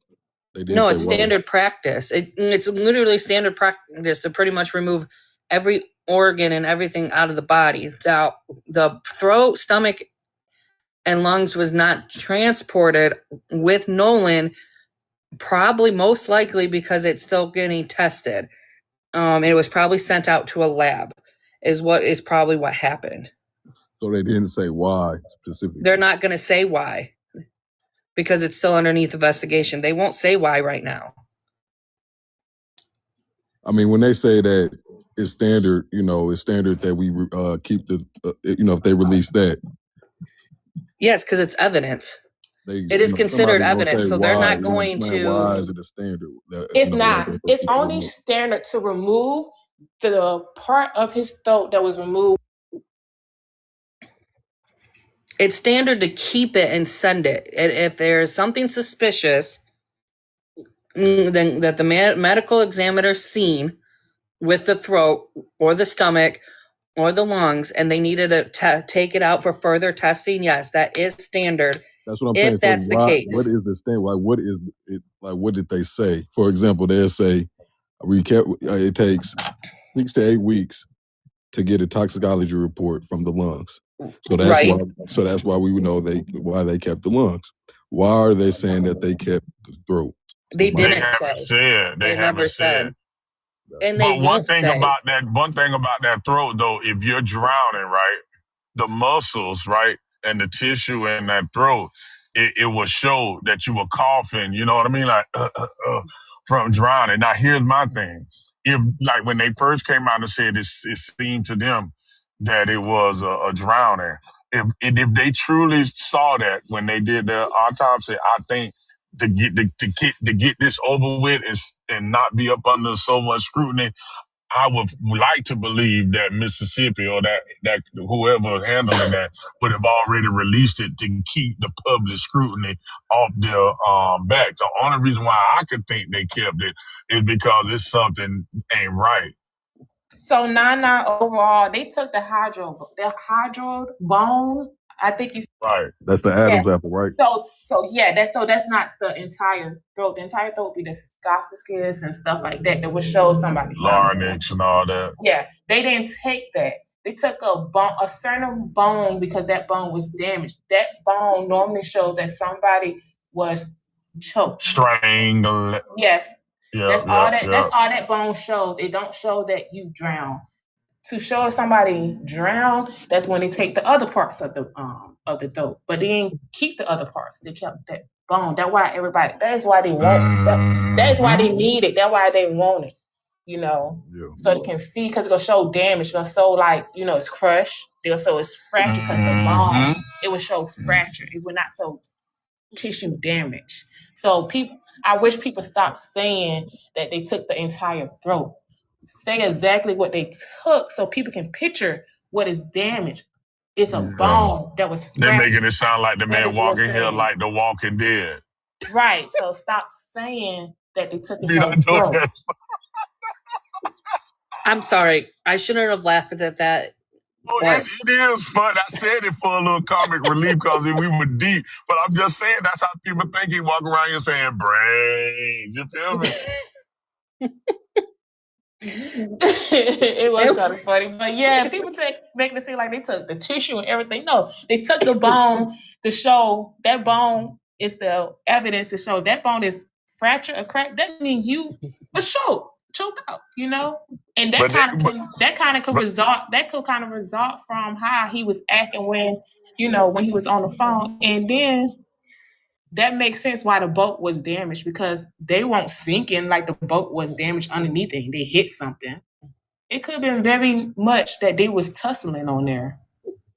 It was the bilge pump. Or bilge. It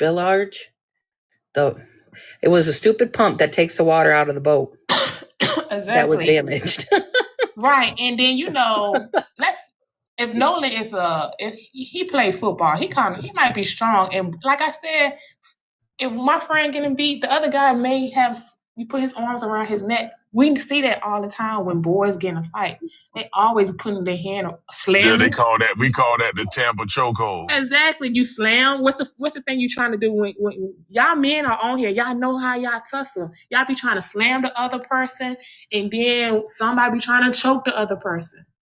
So you're thinking if one person getting bammed up and they ain't got no hands, right. Usually the person that don't have no hands be trying to grab and hold on to them to keep them licks from coming.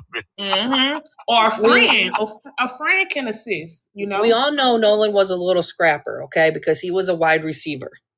You know he's strong, right? We know wide receivers are little scrappers too and can get out of like everything. You seen some of those wide receivers, you know? You know he got them hands. You're right. That's what I'm saying. Right. And so it could be he got them hands, he's tussling. He might not be hitting, because a lot of times when y'all friends and y'all fight, y'all don't really be punching, y'all be pushing. And that's why I say scuffle. Y'all really don't be throwing bows at your friend.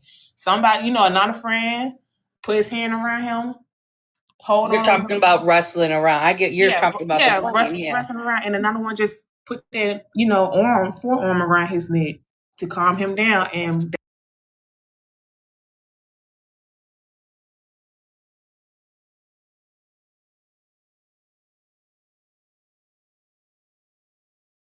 America, right?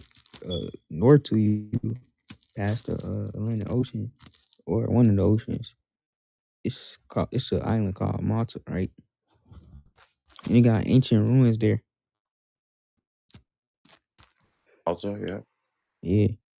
It was Mu, Lemuria, and where was Atlantis? And did they rely on the battery system of the sun and moon dance? That they definitely interact on a scale of 12s and 13, and the recycling of 12s and not going to the octave. And they time and align with these cycles and these patterns that we see fractally in the day, the week, the hour, the seconds, the moments together here with you guys, blah, blah, blah. And then the great cycles. And the time now, the moon seems to be changing, the sun seems to be changing, days are moving faster.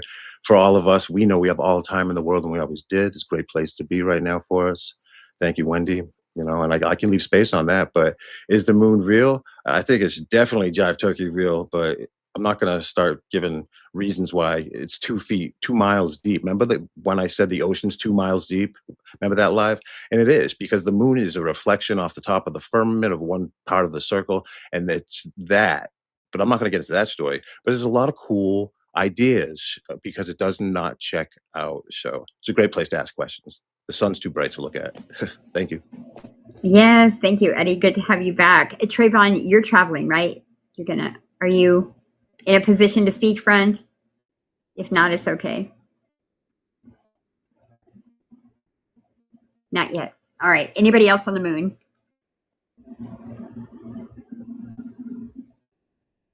All right.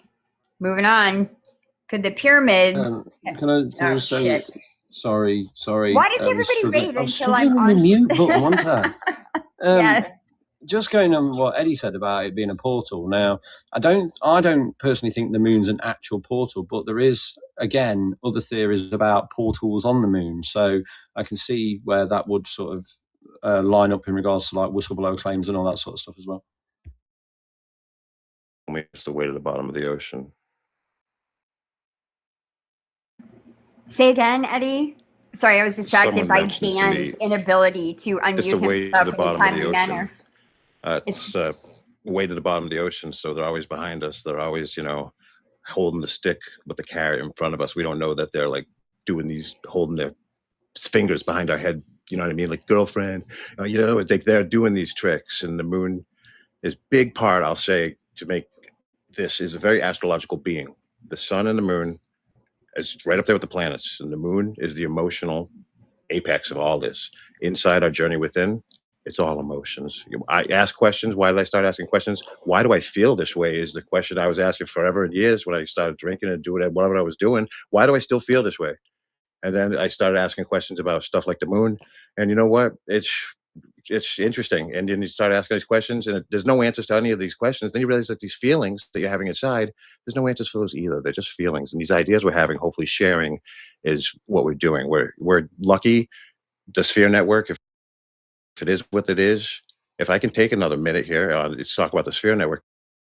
Like you did, the Sphere Network claims all these spaceships, Foo Fighters, Battle of Los Angeles, in 1952 over the White House, 2020 or something in Mexico. There's all these sightings. The one been a newspaper article about a spaceship attacking anyone. So this like defense mechanism of technology, what is integrated in our system, like Ezekiel, Merkabah, we have chariots and wheels within wheels. It's like there's technology like Angel Tech out there and other tech.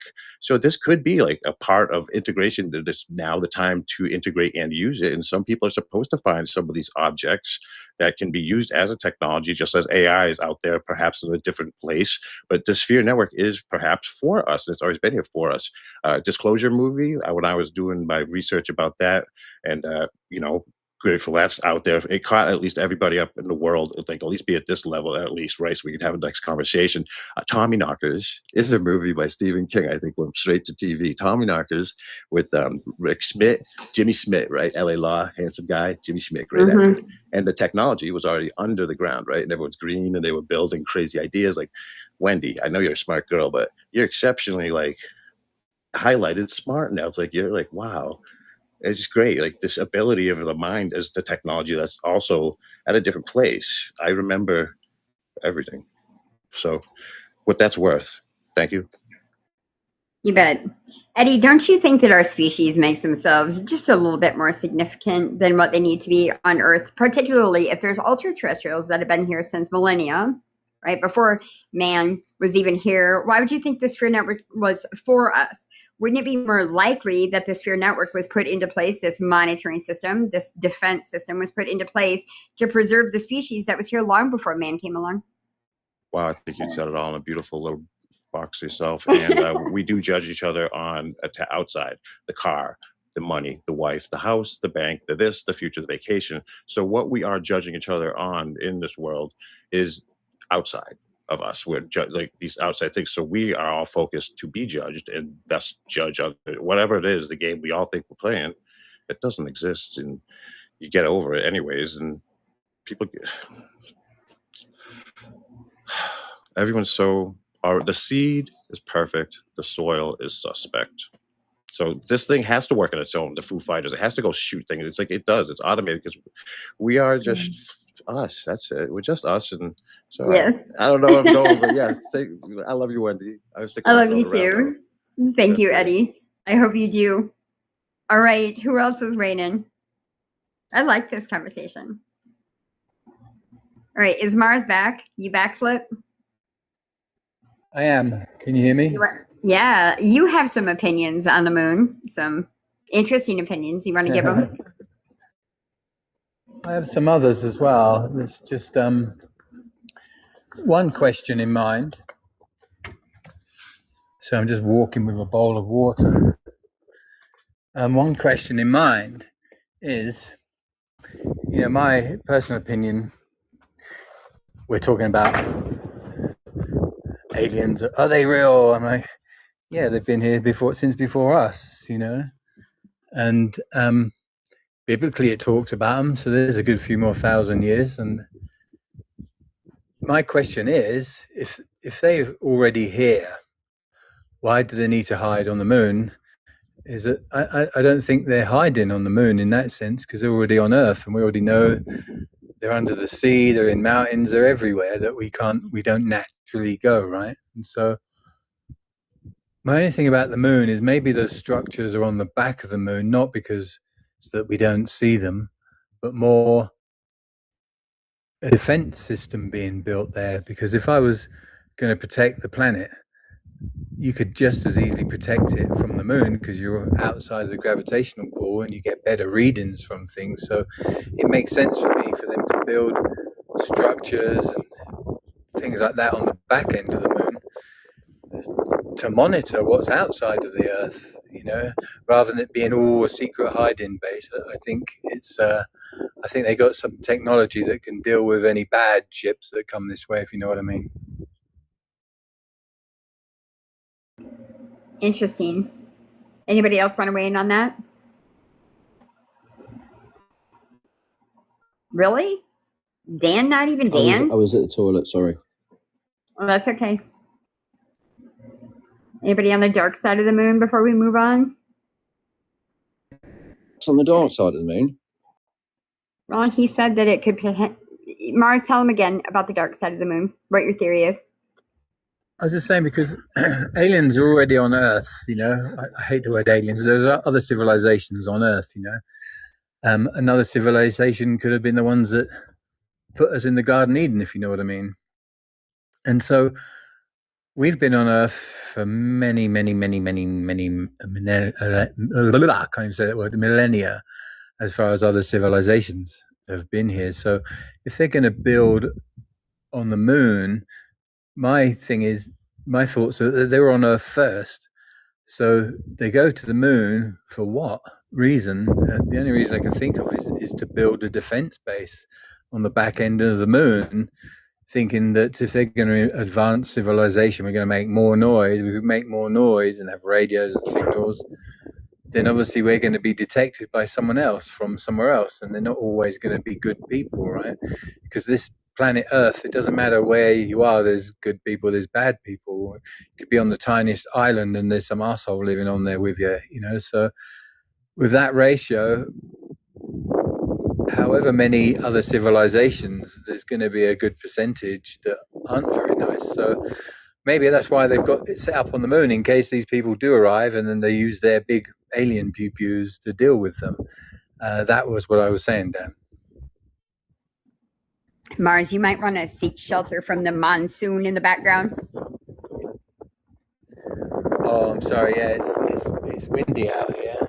No, you're okay. All right, Dan, you want to weigh in on the backside of the moon, the dark side? Yeah, because there's a couple of theories in regards to bases and stuff like that. One of the theories is there's a base on the dark side of the moon which is actually owned by us, and it sort of goes like a little bit like Dulce, you know. It starts off on the top and then goes sort of into the moon. But then there's also obviously like the theory in regards to the space side. But it's like Edio said about the sphere network. You know, I think the moon, just through the conversations we've had as well, Wendy, you know, I think the moon might be related to the sphere network as well, in regards to sort of, because I don't believe the sphere network is something that's to protect us. I think it's part of whatever the control system is of the planet, because if you see some of the evidence that Patrick's got, he's got stuff that's being shot out of space. We always talk about the fact that they're letting stuff in. So yeah, I think it's got something to do with that. But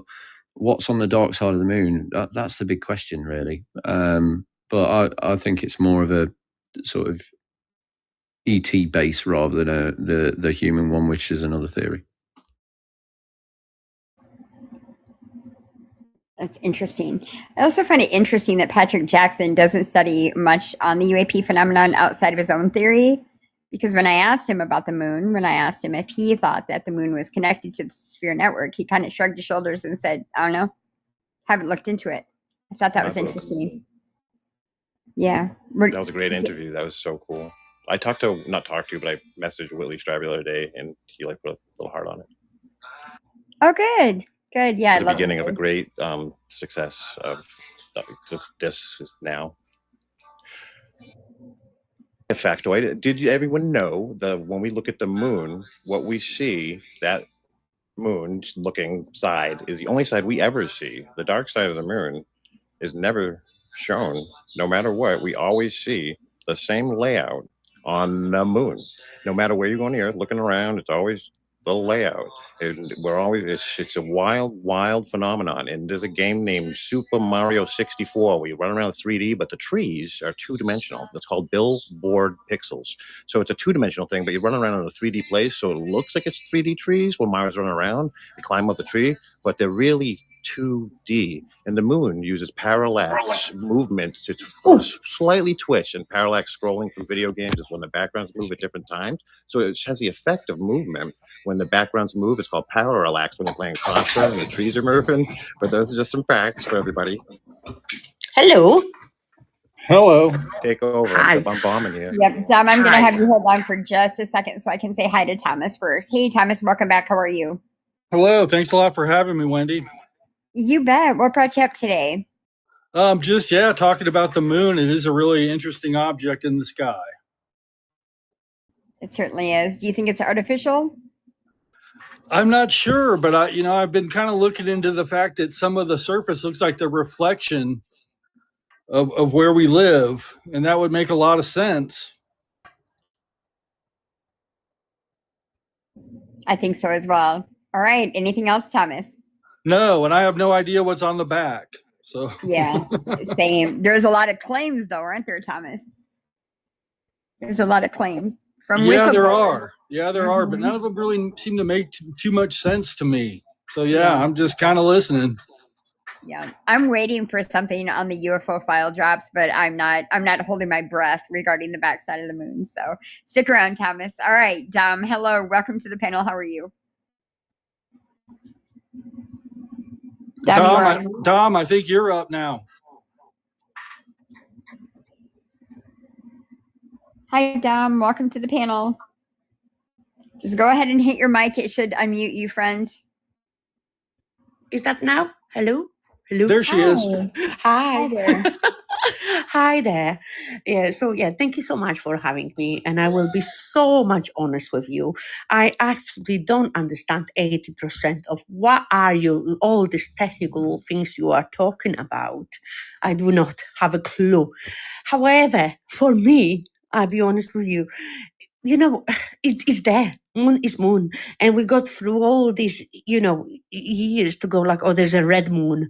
There is a totally eclipse and half eclipse and all this. And I do still think it's magnetic. But why do we question it? Why you question is moon real or not? What I question is I don't believe anyone went to the moon, because since bloody 1972, apparently nobody went there.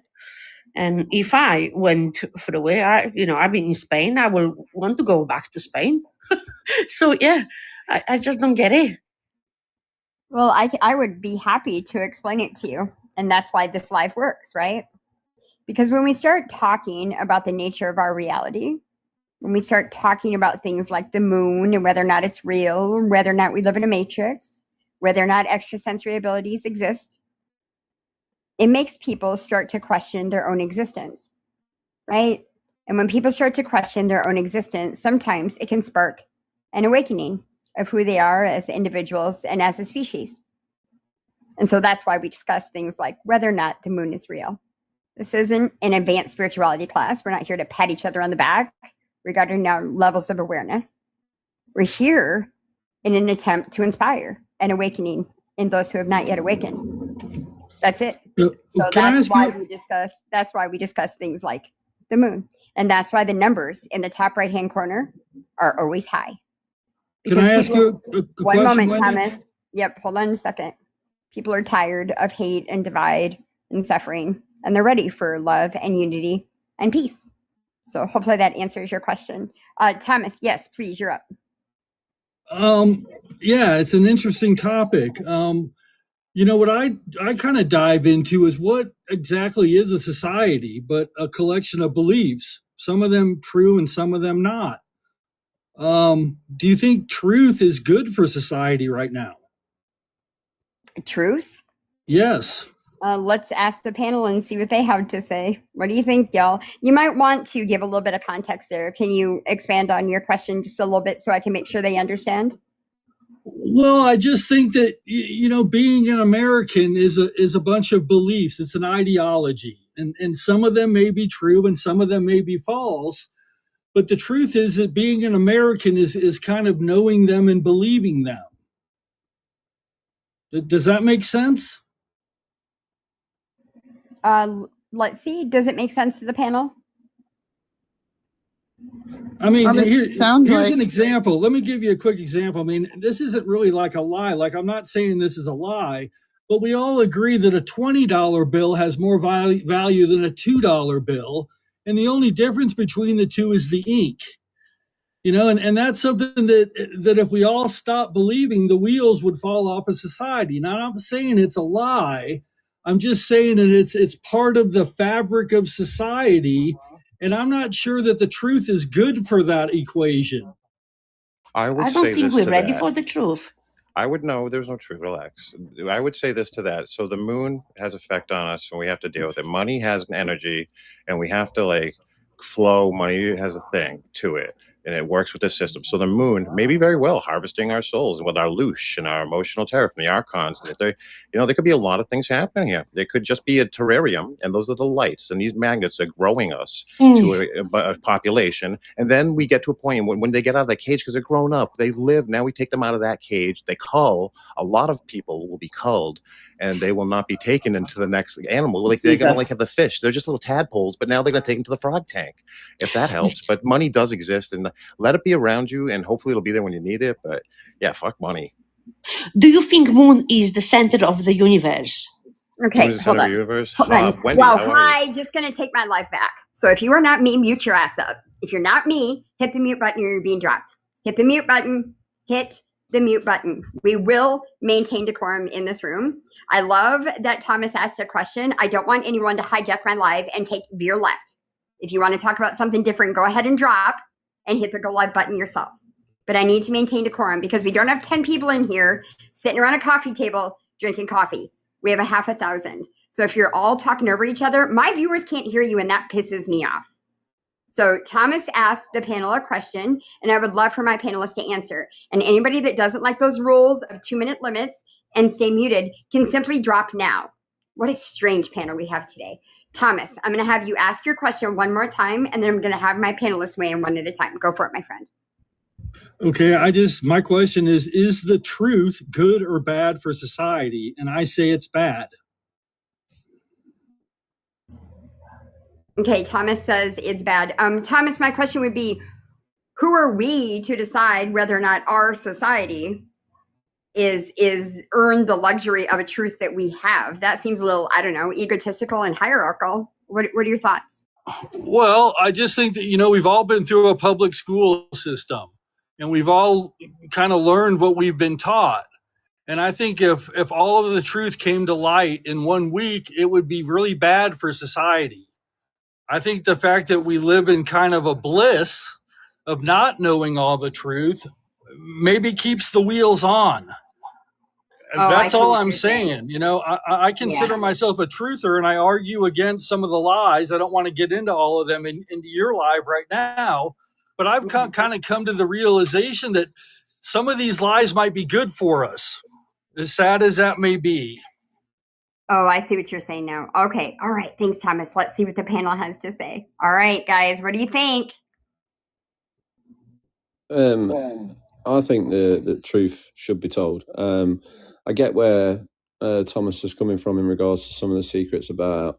I mean, I say it all the time. If you've looked into the darker side of this, then the crimes against humanity are horrendous. And to think that what we can do against our own people and things like that. But at the same time, we're kept in a society that is not being honest in regards to our true potential, and the fact that we run around like, people say, oh, it's a slave planet. Well, technically, you work your ass off 365 days a week for absolutely nothing. So technically, that's a slave system, isn't it? So I think the truth needs to be told, because if we realized our own true potential and all that sort of stuff, the world would be completely different. There wouldn't be any sort of famine or anything like that. And, hopefully people would get on a lot better than we do now, because it's all divide, separation and bullshit. Yeah, I agree 100%. Oh, wait, I wanted to say something. I think infantilizing the general public is part of the problem. People would get over hearing the truth. They will adapt. Yes, there'll be some people that just can't cope, but that's not everybody. I think that dumbing things down and telling people you can't handle it, you're gonna lose it. That's not helping. Like, that's part of the problem. People are sloppy. Like, if you want, mother church and daddy government to give you all the answers about reality, and you can't even read at the 8th grade level because they're keeping you that way on purpose, that's a problem. So, I think back in the day when most people couldn't read. Only the higher ups could read. I almost said the E word.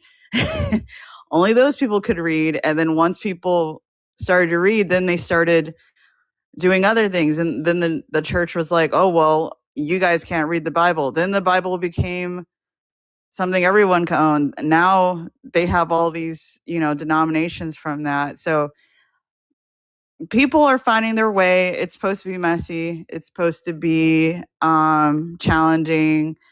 Some people aren't going to like what they hear. Oh, well, we'll get over it. Yeah. I mean, if Wendy had a button on her desk and if she pushed it right now, every truth would come to light. Would you want her to push that button?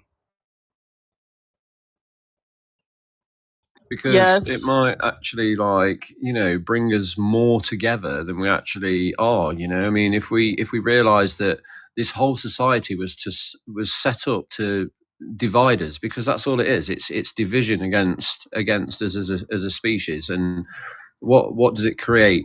It creates WARs, it creates all that sort of crap. So if we were actually told the truth, it may actually bring everybody together, and we can actually live a little bit more peacefully instead of going around and jibby jabbing everybody and all that sort of stuff. I mean, that's very bad in the UK at the moment. So yeah, I think the truth would bring us more together than anything else. It'd be a bit of a shock at the beginning, yeah, but I so want to believe what you're saying. I didn't mean to cut you off. Please going, but yeah, I so want to believe exactly with what you're saying. Well, we're supporting each other in the truth right now in this live. This is like a microcosm of what it can be when people find out the truth. So, that's part of why I'm here, is to share, what's going on, and, to give people an idea of what to expect with these things, but also not telling people what to think or what to feel, because I think that's part of the problem. That it's like everybody's looking for someone to tell them how to feel, how to think, and it's going to work people up unnecessarily, especially when you tell them, oh, you're not going to be able to handle it. It's going to crash your world down. I mean, we don't need people losing it. I think the most we could do is help support people and not fearmonger, because that's more dangerous than telling people the truth, is the people that use that as an opportunity to scare people to further their agenda. Because I think it's not about the truth. I think it's about power and people fighting over power, and the power over power under model is not serving humanity. Power with would be a better model. Power with everybody being empowered. If you take that from them, or you don't let them struggle with it, then that you're crippling them, and I think that's cruel to do to people. So I'd rather people be uncomfortable and maybe even be angry to hear the truth or whatever, and get through that and kind of emotionally grow up. I mean, we don't need to be treated like little babies anymore. It's time for humanity to grow up.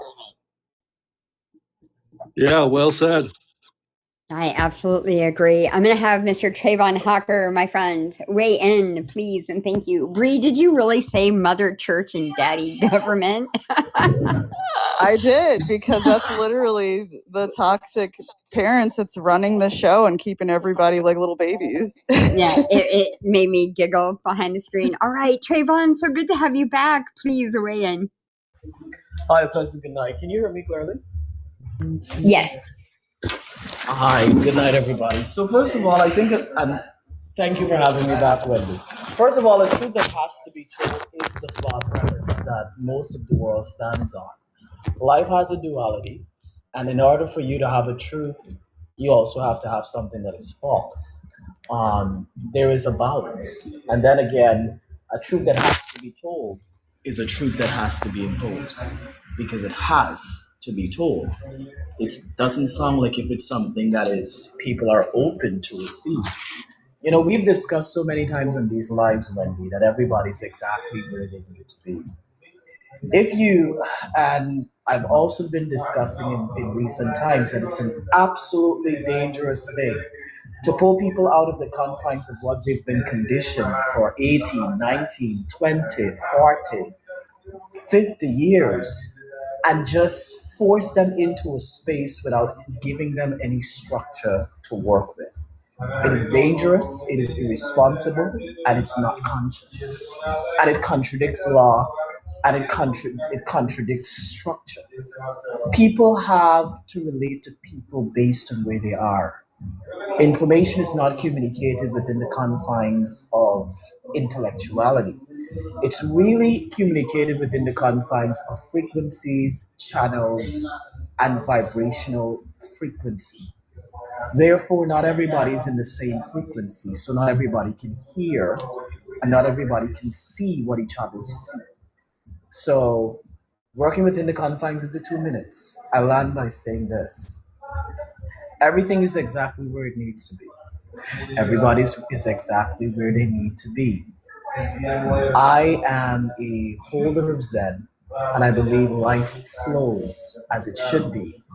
And when you remove the hindrances, everything will flow based on nature's call. And everything will flow exactly the way it needs to be, based on how the order has set it. And I land my point. Yeah, I tend to agree with you, Trayvon. Well said. Very well said. All right, who else is weighing in on this one? Eddie O, Dom, you want to weigh in? All right, Eddie O, Dom, are you still with us? I am. Okay, what you got on this one, Eddie? Well, the journey's within. So you go within. But it only works if we're together. You need to have people. CE5 with Dr. Greer's plan. It takes the resonance of our bodies. We fit perfectly together, like Legos or something. But we're like defining talk about visualization and something happening in your life. The way that we're acting and handling ourselves when we're behaving right. Wendy, thank you for being the wonderful host you are, professional. Ed, like what you do is not easy. We all respect and love you if everyone could share and all that jazz. But when that time comes, it's you alone in the orchestra. So practice yourself until the time comes, and hopefully you'll be in the right place at the right time and make a difference in all these small things that you're having a great life, hopefully, in goodness and flowing abundantly and not focusing on anything that blocks or is just stuck or resistance. That's just it's all not. It's easy or it's out. And that way you'll be ready and at that right place to make a big difference. I got a specific situation where I'm on like good time. I had an NDE, like I'm perfect for this at my age to walk forth. Like I'm going to take this as far as it can go, not just to see cool stuff and like weirder stuff than I've seen before, but I feel like I'm going to make a difference in that chorus of however many people show up. It's like I'll be there, and I know a lot of you will too. And we're all singing the same notes, but it takes the work to like clean our instrument inside and not have these blockages, so we can sing this instrument of us, these many breaths that we partake in, the thing that we're built from. So, but learning, knowledge is power. Knowledge is wisdom. Will set you free. I say that 100%. And truth will set you free, because I think that's just worked for me. So there you go. All right. Thanks so much, Eddie. All right. Anybody else? I think. Well, we also have to be. I think when it comes to the truth, and we could start off ourselves, can't we? I mean, we can blame certain bodies for not being truthful with us, but we start off lying to our own children, not the government. We tell them about Santa Claus, we tell them about the Tooth Fairy. Why can't we use that time instead to tell them, well, sweetheart, there are other civilizations on other planets. There's so many. Even if we haven't got proof of it, we could start off telling our kids ourselves the truth. The trouble is with society, there are so many people that prefer to lie. They like their duvet covers and their nice Tempur-Pedic pillows, and they don't like that cover being ripped off of them. So I think the government are doing it gently, just slowly, 1 millimeter at a time. And sure, we're getting files released, but it's nothing that anyone on this panel, anyone in this chat that doesn't already know, because the reason people are in this room is because they are seeking something. They are looking. They know something's not right. But that's the thing. We could start off tomorrow by having it taught in schools that there are other civilizations, good-looking ones, ugly ones. And if they started off teaching our kids along with us, then things will change for the better. But ripping the whole duvet off or someone's still sound asleep, they're just going to swing at you, aren't they? They're going to moan. But they eventually get up. But I know what the government are doing. It's a long, drawn-out process. And it's long drawn out because we're way ahead of that process, because we've been doing our own research and our own discoveries and looking for truths ourselves. That our only way is to start telling kids, the truth, whether they like it or not. And the trouble is, they get used to being fed candy, which is a big untruth, and Santa Claus is candy, Tooth Fairy's candy, everything's candy to them.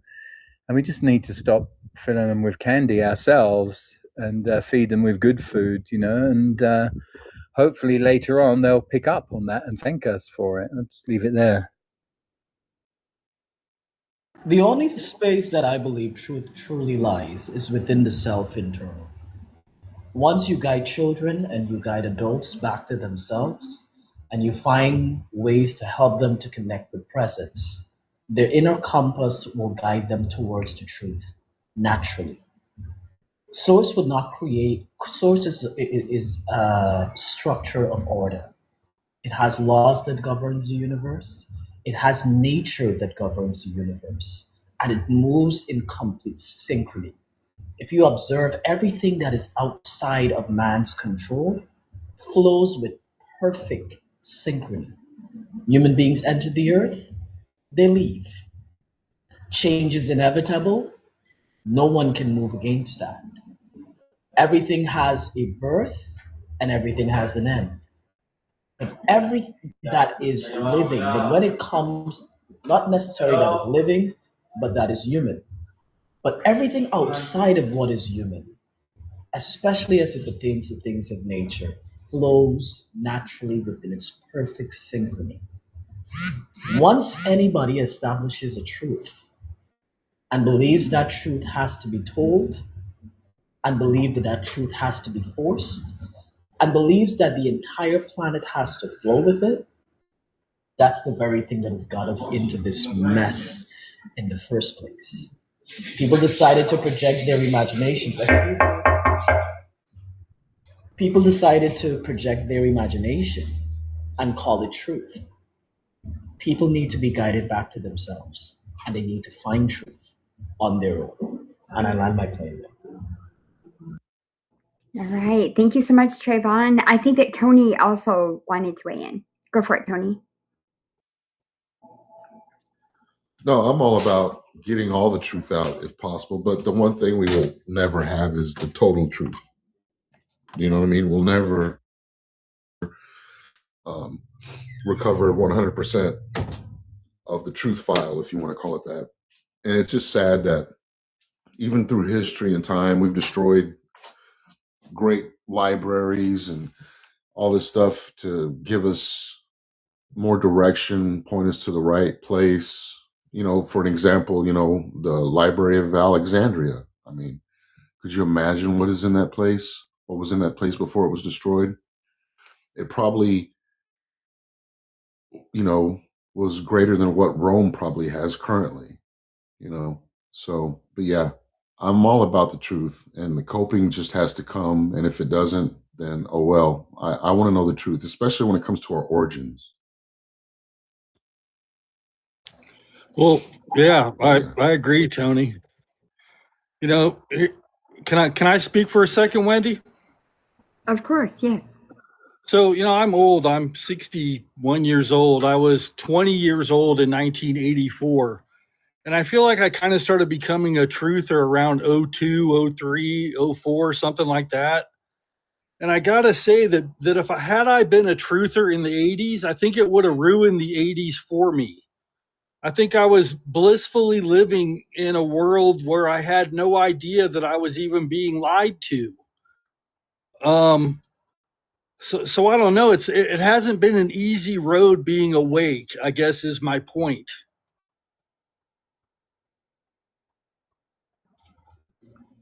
Yeah, I think that's a fair statement. Yeah.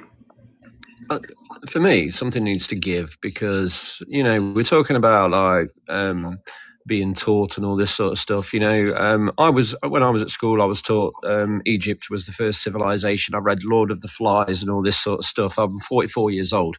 My kid is 14 years old. He is being taught that Egypt is the first civilization. He's reading Lord of the Flies, blah, blah, blah. The education system has not changed in almost 50 years, yet there have been so many discoveries, so many things like that. We are programmed into a system to help us forget. So it's all right saying go within, but we're programmed to forget to go within. That's not the answer. We need something to be able to let people understand that everything is within, instead of being told that everything is outside. Because at the moment, we're told to look outside and look externally and all this sort of stuff. You know, I tell my children, question everything you're taught. Because, like I say, you know, Egypt is not the first civilization. There is archaeological proof of that. You know, there's Göbekli Tepe, and then there's Karen Tepe on top of that. That's even older than Göbekli Tepe now. So, yeah, we need a bit of something to actually be able to start going within. Because at the moment, you turn around to somebody that's literally programmed into the 3D and go within, mate. No, because they'll just turn around and go, what the fuck are you on about? Yeah, well said, brother. Well said. Could it be divine timing? Could it be set up this way on purpose? Yeah, possibly. Well, I think we can meet people at the level that they're at. Like no one's suggesting flooding people with so much information about reality that it traumatizes them, but how the government is currently handling disclosure, you know, giving people the information, telling them, hey, make up your mind about what you think of this. It gets people talking, you know. I think that's appropriate. The government, if now there was a person in the government that went and said, oh, they're demons, they're this or that, that's not responsible. Like, I think creating fear or telling people what to think about it is irresponsible. Telling people, oh, you need us to manage you, is irresponsible. So if people don't have the tools to cope with something, that's not their fault. If people have been programmed, it's not like, oh, well, you know, you're just dumb, sorry for you. But I think that if there's resources and communities, and like this live right now, I think is helpful in educating people, the general population, on what's going on and people's different perspectives of it. And then you, the listener, can make up your mind. I think that's responsible. One last thing. I agree that everything is in divine timing, because, you know, but at the same time, what are we doing now? Yeah, we're having conversations about stuff that we have experienced, you know, stuff that we've researched and all this sort of stuff. So technically, we're planting seeds for people to sort of go into that divine timing. They start questioning their own reality. They start questioning their own existence, like Wendy says. You know, and then all of a sudden their divine timing happens, or may not happen. Do you know what I mean? It's one of those things. So for me, we need people, not just us, you know, but these people that are holding all the keys to start planting seeds for other people to wake up as well, you know, or remember who they are. I don't like saying wake up, because I think everybody's awake, you know, it's all about remembering. But we need more people to plant seeds like this room does, you know, and then everybody has their own sort of divine timing moment, in my sort of I have found I have had great success and abundance from within, finding existence from within, divinely guided, prepared, where I am. It's very aloof, esoteric to some. It's like, what do you mean you're abundant? It's like abundant. And so this is like a machine that's built into us, like a technology. And those chakras that flow abundantly without attachments and blockages, etc., that's the machine. And here I am, and I feel that way with great success. So I always am like, hey, you know what? McDonald's ain't real. You know, and it's grown a long way. It's not like when I was a kid, like, hey, you know, old timer, Nixon used a phone to call the moon. Yeah, I'll blow up your day. And Tartaria used to do that, and be like, guess what? The train. No one had a good day after this information was shared. So my research is for myself and my within path, only for one goal: to be in the chorus. I mean, when is it ever our job to wake up anybody else anyway? You're only not focusing on your own. You should be focused on your isness, your withinness. You should be doing what you're doing. Get away from within yourself. Right. Right. So isn't the bottom line, work on yourself, right? Go inward. Everyone's got their own music in the orchestra, their own instrument, their own responsibility. Like you're a very strong and independent person. A lot of people look up to you. I know I do, and credit you. I'm like, oh, I feel I want to be like you. So have good role models. Do good things with your time. Be good, and it helps. It's abundant.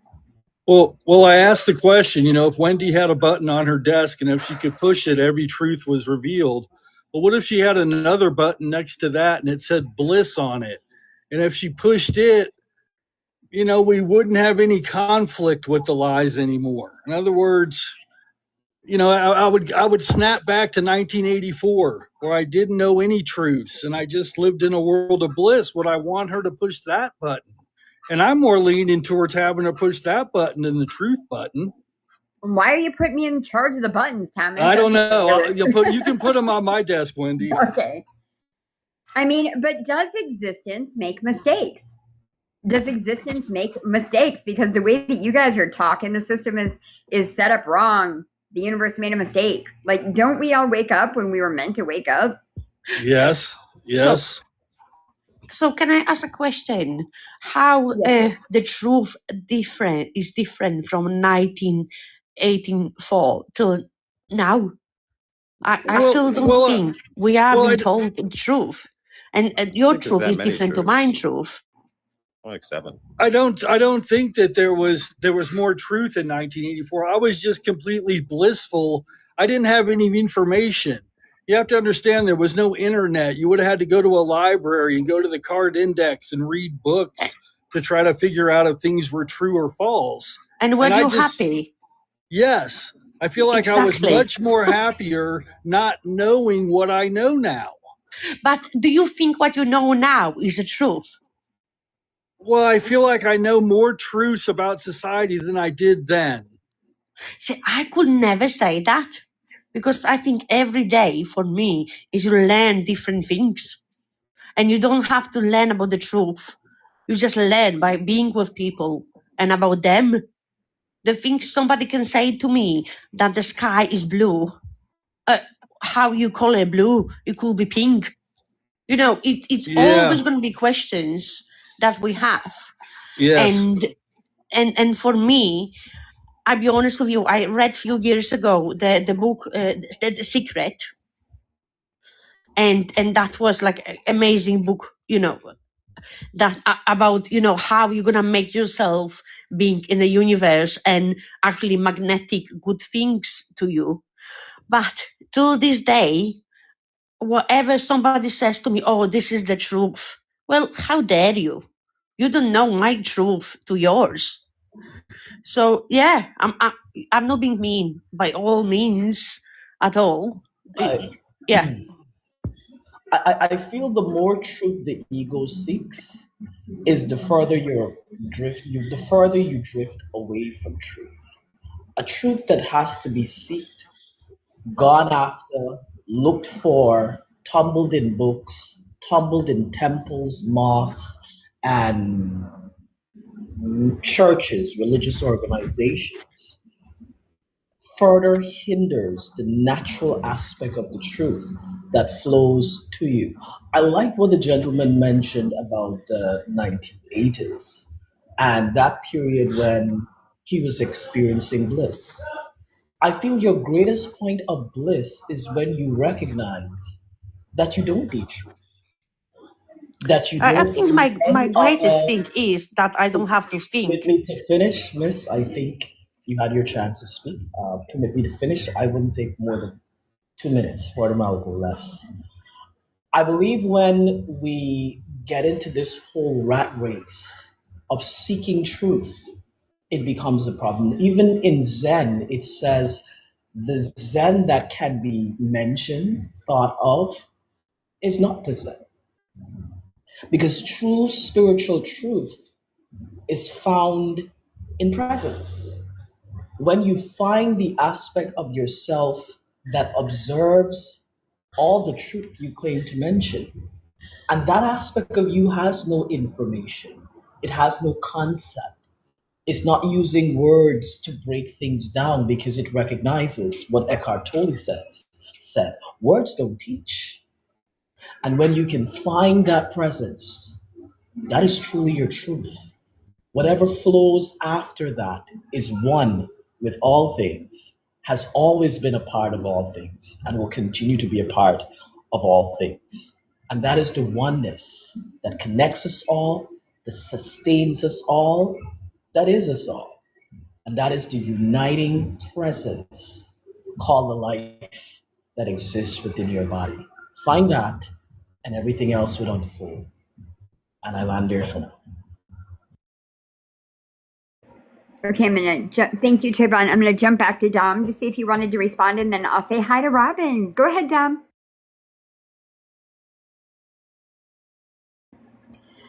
Go ahead and hit your microphone. There you go. Oh, hello. Yeah. So yeah, listen. You know, the thing is, we can build anything. You know, I can build an ant flipping castle right now in my back garden, and I can say, this is my truth. This is who I wanted to believe in. We don't know it. We explore it. The truth is in yourself. You know, the government can tell you today one thing. Why would you believe it? Like, it isn't it? You know, if anything, it's a people in power that get you to think something, and that's been for thousands, billion years. And the only truth is in yourself. That's what I'm trying to say. Your truth is different to mine. That's it, really. But there are just certain realities that have come to light in my lifetime. Like, I don't believe nukes are real. Careful with the buzzwords. Can I just remind y'all, don't talk over each other and stay muted if you don't have the floor. Thomas, go ahead. Back to you, friend. Okay, yeah. Like, one of the truths that I've become aware of recently is I don't believe in nukes. You know, they were invented in 1930. Watch the buzzwords, Thomas. We can't use that term in here. So try again. I muted his mic. Oh, Robin muted your mic. Here, let me unmute it for you. Go ahead and hit your microphone. There you go. Okay, I won't say that again, but what I did is I looked up an early design from 1935, and it's just ridiculous to think that no one's duplicated a 1935 technology. And, you know, it's kind of a blissful truth because I know that, you know, that's never going to happen, right? So that's a truth that's kind of cool to know. You bet. All right. Thanks, Thomas. The Soul's Journey. Welcome to the chaos. How are you? Hi. I'm like sitting here I'm just having a great time right now behind the muted mic. So hey, so I think it's really, really interesting. And as I'm sitting here listening to everybody speak, right? Something that just like came to me, epiphany moment, maybe whatever, who knows? No matter what stage we're at in life, right? It's the truth. So like before we wake up, before we have this like magical awakening where we're like, oh yeah, let's go ahead and start harnessing our own power, our personal empowerment, realizing that we've been fed shit our whole life. But even before that moment, it's still our truth, because the truth is only as much as you can perceive. because it's within your mind, within yourself, within who you are as a being walking in this experience. So regardless of what moment you're at in your life, you're still in your truth, because it's subjective, it's perceptual. So nobody's truth, and I'm using air quotes, is going to be the exact same as the next person's. Nobody's going to see the air quotes truth exactly how I'm going to see it.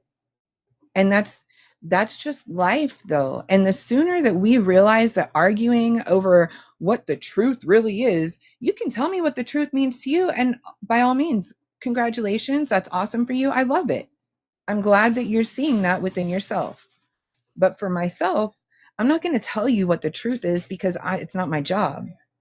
It's not my job to tell you what the truth is. I can only tell you what my truth is and my experience has been. I can't tell you what the government's truth is, what the reality of truth is. I can't tell you any of that. It's not my place.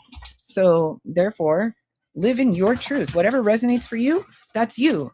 Whatever doesn't resonate for you, cool deal. Don't use it. Don't put it in your life. That's just my personal opinion. Well, I was going to say, because everybody's talking about truth and no one's being specific. So it's kind of, I listen to what people say and I'm kind of like, what do we mean by that? Without using buzzwords. Like I was listening to Thomas say, hey, well, in 1984, I was fine. And then now I know the truth. Are we talking about negative truths, the harsh truths of reality? Like, what are we talking about? Because being a child, of course, you're oblivious. You're not as conscious. Your ego's not fully structured. When you get older, you have more experience, you see more sides of the world. So are we just talking about like negative truths? Or are we still talking about like the truths of UFOs? Like I'm a little confused with what truths everybody's talking about, because it seems like we're all talking about different things when we say that word. Well, again, I think I was... Truth will be relative to them, as Robin said. And actually, I'm glad the fact that you mentioned a child. A child enters this world in full truth. And that's why I liked what the speaker said about the 1980s. Because if he was, let's say, in his 20s, he would have recently entered out of childhood into the teenage stage. And this teenage stage is still partially childlike. You're still sorting things out. You're still coming from of how the world is structured. But you enter here in truth. Children there are two responsibilities. An adult has the responsibility to show children the basics of how the world is structured. A child has the responsibility to remind the parent how to reconnect with the self that you lost when you became an adult. So children shows adults how to recenter. They play and they don't have attachment to the play. They have fun and they move on. Sometimes we have parents that are knocking in their heads. You gotta be this, you gotta be that. The ones that naturally play, understand the game, play the game, and drop the game. Children know truth because truth is what they came with. And for some of them who never get contaminated by this space and they live with their inner child blissfully, truth is what they return with. But most of us, because of the structures of the world, in closing, some of us will never find truth. And I say us as the collective, but individually, most of us are fine. As a collective, not so much. So children by age 2.8 months will always tell you the truth.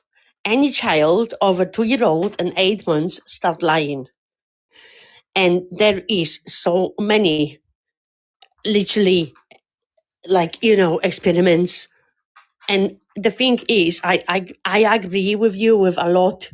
I got a teenage daughter, and bloody hell, I'll be honest with you. I think anyone got a teenage children, we need a support group because they are hard work. But my teenage daughter is saying things to me that I don't know how to respond. And that is her truth to my feelings when I grew up and everything like that. And it's been such a hard journey, and it's still there. And it's, once again, you can teach your children everything, but they're growing up and they're gonna still choose different paths. So yeah. So I think it's really interesting. And Chris's Crystals put it. Whoever's unmuted, can you mute your mic, please? Because there's a lot of feedback. Yeah, if you do not have the floor, you must mute your mic or you have to go. There's 725 people in the room and we've got feedback. So mute your mic if you do not have the floor. Go ahead, Robin. So I think, and Chris's Crystals put down in the comments, that it's everybody has a different definition of truth. And I will say that when I first started my journey, I didn't understand what people were talking about when they would talk, well, speak your truth or live your truth or whatever, because to me, the only term that I understood truth to be was like, if you're in court and you're giving the whole truth and nothing but the truth, that means that it's not malleable. It's something that is factual and it's permanent and it's literally there. There's no altering it, right? But if you look, so like looking up the definition, truth means being real, correct, and matching up with true facts. It is when what you say or think fits how things actually are in the real world. Now, real, that's whatever seems like possible or in front of you, whatever you want to, if we want to go down that rabbit hole. Anyways, I say this because if you're living in your truth, then there's not something that's like an outer influence that is going to be able to take away something that is in front of you that you feel is facts. So like if I feel that I'm sitting on a bed right now, then I'm sitting on a bed right now and nobody can tell me that I'm not, right? Nobody's going to say, no, you're floating on a cloud. That's my truth. Now, how somebody else perceives my truth doesn't really matter, because if I'm living it, then it's mine, right? So I think that this is where I have issues with people saying, but you're not seeing the truth. No, I'm seeing my truth that is in front of me. I am seeing the truth that applies to the way I'm walking in life and the way that I'm moving in life. That's my truth. So there's nobody that's going to tell me I need to find a better truth, find a different truth, or whatever.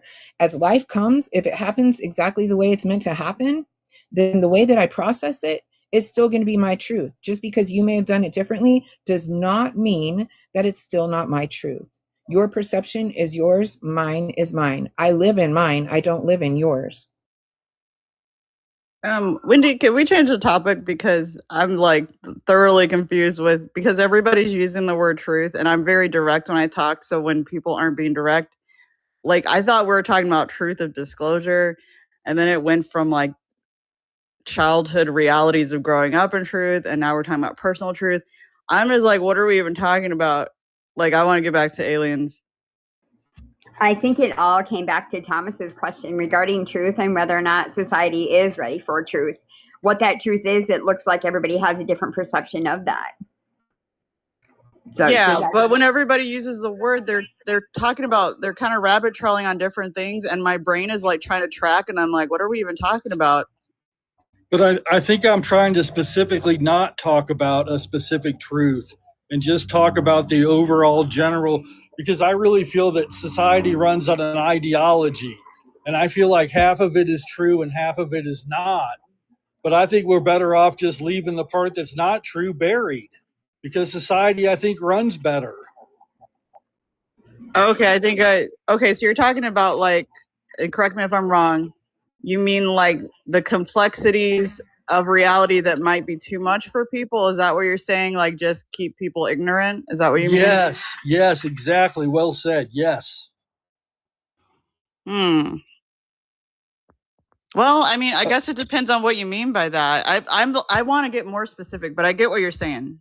Yeah, and I'm totally cool with moving on past it too. It's just something that I toil with, because I consider myself a truther. And so I spend a lot of my times on this app calling out what I feel are untruths. But now I'm kind of coming to the realization that maybe maybe some of these lies are kind of good for us as a society, not as an individual, what the Souls is talking about, which I totally agree with what she totally said. That I live in my truth and she lives in her truth. And I totally agree with 99% of what that woman just said. But what I'm talking about is that society runs on an ideology, and some of it's true and some of it's not. And is exposing every untruth in that ideology good for us? And I hate to say, but I think it's not. I think no is the answer to that question. I'm out.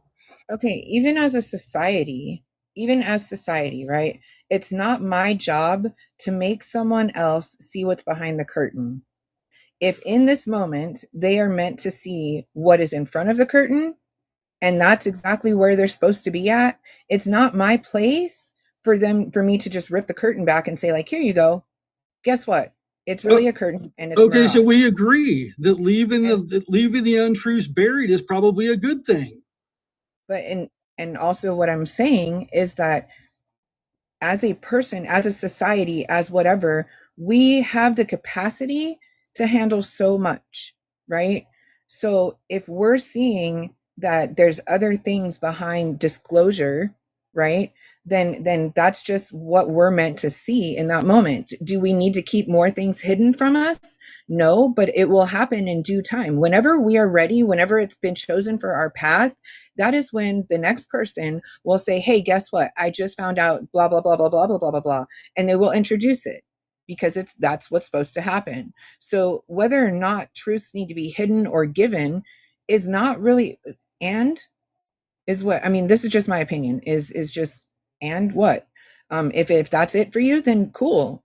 Keep seeking, go down rabbit holes, do all the digging, but we don't need to force feed it to somebody else. We don't need to keep it from somebody else. It's exactly as it's supposed to be. Wendy, do you have any viewer questions, my dear? Yep, I was just giving everybody the opportunity to answer if they wanted to. You guys ready to move on? I have one more thing to say on truth, and we can. Okay. If anybody else wishes on that, because I don't want to determine anything for anybody else. But I would say this. I had a prompt the other day that humanity does not like having its illusions or delusions disturbed. A lot of people create illusions and delusions for themselves, and they feel safe within it.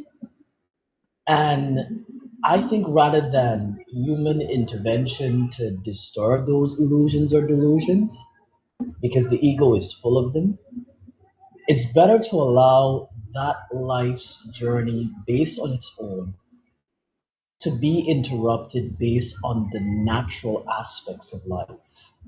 One thing realities of life that are truly based on truth would always do is say checkmate within the whole chess play of life. Reality always checks you out eventually. You have to age. You will be closer and closer to unaliving.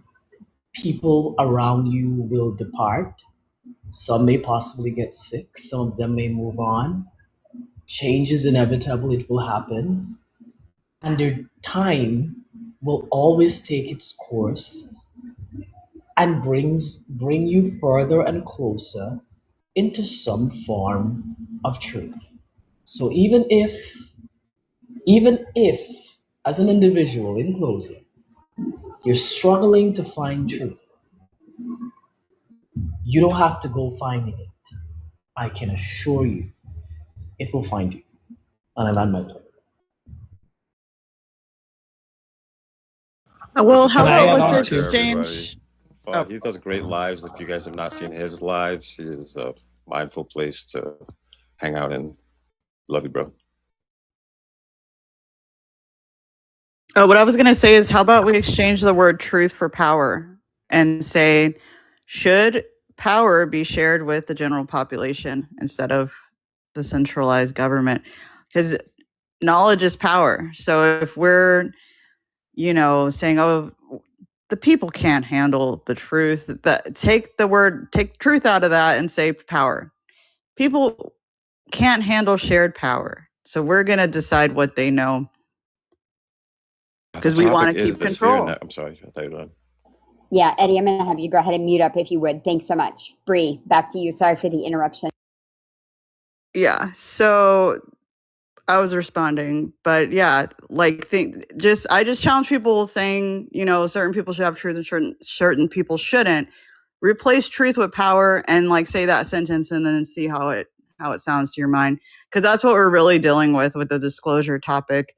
Is, do we want the general public to have more power, more knowledge, more truth of what's going on? I'm not talking about a fluffy, like my personal truth. I'm talking about objective information about our reality that's being kept from us. That's what I'm talking about when I say truth in this context. I'm not talking about something fluffy. So I land my plane. All right, thanks No so much. human being has the means of keeping away.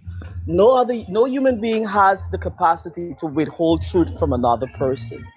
That within itself is an illusion. Sorry about my background, I'm walking away from it.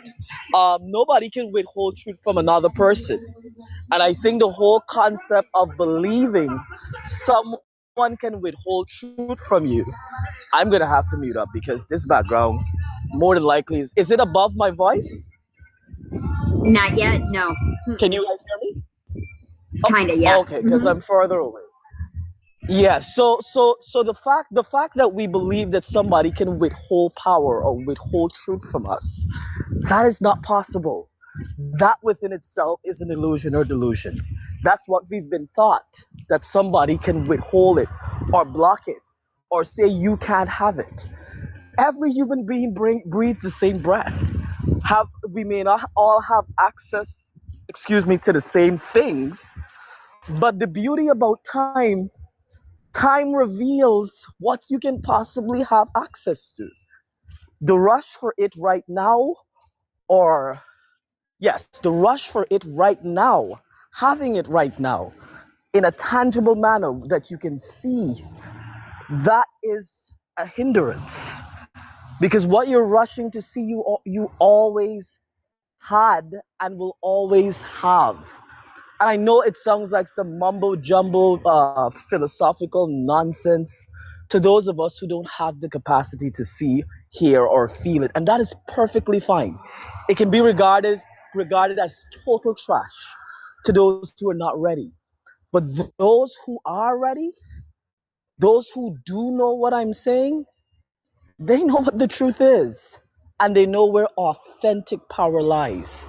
Because authentic power does not lie in the hands of another human being and will never lie in the hands of another human being. And I'll land my plane there for now. Wendy, can I just say something really quick? Yeah, actually, you've been so patient. I was just going to welcome you. So please, T, yes. And just to let the current panelists know, I'm going to go ahead and start rotating you to allow others to speak. So if you have more to share, go ahead and request a panel again, and we'll save your place in line. Until then, T, you are up. Go for it.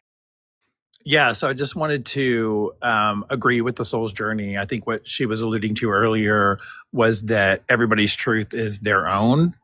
And I think that's absolutely spot on, because I mean, I have had experiences where, you know, I've been in an apartment, right, with other people, and we're talking about the wall color, and some people see it as blue and other people see it as gray. I'm like, no, that looks gray. And they're like, no, it's a blue. And I'm like, no, it's a bluish gray, you know? And then also like the direction of a ceiling fan. Like some people will say it spins clockwise and other people say it spins counterclockwise. And so I think that people see things in a different way, and it's okay. You know, I think that the truth is subjective, absolutely. And so I think that when people say, oh, that their truth is the truth, is not to use a trigger word, but it's ignorant. It's like your truth isn't more important than another person's truth, because we each have our own truth. And if you see it one way and I see it another way, it's okay. But that's because it's subjective. The truth is absolutely subjective. So I'll land my plane there. All right, I'll take it, T. Thanks so much. And I would love to change the subject because 260 people got bored and left the room. So shall we talk about the rabbit hole? The prompt says the rabbit hole has no bottom. Somebody down below said, you will absolutely find Jesus at the bottom of the rabbit hole. That's really all there is. What do you guys think on that? You will absolutely find Jesus at the bottom of the rabbit hole. That's all the answer. I'm going to get going, but I'll just say that must be what Easter's about. That's where Jesus found the Easter Bunny. Thank you so much for having me tonight. It's been fun on a Saturday, and you guys are all just hot stuff. I'll talk to you. Okay, thanks, Eddie. Take care. All right. What was that? Is there like a lag between me and you guys? Because I've gotten interrupted more tonight than I have in the past 5 lives. So essentially, the person is saying the rabbit hole has no bottom, right? And they're saying you will absolutely find Jesus at the bottom of the rabbit hole, as if that is the answer to everything. So interesting statement, because I'm all about Jesus. I think he was an enlightened dude. I really do. But is Jesus the answer to everything? I don't know. What do you guys think? Go for it. I have a question. Sorry. Wait. Okay. If y'all are new to the panel, hi, welcome to Be the Change. When she poses a question, usually the panel weighs in on the question. We don't try to alter the question that she's asking. And once everybody is weighed in, when there's a pause, you can definitely present a new question. Thank you for joining the panel. And if you don't have the floor, please mute your mic because it does have audio feedback. So the question was, will we find Jesus at the bottom of the rabbit hole, or is that all we need? Can you please rephrase that again, Wendy? Thank you. That was kind of the inclination. It wasn't just that you'll find Jesus in the rabbit hole, but the end all be all is Jesus, and that's, this person isn't the only one that's come in the room and said that. There have been lots of people. So let's talk about it. What you got, guys? And just know that all truths are welcome. We must be respectful of each other and no debating. Robin, you're up. So for me, I would say that no, I don't need to find anything at the bottom of the rabbit hole or anybody, and I don't think that that's where Jesus lives or God lives or Buddha or anybody else lives. I think that a rabbit hole is simply, just something that is going to help you expand your knowledge that you have now. Do I need to find Jesus? I don't, because he's everywhere. And so that's my answer. All right. Thanks so much, Soul's Journey. Who else wants to weigh in on this one? Ash, go for it. I thought Chris was going to say something. Well, am I not allowed to ask a clarifying question about the initial thing said? Yeah, go for it. What you got, Chris? I was just wondering, when you say Jesus, do you mean like the morals that he represents, like the symbolic thing that you're aspiring to be, or the actual person? I have no idea. It was somebody down below, but I have to assume they meant the person. So should we go from that angle? I think for me, y'all are making it way more philosophical than it needs to be. Basically, what they were saying is all rabbit holes lead to Jesus. Jesus is the answer. So do you agree, disagree? And would you like to expand on your answers? Chris, I'll give you the opportunity first. Go for it. I would say if they're talking about just the man or even the divinity, then I disagree, because then it's kind of a little bit more dogmatic than what I'm about. But you could argue that the virtues that he's espousing, that people are trying to be moving towards to be better and better themselves, that you could actually make that argument, I think. So I'll land my plane on that one. All right. Thanks so much, Chris, and welcome to the panel. Ash, you're up. I would say for me, as far as that goes, it would be that it backs up more so the Bible, that everything that is in the Bible. And even if you look in history, especially if you look at antediluvian history, and you look at who's in control in this world, and then you see the Synagogue of Satan, how they have their hand in everything, and it all leads back, and all you got to do is follow the money. And then if you look at the attitudes of the ultra wealthy elite people, they seem to be about money, but it's not about money. It's about the power and the control and using money as a tool.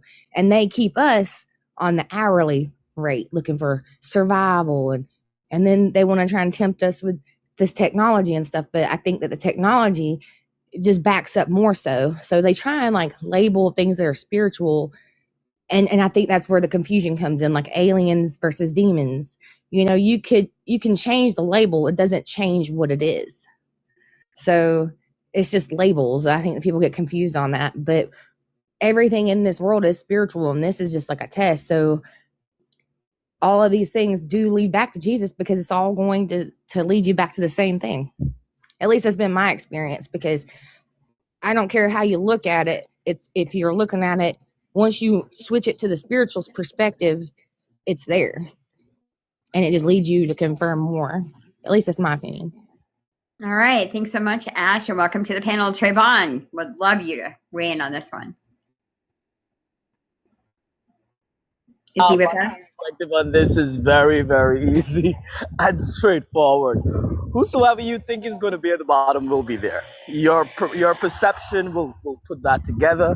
Your consciousness will put that together. So if you have a Christ consciousness, you will meet Christ at the bottom. If you believe there's no God, you may meet nobody at the bottom. Who am I to decide? I believe wherever your consciousness takes you that's where you will go. I've really never really pondered deep on the rabbit hole.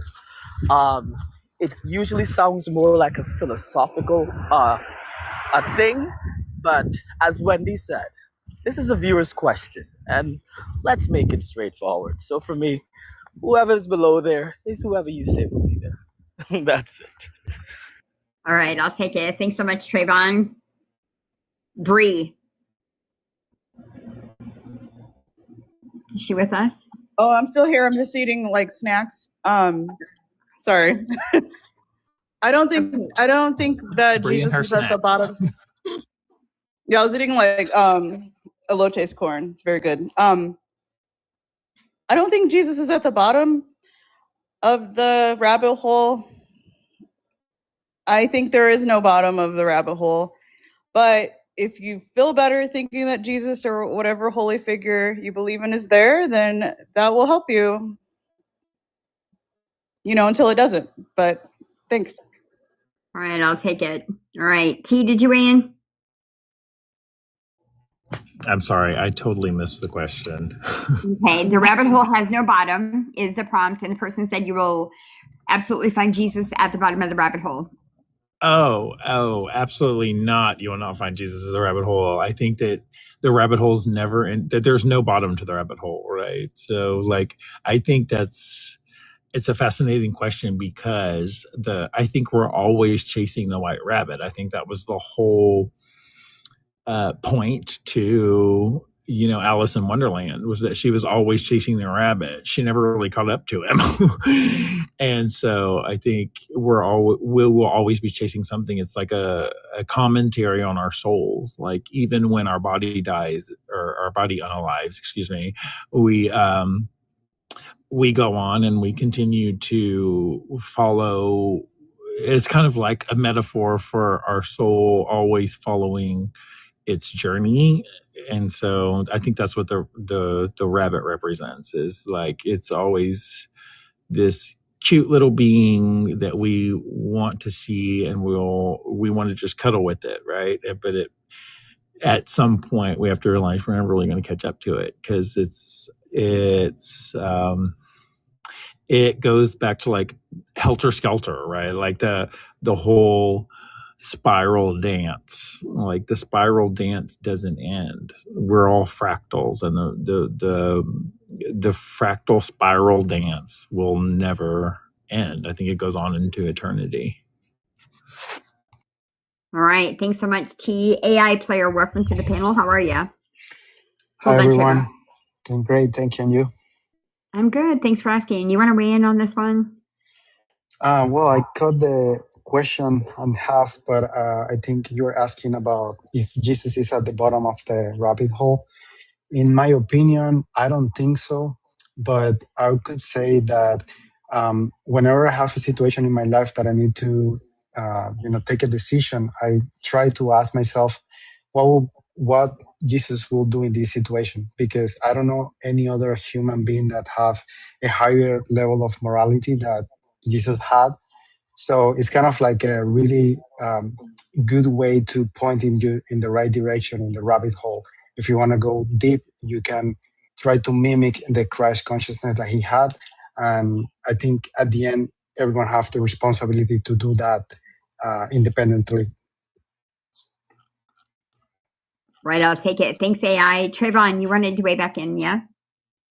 Yeah, and my intention is not to complicate things at all. It's just that Bree said something that is knocking like a clinging symbol in the confines of my consciousness continually.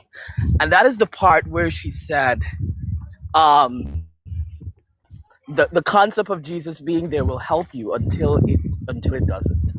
I don't think we really understand how deep that is.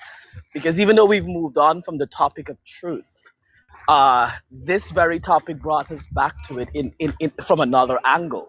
Because when you look at it, is really what she just said is really what happens. It helps you until it no longer does.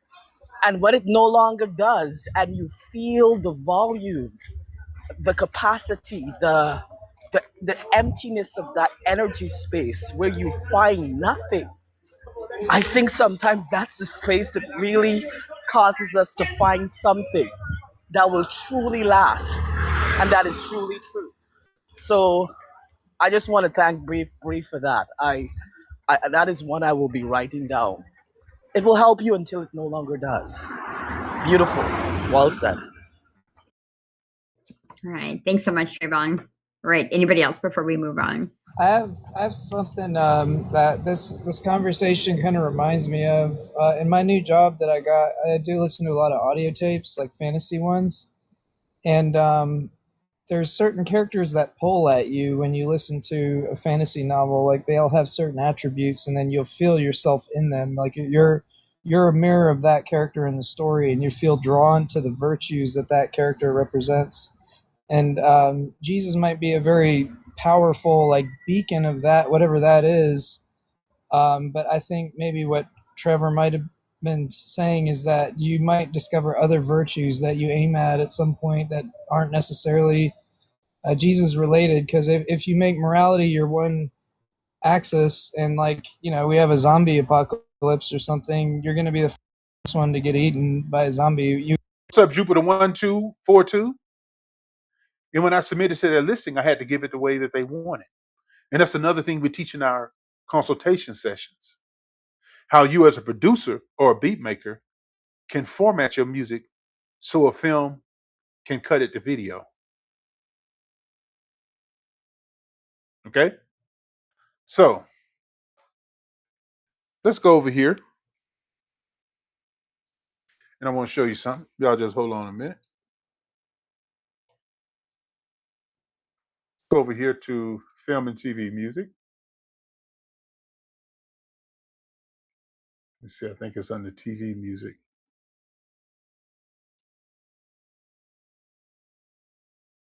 So let's just put in here a death rattle. And we'll let the computer find this.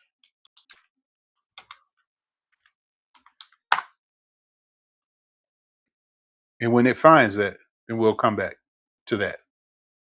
That was one of the names of one of the tracks that was on one of the TV shows that we still have and being sent out to other TV shows. What's up, Karaoke Pimp? What's up, Adam the Alien?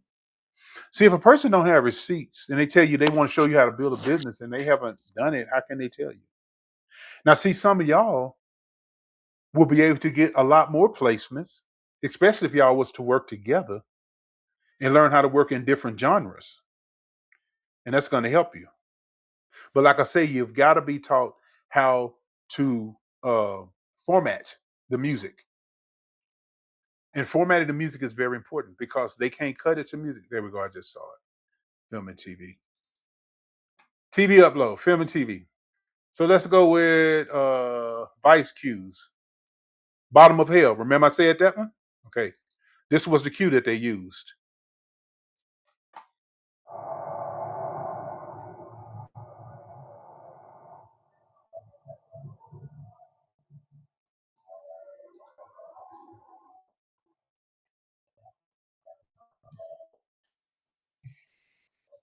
They used that cue in a TV show.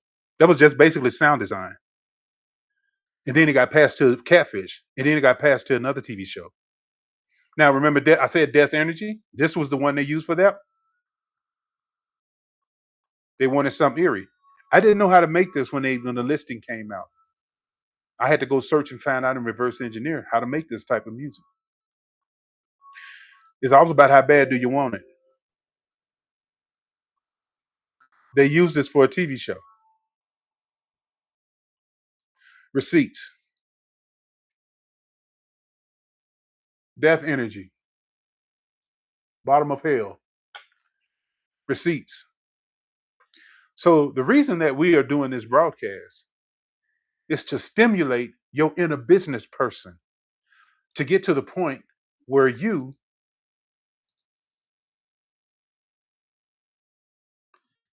can turn your music into business. Now, you know, sometimes when you use this dual camera, this joker will get stuck. And see, there's nothing I can do about it because it's right in my face. But one monkey don't stop the show, because what I'm here is to give you the information so you can make up in your mind what you want to do. Like I say, don't listen to anybody that ain't got receipts.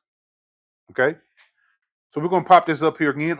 And also, if it disappears, you can tap the little orange file down there with the little arrow on it.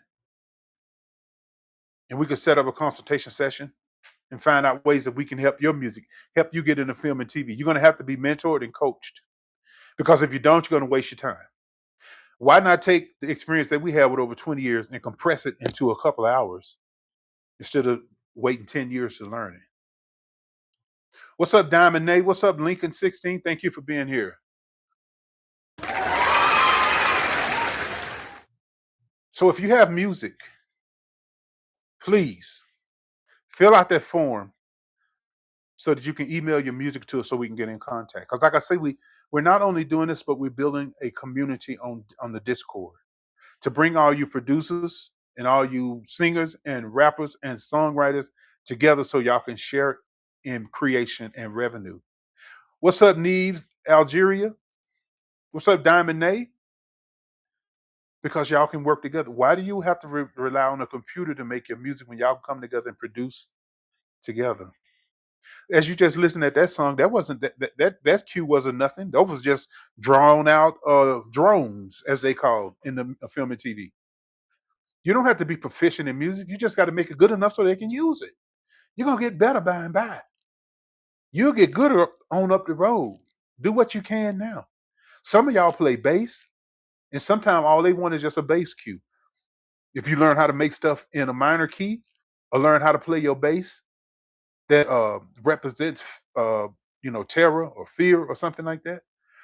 These music supervisors are looking for music based on emotion. Okay? Let me see if this will do it. Nope. The screen locked. Let's see in there. Okay, there we go with dual.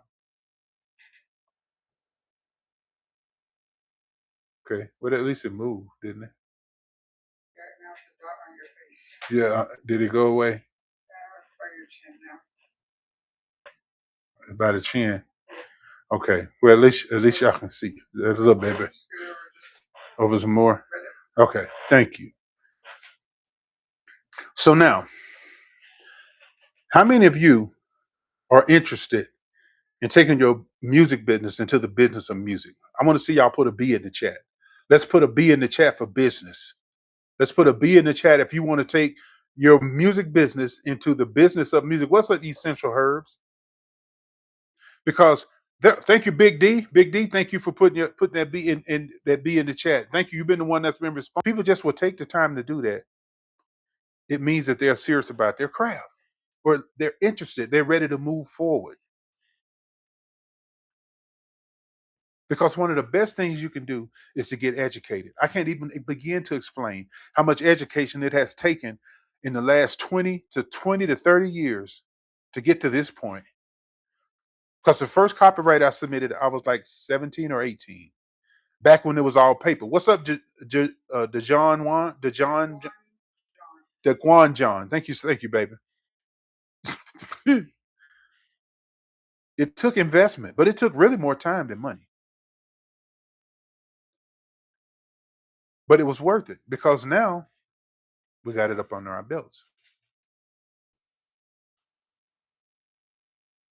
So let me see something here. I would love for y'all to join the mailing list. What's up, girl? Trillion in the building. Haven't seen you in a minute. How you been? Putting out that futuristic R&B, or in my mind, that's what it sounds like. Thank you for booking the appointment. I appreciate that. Thank you so much. Thank you so much. I appreciate that. And please join the let me see who somebody messaged here. We'll pick that up when it's over with because the system then recorded it. One of the best things you can do. Okay, if you're a cook, I don't care how long you've been cooking. There's a place on this planet that will teach you how to cook better and better and better. Thank you for our moving stars. Thank you so much for that.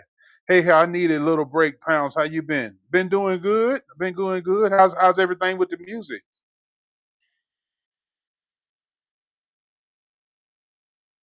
But I'm gonna tell you, your craft is worth it. Even if you're in here, the people that are in here, the numbers don't matter. What matters is the energy. What matters is the energy. What kind of energy? The energy matters because see what I mean by that is this live is only going to be attractive to people who want to take that next step in their music business. And what I mean by that next step is putting a business in front of the music. If you put the business in front of the music is going to pay you well. But if you put the music in front of the business, you're going to end up in some messed up contracts. You're going to end up dealing with some unscrupulous people because you're going to be ignorant. You're going to sign it away and don't know it. They got on lines on there talk about in perpetuity. Like I told you with T-Pain, they had this special little thing that they hold on a minute, that they did. Let me go back. What did they call it? It was a deal that he has to give them part of his royalties of anything he make, and they get part of the income and the profit. Now, it was $100 million. And he was saying he was only going to recoup $1 million a year. But see, you just never know. You could get a hit that could bump you up $300 million just on one song. That's how lucrative the music business is. And not only does it pay. What's up, Daniel Rentera? Thank you so much for being here. So value your music and your art. Music and art. If they took all this time to put it into the Constitution to protect and promote science, arts, your music is worth money. What's up, Joe Ramiro? Thank you so much for being here. Thank you. Thank you. So take advantage of your gift. Use it. Now, we've been talking about the contractual part of it. We've been talking about what you need to do to sign up to the right PROs. Now, this is what you get when we do a consultation session. Number one, it's going to be done on Google Meet,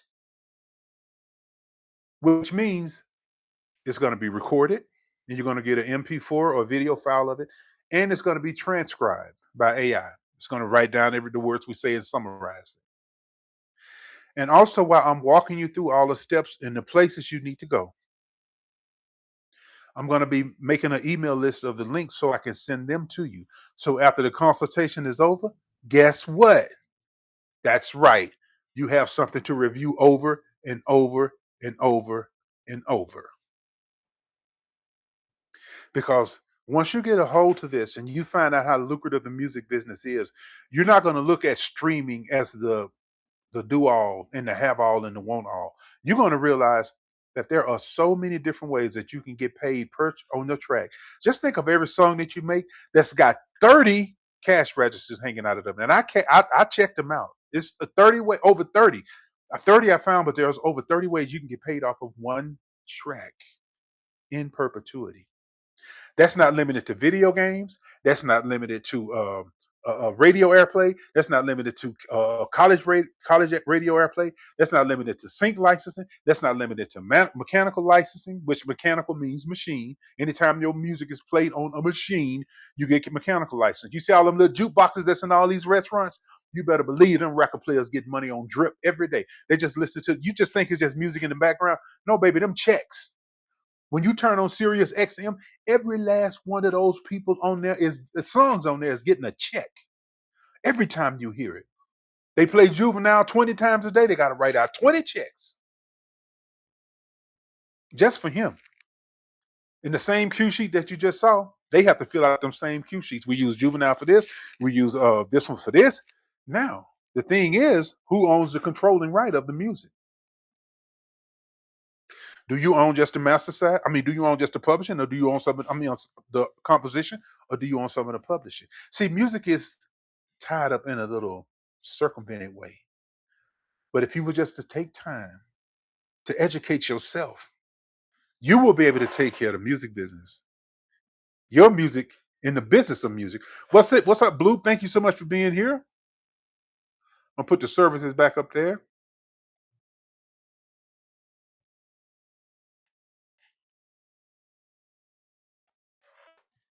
There's a consultation right there.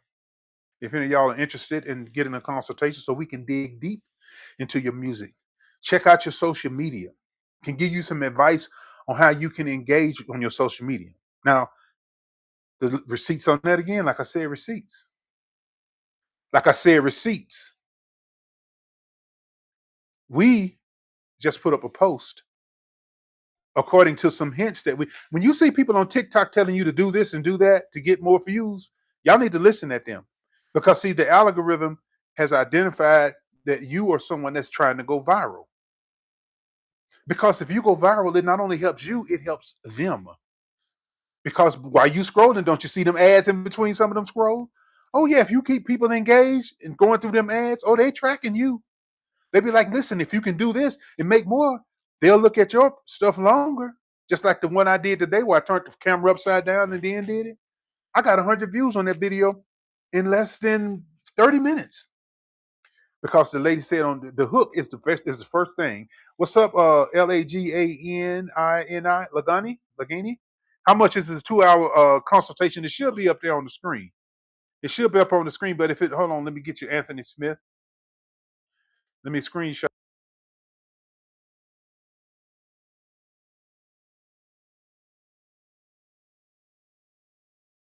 you after the broadcast. But it should be up on the screen.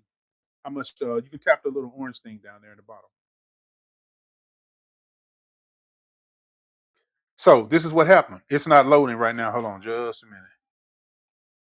Don't worry about it. Just DM me after sometimes the service don't work. It works a lot of the time, but sometimes it don't work because I see like with my camera thing right here is lagging and everything. So I'll tell you what, I got you. Yeah, bet. I got you. I screenshotted you, and I'm gonna make sure that we get this together. We're gonna do this. I got you. Got you. Okay, what's up today, Cure? Thank you so much for being here also. So what we did is Paul Wall and Bun B did a remix on Pete and Bass's Top Down. Now, if y'all don't know who Pete and Bass is, when the show is over, go check them out. You can even check them out here on TikTok. Just put in there PETE, the ampersand, BAS, capital BAS, and you'll see them. Those guys look like they're about 70, 80 years old. They're doing their thing. Hip hop is getting more and more facets to it, which is beautiful because hip hop belongs to the world.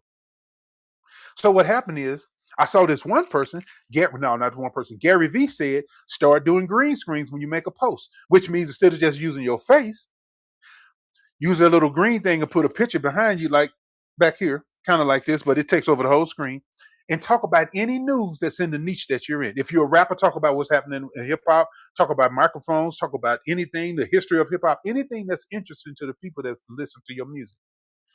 And then another lady said, if you use that little thing where you do pictures and put like 1, 2, 3, or 4 pictures, one here, one here, one here, one here, people are interested in that, and TikTok is pushing that feature out because it gets UK's realest. I know that's right. Amen. So I did it. And the video wasn't even a minute long. And before you know it, just started getting traction. 300 views. My wife says up to 300. And she say, oh, it's up to 700 and 1,000. Now we at 88,000 on our way to 100. And it's eventually going to end up in 1 million because we get that first 100,000. Then TikTok is going to really push it out. And that's one of the things we teach in our consultation sessions of how to just be an everyday content creator and give people what they want and not what you want them to have. That's the secret. That's the secret. Giving people what they want and not what you want them to have. And it's just rolling. And that video is making us money while we're sleeping. Yeah, TikTok pay you for views. It ain't all about that. It's the TikTok shop also. We show you ways how you can circumvent and how you cannot circumvent, but make more money or circumvent poverty rather, and to get more money into your life by utilizing the TikTok shop. There are brand deals flying all through here. I get so many brand deals. Got shipments coming in a few days from a jewelry maker. Got brand deals with air purifier, brand deals with video games, brand deals. I would have it up, but I got them in the ride. But those things constantly bring you money. See, the thing about it is you need passive income.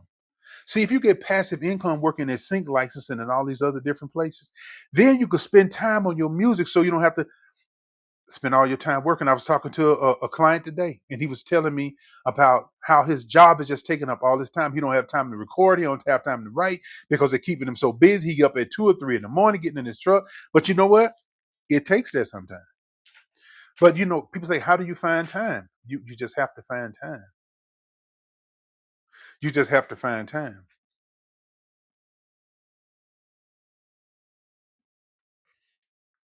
And you will find the time. You know, once you get hungry enough, you'll find it. I'm going to tell you a story I heard one time. I'm not sure what type of monkey this is, but it's some type of monkey over in Africa. When the people need water and they can't find it, because you know, animals, their noses are more sensitive than ours. What they do is they give this monkey something that is extremely salty that's going to make them so thirsty. And what's going to happen when that monkey gets so thirsty, he's going to start sniffing for water because he can smell it on the ground where the humans can't. So they just follow this monkey until he start digging, and that's how they find water. Because guess what? They utilize the monkey's sense of smell to get them water. So if it smells like what we're telling you here is something that can elevate your business of music to the next level, don't get in your ego when it comes to your music. Make it about the person that's listening to you. How do you chop and screw music? I shine. I can show you how to do that. We can hook up a consultation. I can show you how to chop and screw music. I learned how to do it. Michael Watts. I don't know him. Robert Watts. Shreveport. He's from Texas. I was down there when they did it, and I learned how to do it. That's because, see, I go all the way back to analog. And my wife and I, we've been in music since we were children, back in the analog area. Way before there was the FL Studio. I was making beats on double cassette decks. My wife was been in curating. Her father introduced to her to music, and her understanding just spread it out. She introduced me to so much music and so many different styles of music that I never even known.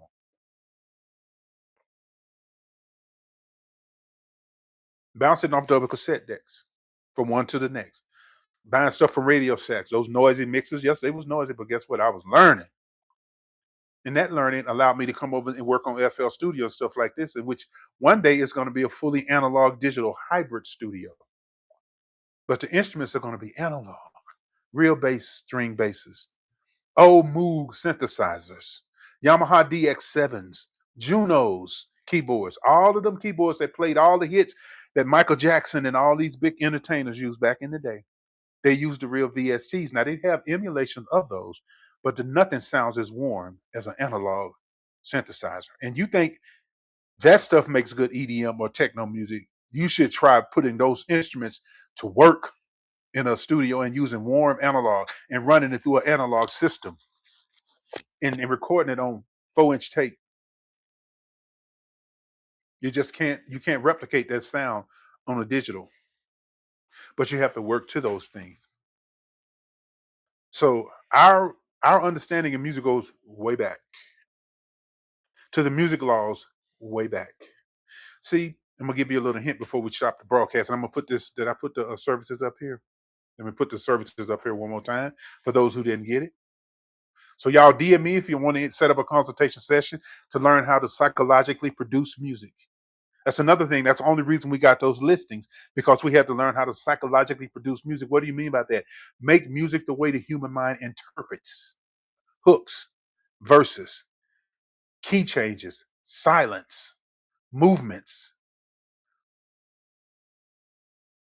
how to write lyrics and craft lyrics like a pro. But see, once you learn how to write lyrics, you can lease your lyrics. Don't sell none of your music. Lease it. That's the game in the music business. Lease them. Lease your beats. What's up, D Wood? Thank you for being here. Lease your music. Lease your beats. Lease your lyrics. Do this. That's what the contract book is for that I showed you on the website, aogfmusic.store. So you can set up a contract with these producers, rappers to rappers, rappers to producers, producers to rappers. They even got split sheets in there. What's up, one hunt HUTONY? Thank you for being here. Because before you do anything, you're going to have contracts with everybody. Now we make beats in multi genres, okay, but we can't do business with nobody leasing them beats if they don't have a PRO, the ASCAP, or BMI. And a lot of y'all think those are the only two in copyright, but it's way more than that. Trust me, you're going to need a lot more protection, and there's a lot more places. That's what that Secure Your Publishing book. Go over to the website and check out the music business ebooks. They're worth their weight in gold. They will save you millions of dollars when you scale your music up to that. So you can get control of your music. And as I was looking through the royalty statements, and I was looking at the hold on just a minute. I gotta drag that over. And I was looking at, I haven't even looked at the number, but the total number of songs that's registered with BMI is 793 songs. Now that came from a couple of summers of spending nothing but the summer writing cues for TV shows. 793 tracks. Plus our track that's on TikTok, both of them, Bangers and Internet Hustlers Anthem, is also in there. So anybody that want to use those for any TV show and this and that and that and that, and they'll pay sync fees plus upfront fee. So you get upfront fee, which is your licensing fee. What's up, Randy Cobb? They'll pay you a licensing fee. That's upfront money plus back end money, which is royalties. And if you're smart and you sign yourself to your own publishing company, then you'll own your masters. And even if you do sign a bogus record contract, they can't take your publishing. Because why? They got to get your publishing from your publishing company. See, the more companies that you create, the more entities you're going to create. What's up, Zany Harris? Thank you. The more companies you create, the more entities you make of yourself, and everybody got to do business with each one of those and get a contract. So that's one of the best and safest things you can do, is to start your own publishing company, a C Corp specifically, and then draw up a contract with yourself from your C Corp with your artist name, and you sign a contract with your publishing company, and you send all your royalties over there, publishing and artists. That means now you got a company that's holding your royalties. They're not just sitting there dangling in your pocket so people can just come pluck them out. Because they got to come with an agreement with your company now, because you got a registered corporation. See, this music business is made for people who don't mind doing some paperwork if you want to get paid. Thank you, Lady Jen, for the title, for the hand heart. I appreciate you. Thank you so much. What's up, Kasani ES? Thank you so much for being here. So if you're an indie artist and you want to take control of your music, before we go here, fill out the services right there, and let's get in contact, and let's talk business. I want to thank you all for being here today. As I said before, we are ambassadors of the frequency. Lady Jen, DJ Dr. Watts. We are engineers, producers, music players, sync licensing, artist consultations, music composition consultations, crafting lyrics consultations. Because see, when you have invested money to learn how to craft from another guru or somebody that knows, and then you take that and you offer it to somebody to save and circumvent them from spending years and years. People can take advantage of 20 years of knowledge, over 20 years of knowledge that we have in the music business in all facets. What's up, Wade Beats? Thank you so much for being here. What's up, Ravaging Rick Rude? Ravaging Rick Rude. Thank you for being here also. Set up your consultation session. Thank you all so much for being here. This is the end of the broadcast today. I hope you have a wonderful evening. We don't usually come on Saturday, but this is the day when a lot of people, it's like, it's down in the evening. I know it's 9 o'clock on the East Coast, and 6 o'clock on the West Coast. What's up, Truey? Bless up to you. What's up, pay me? She said, pay me child support. What's up? Y'all be blessed. And for all you indie artists that want to take your stuff up to the next level, we'll be looking for your DM. Welcome to the boardroom, everyone. Let's talk business. Have a good day. A good evening. Peace out. Love, peace, and chicken grease. Burger?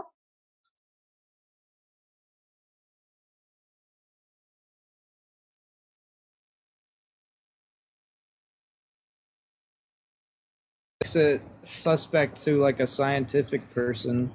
I don't actually know. Like I'm legitimately asking, like what is dubious about Atlantis in the stories? Like I actually don't know. Does anyone know like what's weird about it? I was gonna say I have no thoughts about it because I don't know anything about it. I just like the cartoon.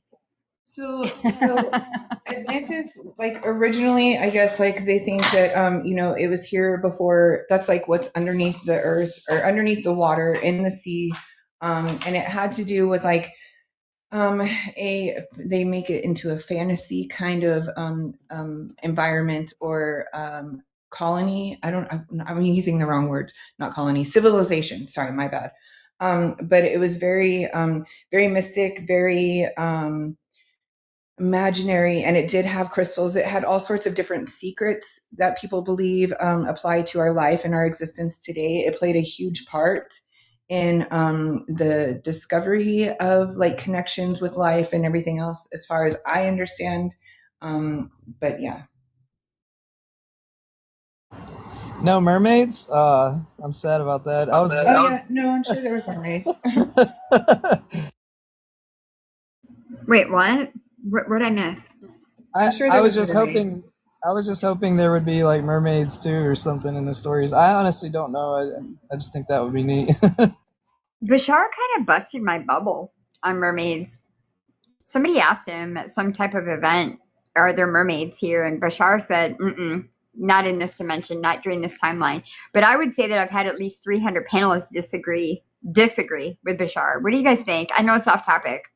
But what do you think? Because there are whistleblowers who say that there are military bases at the bottom of the ocean that help with crash retrieval programs with the legacy.not program.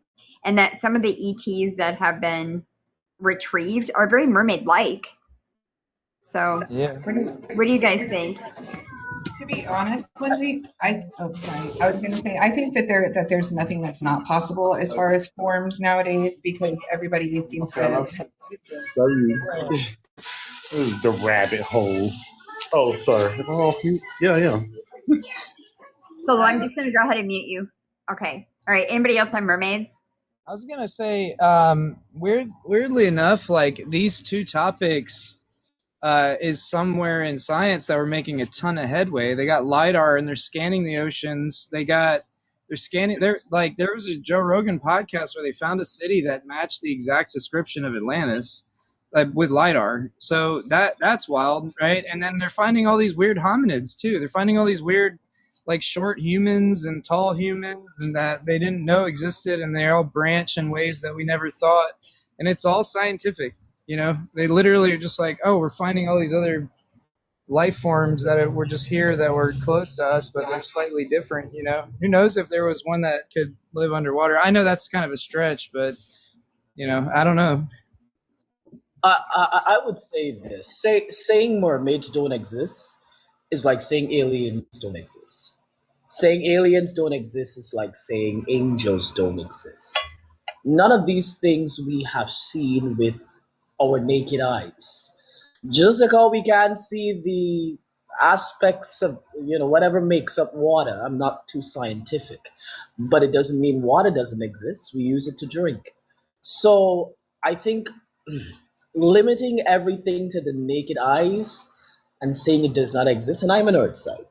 I'm double Taurus. I would be the first one to say, seeing is believing. I need to see something tangible to touch in this, and it may sound like a contradiction, but at the same time, I think what is important and in landing is to be able to expand thought.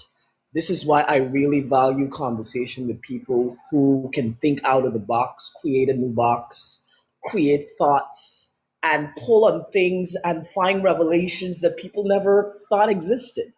And I think that's the uniqueness of the panel right now. So I would not say anything doesn't exist. Who knows? One day we may see it with our naked eyes within our lifetime or in another lifetime. So let it be as it is. I land there. All right. Thanks, Trayvon. I- Solo, you're up. Oh, thanks. I was hoping I could go.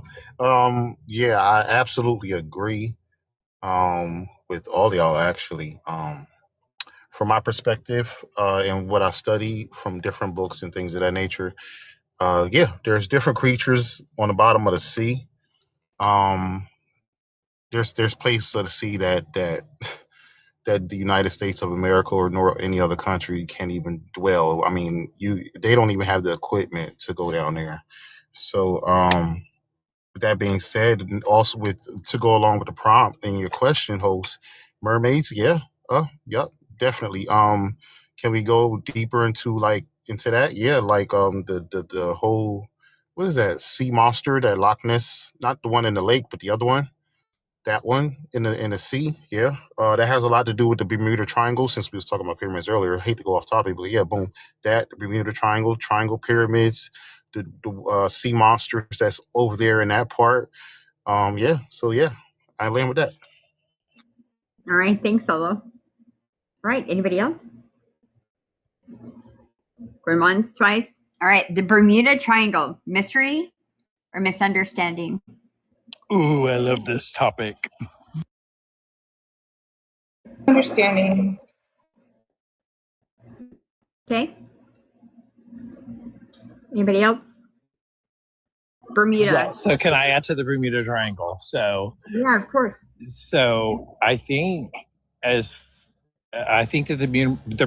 the Bermuda Triangle is it's restricted airspace at this point as far as the FAA is concerned, and so I think that holds a question as to why it's restricted airspace over. I mean, I think it's between Miami, Bermuda, and like back over to like North Carolina, maybe is what are the dimensions to that? But it's off of the eastern coast of the United States, right? And so why would it be restricted? And there are so many crashes down there.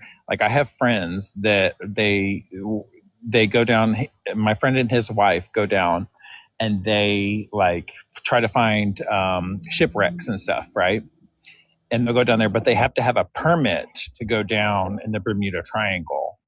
And so they have to like file like all of this stuff, show their registration and everything. And I'm like, why do you have to show your registration to go down into the ocean there? It's just bizarre. I don't know what's going on there, but I think it's weird that it's restricted by the US government. Yeah, you have to have permits to do the same stuff in Antarctica as well. So interesting. Bermuda, guys. Somebody give Marsha a hug down below. This person needs a hug. Right. Where are we at on the Bermuda Triangle? Solo, you're up. Bermuda Triangle. Yeah, very much real. Oh, that was your question, right? Is it real? It was mystery or misunderstanding. Oh, mystery and misunderstanding, because we're not as far. I'm gonna just be honest. We're not meant to go everywhere. There's reasons why when people was going on those ships, that the ships disappeared. because there's creatures down there that we don't understand. We don't have the knowledge of these creatures. And I think the sad part about it is that the United States, they think that they could go everywhere and go in on every land and be a part of that. Well, one thing you cannot do is play with the mystery, which goes into your question, the mysteries of the sea and the mysteries of the air. Um, Planes, ships disappear, no recollection, no evidence, you can't find anything. Definitely a mystery, but it's definitely something you don't that America shouldn't play with. And I do think there's creatures in that sea and there's things in the air, dimensions in the air that they should have not tried to penetrate, and they did. And I'm gonna land with that. Right. Thank you, Solo. Anybody ever heard of AUTEC, the Atlantic Undersea Test and Evaluation Center in the Bermuda Triangle, by chance? I did, yes. Yeah, I think that's why a lot of this weird shit's happening. That's what I think. Right. Anybody else in the Bermuda Triangle? I was going to say on the thing that you just said, also related to what he said, which is the government has been caught doing, ET-based psyops to cover up things that they're doing that was just stuff that they're doing, like, so, I mean, what if, this is just a thought, like, what if that's where one of our nuclear submarines is parked? Like, what if... Okay, you're using buzzwords, so you need to work around them, please. You can't talk about government-funded projects by name, and you can't talk about weapons of mass destruction by name. Sorry. Okay, sorry. Well, basically what I'm saying is we've caught the government doing these sorts of things already. Like, we know that they do that sometimes, where they try and create a little bit of confusion in the populace about something sort of secretive going on by using a psyop. Like, we know they do that. Like, we've caught them doing it, So I just figured I'd throw that out there because it ties in with all the things you guys are saying. Yeah, I would agree. There's special access programs doing all kinds of stuff within a small portion of our U.S. government. Okay, so right. Yes, hold on 1 second. You're not allowed to speak certain words, not because I am asking you not to, Dom, but because we are in TikTok's house. And as long as we're in TikTok's house, then we follow TikTok's rules. So my rules are that if you're on my panel, you have a 2-minute limit and please mute up when you don't have the floor. But I am in TikTok's house, and TikTok says there's certain words that we can't use. Those are called buzzwords. So if you need to go to the policies and procedures pages of TikTok to check those before you enter a panel, I would suggest doing so. All right, with that, Bree, you're up. Do you guys think that aliens are coming out of that triangle, like UFOs? That's what I wonder about. And now that he's saying that the airspace is restricted, I'm like, does that mean, like, I don't know. I'm just wondering, are they studying something there, some kind of phenomenon? I think there's a phenomenon. I think there's something natural. Maybe it's a wormhole. I don't know. Maybe it's just a thin space on the Earth. But I always correlate it with like aliens and UFOs for some reason. Maybe that's because I saw something. Right. Thanks so much, Bree. I want it to be a phenomenon. I think that would be rad, Like, I don't know if I truly believe that in my heart of hearts, but it would be super cool if there was something crazy going on there, like a portal or a alien base or something. Like, who knows? Area 51, military base or something more? Something more.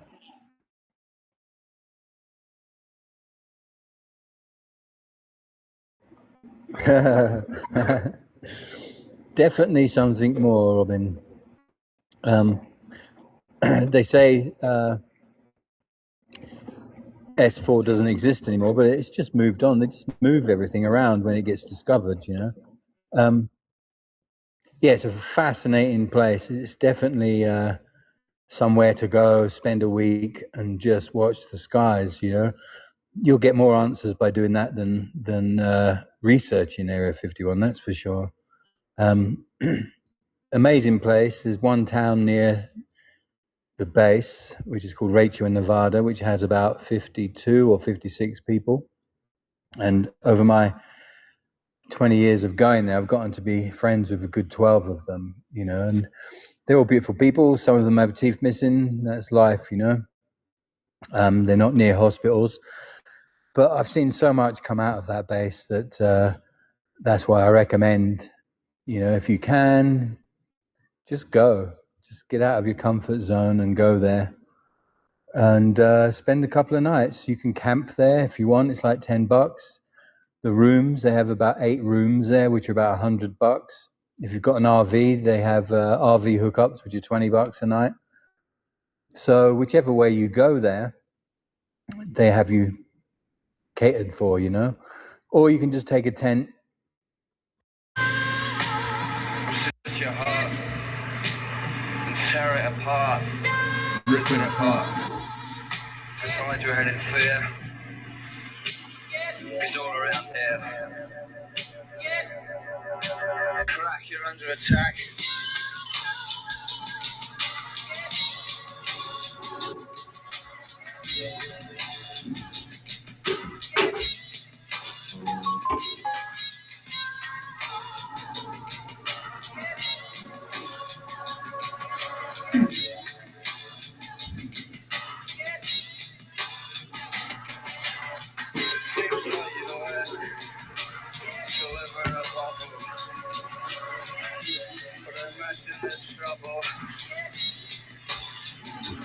When you fall from your wall and burst your balloon,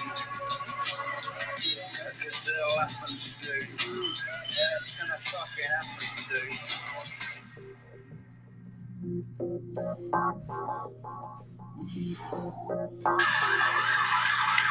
Stepping out on the streets again, taking the Lord's name in vain. All smoother me to tears. What do you and I both know? Those streets are paved with fears.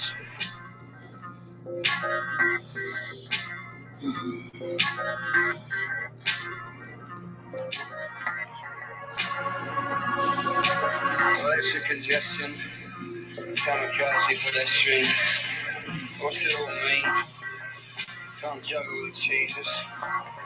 Into the great sea. Make your reality. 24/7, 24/7. Fluffing like a trap bird. And the 7th.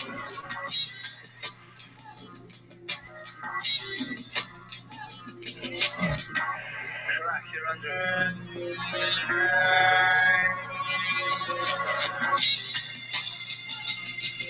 Let me see, man, you're on worst enemy. It was hopes and prayers. You know that thing. It was hopes and dreams. You know that thing. So I reached to me.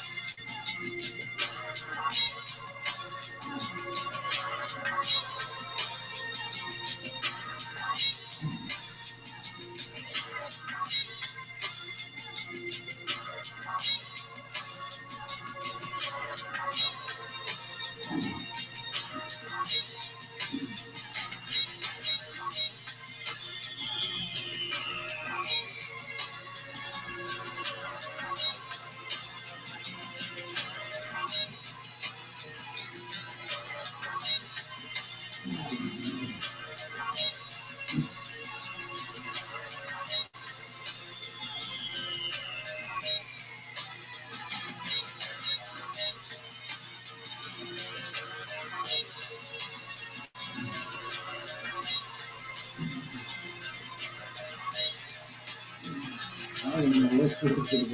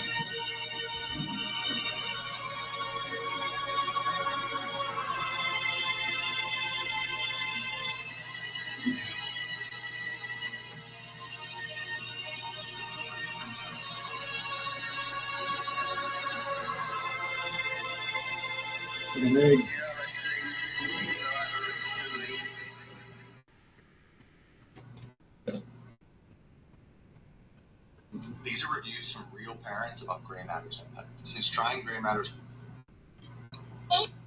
Thank you, everybody. Oh my God. Hold your pencil correctly? Oh, so KB, look at this. Here's what kindergarten teachers actually want before school starts.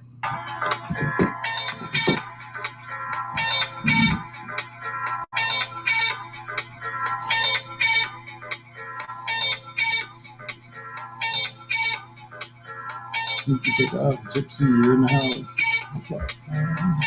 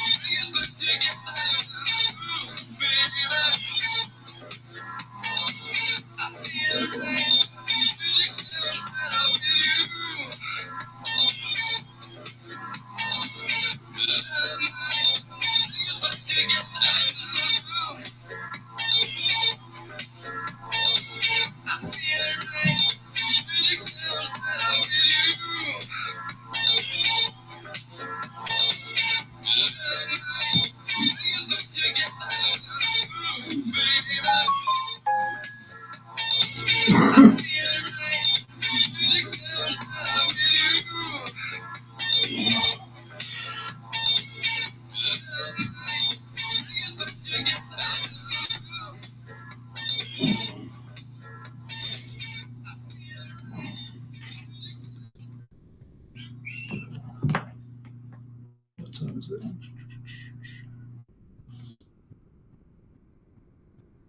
See what time I got here. Oh wow. Still doing pretty good on time. Thank you everybody for hanging out here in the live. It's getting kind of hot. How's everybody doing?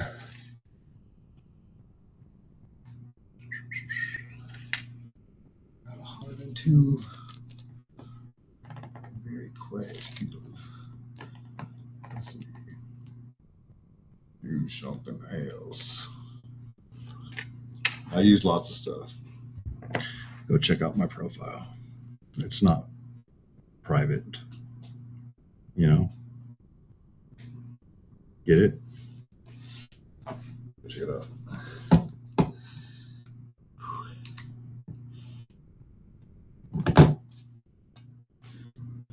I've been showing. Go fetch. It's on my profile. Go fetch.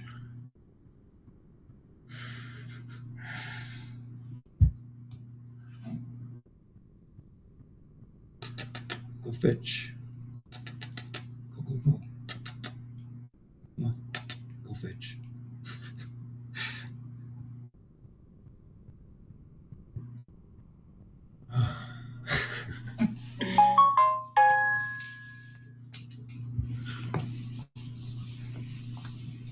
Appreciate the follows. Thank you.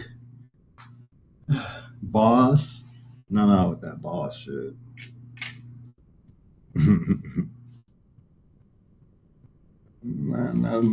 Nah.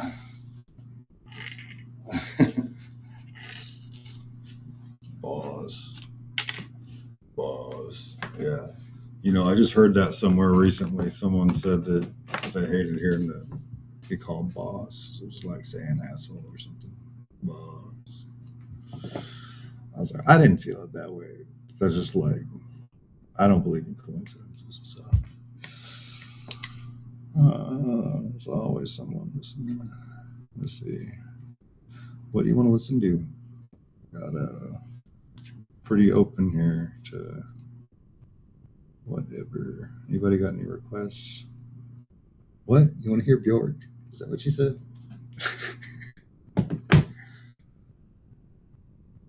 Just kidding.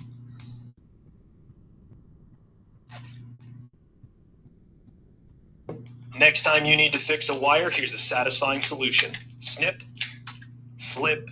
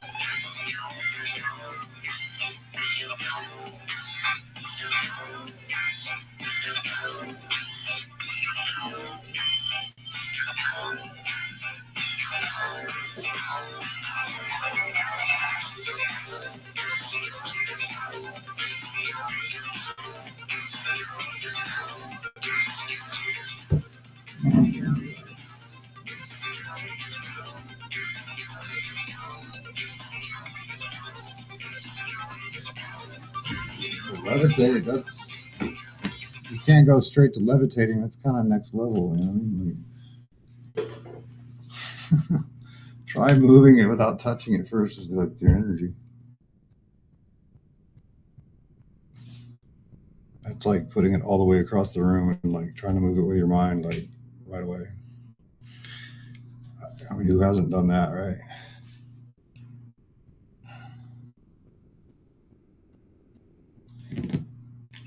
Yeah, sure. You know, like, you ever levitated in a dream? Flown? Let's see.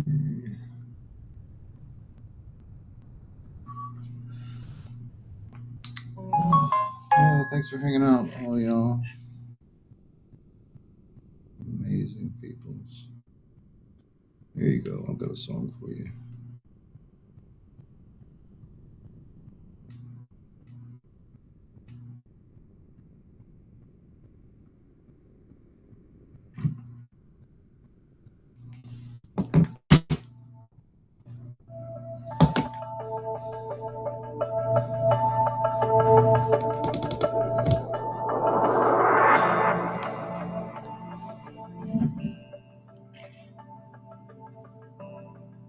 Yeah, I'm sweating. I'm a little tired. I feel like I just was running and lifting, and I feel like I was at work just now.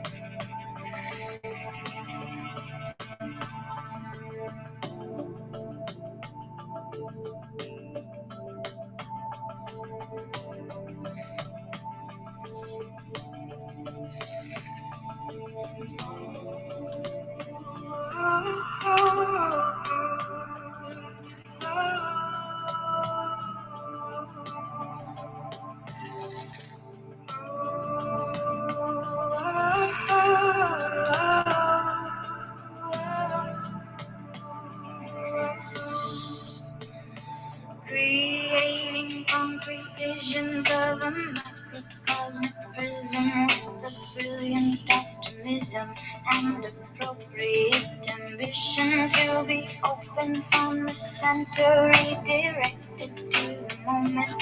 This is it, love, this is it, love, unrestrainable nature. We can change it from the edges, we can challenge all our borders. There there is always a leader, there is always an order.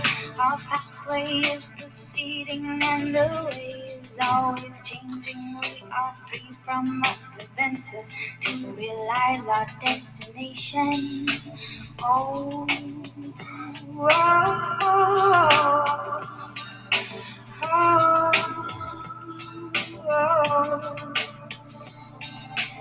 oh,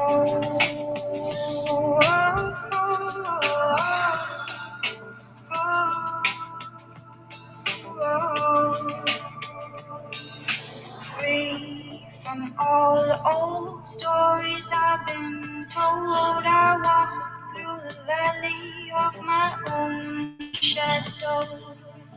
Free from all old stories I've been told. I walk through the valley of my own shadow.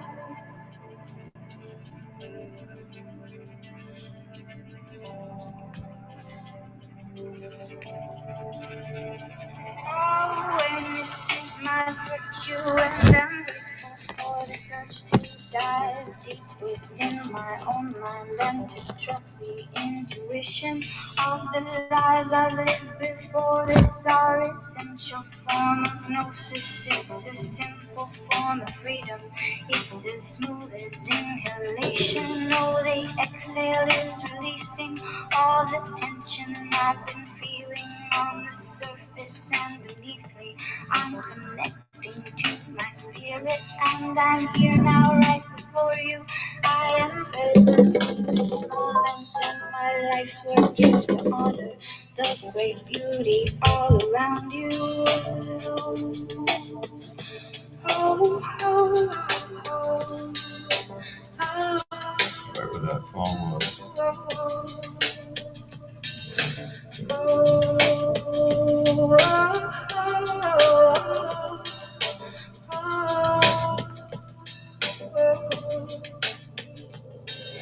Free from all old stories I've been told. I walk through the valley of my own shadow. Free from all old stories I've been told. I walk through the valley of my own shadow.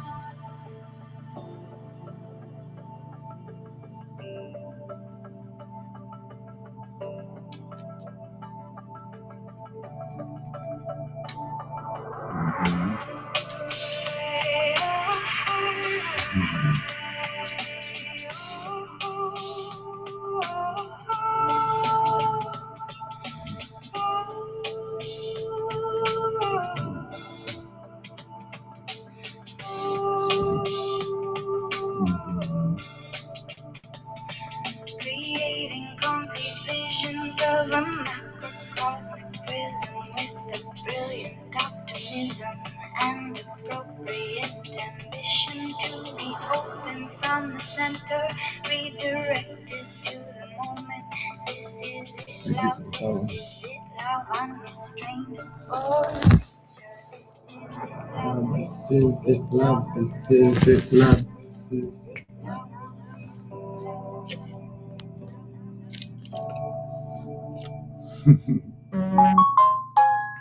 Oops, sorry, y'all. Thank you. Yeah, she's fun. It's nice and compact. You can still She fit up knows to her 15 daddies, cars plus yes. cash in here at the same time. So it is kind of the best of both worlds. You guys Such can a even see, look at sweetie. it. It's about as thin as my finger right there. It's got an amazing layout. It's going to help you stay nice and organized. You got 2 quick access card spots in the front there, 1 more on the back. You have a clear out at the top. Oh, And then what are you you get up to doing? 9 cards here in that main section. I love that button right there. She's got that wild in her. Will let me play? She loves the spot right where the phone was at.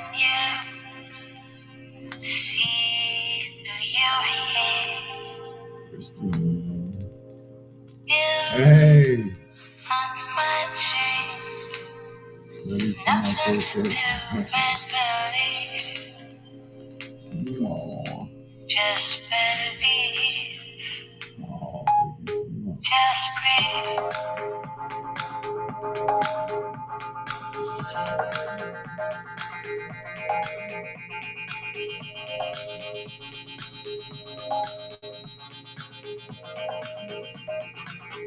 Another day, just believe. Another day, just breathe. Another day, just believe. Another day.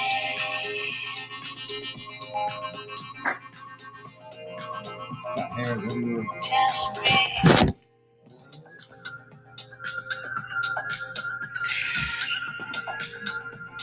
I'm used to it by now.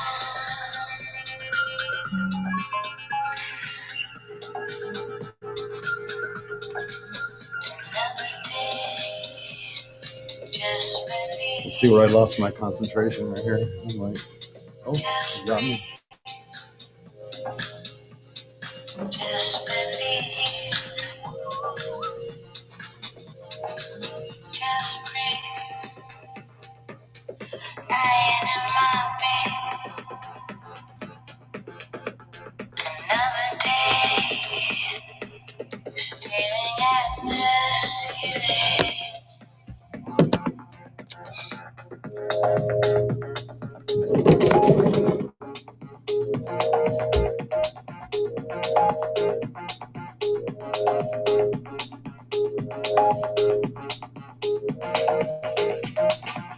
Just breathe.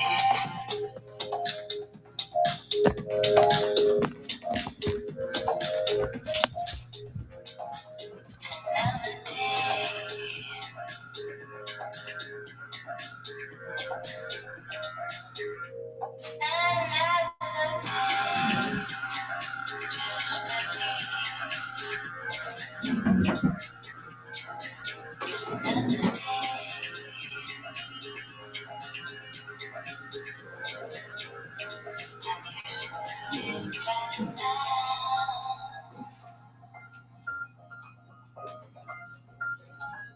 I'm used to it by now.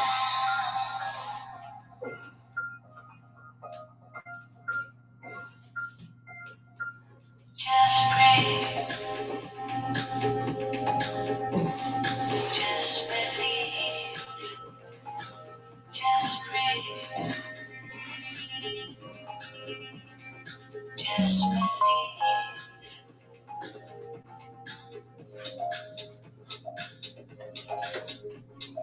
Just believe. Just breathe. Just believe. Another day. Just believe. Another day.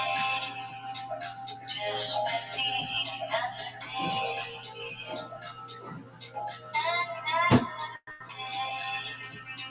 Just believe. Another day. Just breathe. Another day. I will live another day. So far, another day. That's so far, another day. Another day.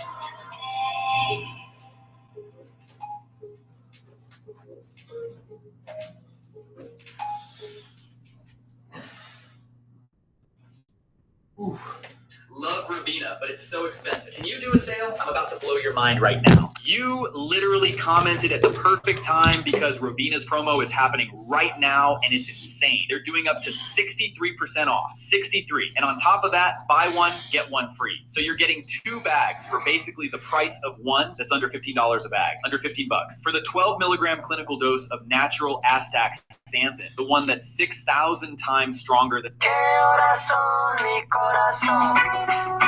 Te lo dije muy clarito. Permanece en la escucha.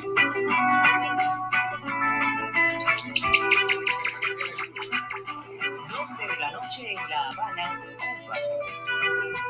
11 de la noche en San Salvador, El Salvador. 11 de la noche en Managua, Nicaragua. Me gustan los aviones, me gustas tú. Me gusta viajar, me gustas tú. Me gusta la mañana, me gustas tú. Me gusta el viento, me gustas tú. Me gusta soñar, me gustas tú. Me gusta la mar, me gustas tú. ¿Qué voy a hacer? Yo no sé pas. ¿Qué voy a hacer? Je ne sais plus. ¿Qué voy a hacer? Je suis perdu. ¿Qué horas son? Corazón. Me gusta la moto, me gustas tú. Me gusta correr, me gustas tú. Me gusta la lluvia, me gustas tú. Me gusta volver, me gustas tú. Me gusta marihuana, me gustas tú. Me gusta colombiana, me gustas tú. Me gusta la montaña, me gustas tú. Me gusta la noche. ¿Qué voy a hacer? Je ne sais pas. ¿Qué voy a hacer? Je ne sais plus. ¿Qué voy a hacer? Je suis perdu. ¿Qué horas son? Corazón.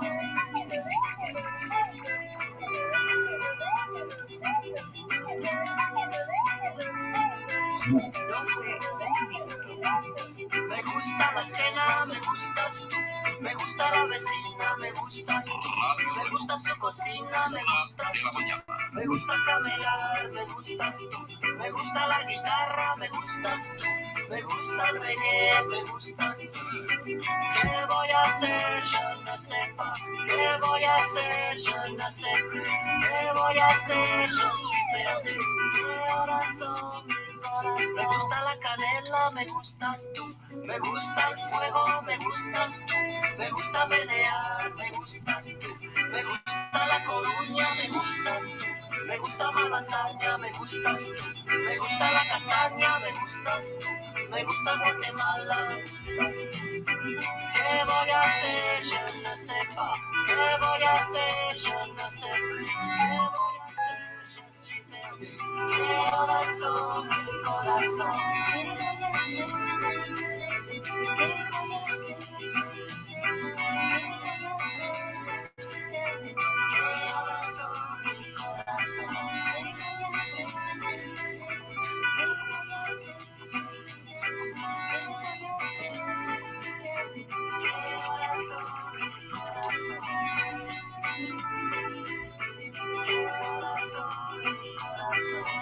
horas son? Corazón. ¿Qué horas son? Corazón.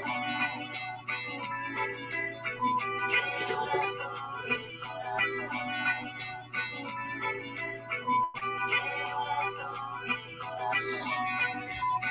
4 de la mañana. Alabín, alabán, alabín, bomba. Alabín, alabán, alabín, bomba. Obladín, obladá, obladita, obla. Alabín, alabán, alabín, bomba.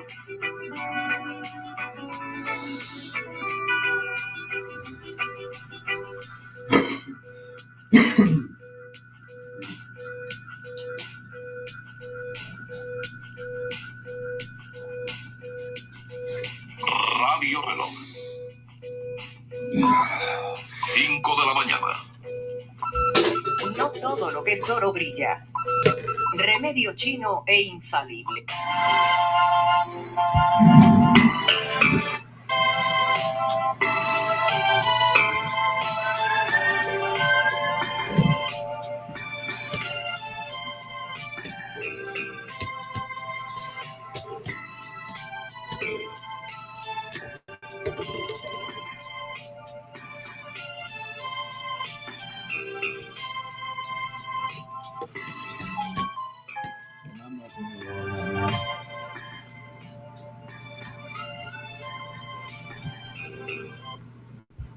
So tell me about, hold on. Yeah, I got a few minutes. How's everybody doing? Thank you for being here in the live, hanging out. Thank you. Okay.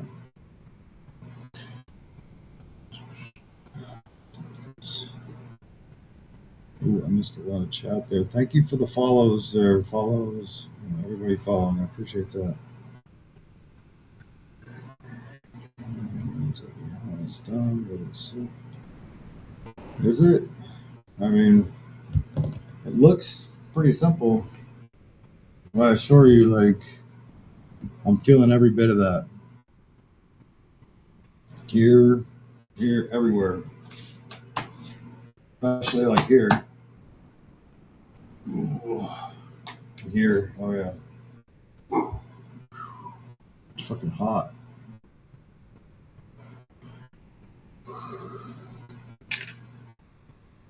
Woo.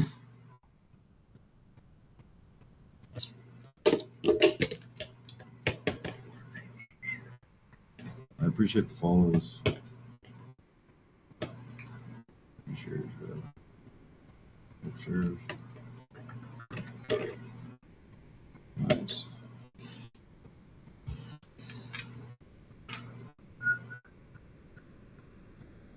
One second. Let me grab a drink. Smile over.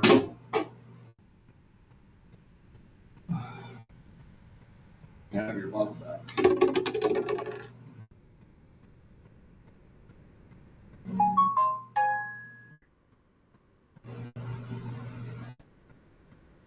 Well, all right, y'all. I guess it's time for me to go. So if you want to see more tomorrow, I'll be back tomorrow to do some more, some more work and stuff. So if you're interested, drop me a follow because I will be coming back tomorrow. We'll be doing this again. The kitty cat is telling me that it's time to go. I gotta go play with her. She needs that attention. So it is what it is. And plus I gotta get winded down to go to sleep. So some of us gotta go to work and stuff. So there we go. Here we go again. All right. Well, I love all y'all. We'll see y'all tomorrow. If y'all want to follow, drop me a follow. I'll be back. Uh-oh. It's going a little late, buddy. All right, everybody. Peace out. I'll be back.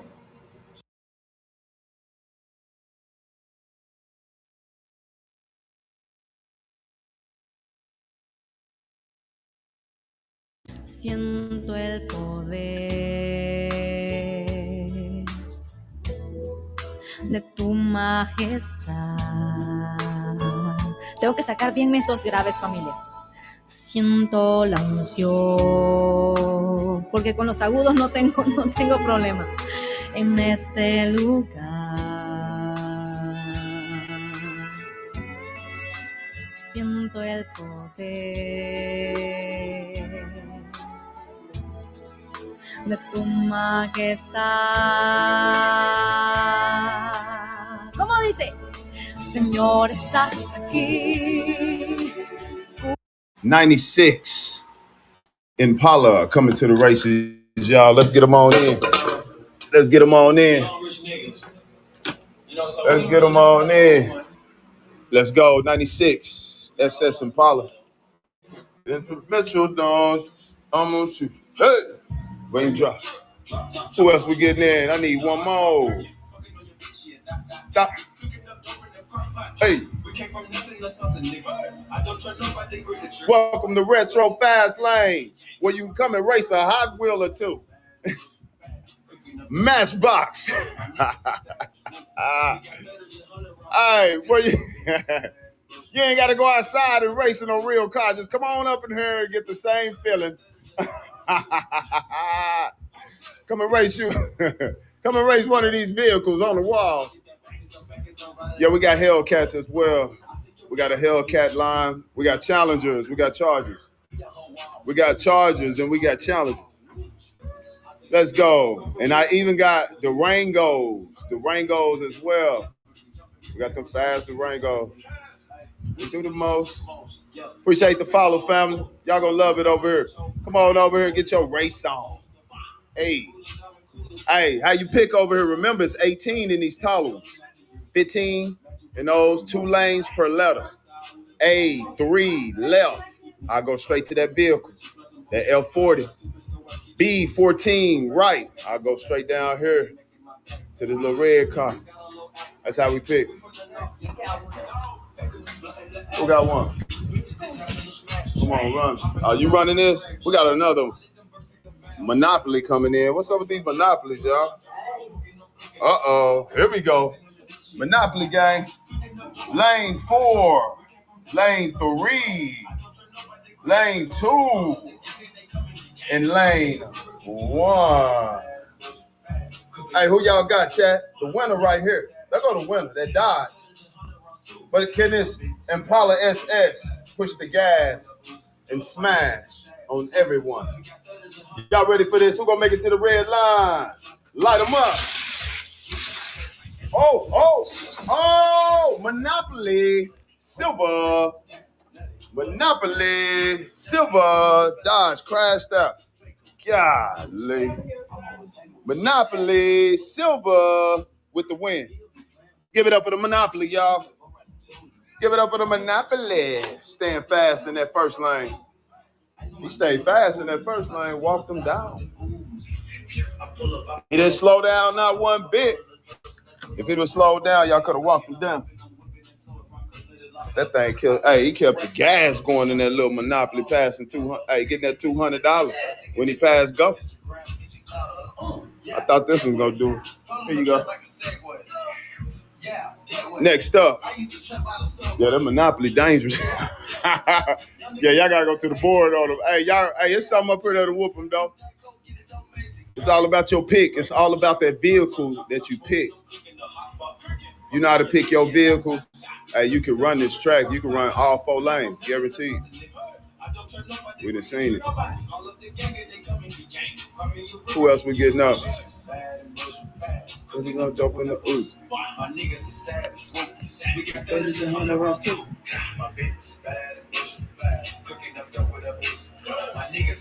We got pink. We got purple.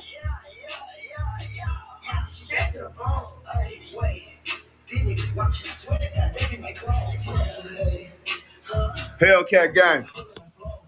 Hellcat gang. Which one? 28. Let's go. 28. He said D1 left. 28. Look at Chef. Niggas they hate. Trying to impress you. Bring it in. 28 coming in. Wow. Who running in that 28? Who is? Hold it in there. Oh, yeah, he goes first. Let's go. Is he going to whoop that Monopoly, though? D1 left. D1 left. You want that Mitsubishi. He say put that Mitsubishi back in. Hey, this thing here. Man, he got to clear that jump. Come on, baby. Clear the jump. Put him in the middle. He got to clear the jump. He been tripping lately. Hey, he might surprise us today, though. I think he want to win. He hungry. He want to win. Let's go. Who else we getting up? Remember how you get in. You send the cowboy hat with the mustache. It'll get you in ASAP. Remember, we doing some free ones too. But you want to get in? Come on. Send that cowboy hat with the mustache. It's gonna get you in ASAP. That's how we doing it over here. What you say? Hellcat Blue. Hellcat Blue. Oh, you want to run something like that? You want to run that old school? You want to run this old school? I'm sure that's what I'm trying to figure out. Nah, Hellcat Blue. Come here, I got something for you. I see what you talking about. Hold up. We find this Hellcat. Hey. Let's go. Oh, he said the new hill. We got challenges too. It's up to you. What you want to run? He say no. You mean the purple one then? Instead of blue, you want to run that purple?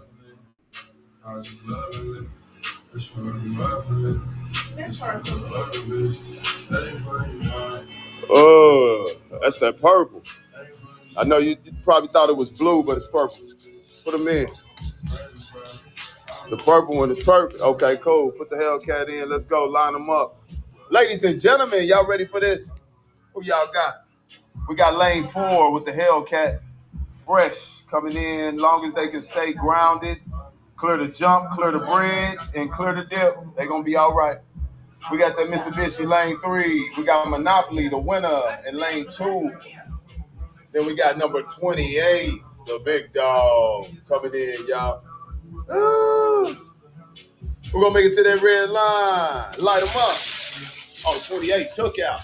20. Oh, no, he did. Monopoly stayed grounded and cleared the obstacle.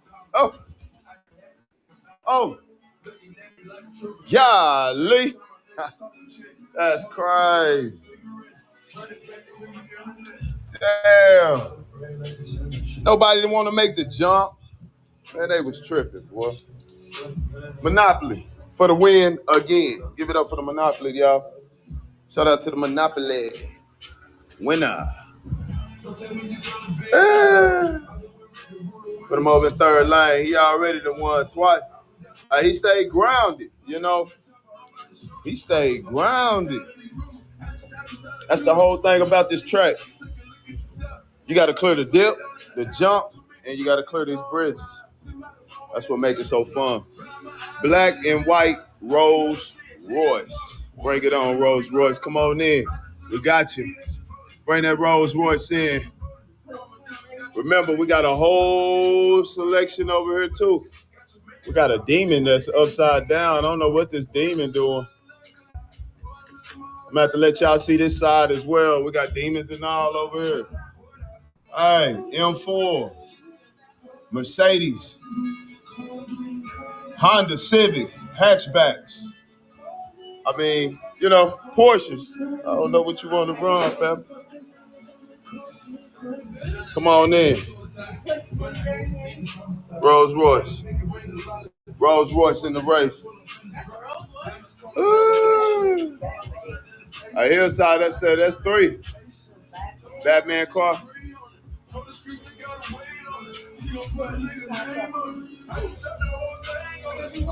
Come on in, Batman. Batman said he want to come in and race. Put Batman in. Shout out to Batman. Come on in. Batman. Who y'all got? Family lane 4. We got the Batman. We got Monopoly in lane 3. Woo. We got a Rolls Royce in lane 2, ready to run. And then we got this number 23 Treasure Hunt up here ready to run. Looking good. Y'all ready for this? Who y'all got, chat? We're going to make it to the red line. Light them up. Oh, hold up. Redo.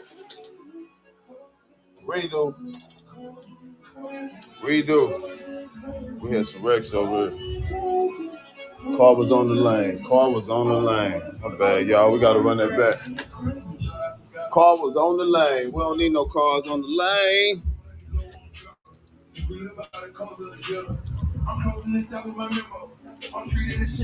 Let's go run that back. He said I was winning. It's all good. Do them again. Let's get it. He said if I can do it once, I can do it twice. Put him back up there. Make sure the track is clear. Track is clear. Let's go. Light them up. Who y'all got, Chad? Lane 4, lane 3, lane 2, or lane 1?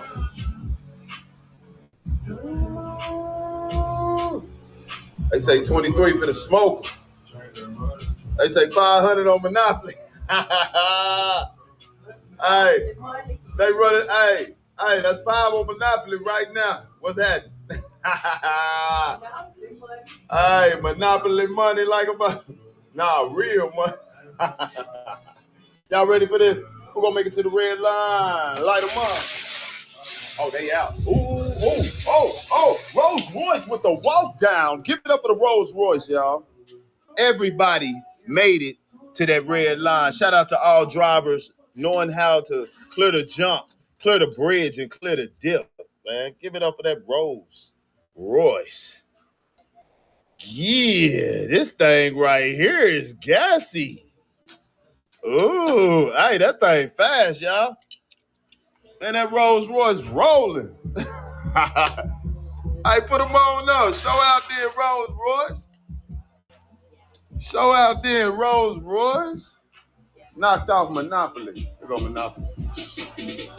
Knocked off Monopoly. Knocked off 23. Hey, man, he knocked off 23, man. Way in the whole nother lane. Golly. Oh, yeah, he go to lane 1, though. He go to lane 1. He was just in lane 2. Put him back up here, y'all. He on the track now. And once you win, you go to lane 1. Unless you started in lane 1. And then you're going to work all the lanes and try to come back. See if you can come all the way back in your vehicle. New Aston Martin. New Aston Martin coming to the races. Give it up for that new Aston Martin. We got some new ones over here, so just know that. Say the new area. New area. Come on, Aston Martin. Let's go. Oh, look at that thing now. Aston Martin ready to run. Put him in second lane. See what he do against this Rolls Royce. Station wagon. Which station wagon you want? Station wagon. I'm trying to see exactly which station wagon. We got a few station wagons.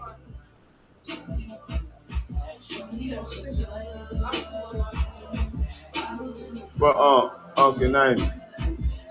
Oh, you want Uncle 90? I know who he want. He want Uncle 90. Put him on in. Uncle 90 coming to the races. Shout out to Unc, y'all. We ain't seen Unc since they bombed Pearl Harbor. Give it up for Unc, y'all, coming back to the race. Yeah, I remember you. I remember, family. I remember your car right there. That's your vehicle right there. You said, I'm run with Unc then. Sabrina said, Woody. Let's go, Woody. Where Woody at? Come on, Woody. Come to the races, Woody. Give it up for Woody, y'all. Coming to the races. Shout out to that Woody, boy. That thing look good, too. Y'all ready for this? Who y'all got, chat? We got lane 4. Lane 3. Lane 2. And we got lane 1. Hey, this Rolls Royce. Hey, the Rolls Royce is the winner right here, though. Is they fast enough to keep up with this Rolls Royce? Y'all ready for this? Who gonna make it to the red line? Light them up. Ooh, that Rolls Royce. Oh, Rolls Royce. And that Aston Martin is fast. Hey, Uncle. Hey, they was over here fighting. They was over there in the corner fighting like dang. Woody and Unc had an altercation over there, y'all. Yeah. We had to call the owners, man. They had to come on out here and pull them up off the track.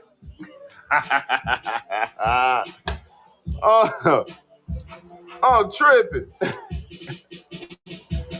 Give it up for that Rose going in second lane. Let's see who's gonna be able to knock that Rose off. That Rose is running right now, y'all. That Rolls Royce is running right now. Golly. 300s. What kind of 300? 300Cs or you want a 300ZX? I mean a 300Z. 300Cs or 300Z? 89 left.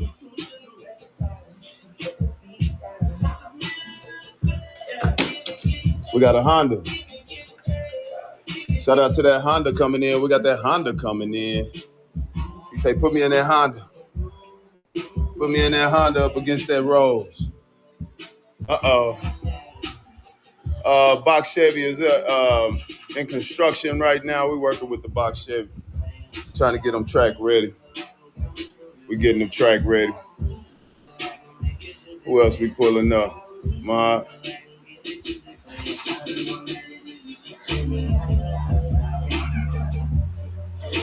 I know y'all, it's a lot to pick from. Gotta make it like, dang man, what am I gonna pick?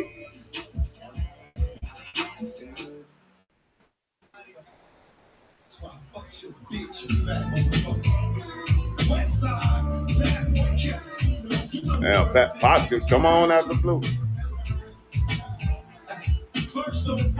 Waiting on the mod. You putting something in? You putting something in? You putting the car in? Y'all putting the car? Okay.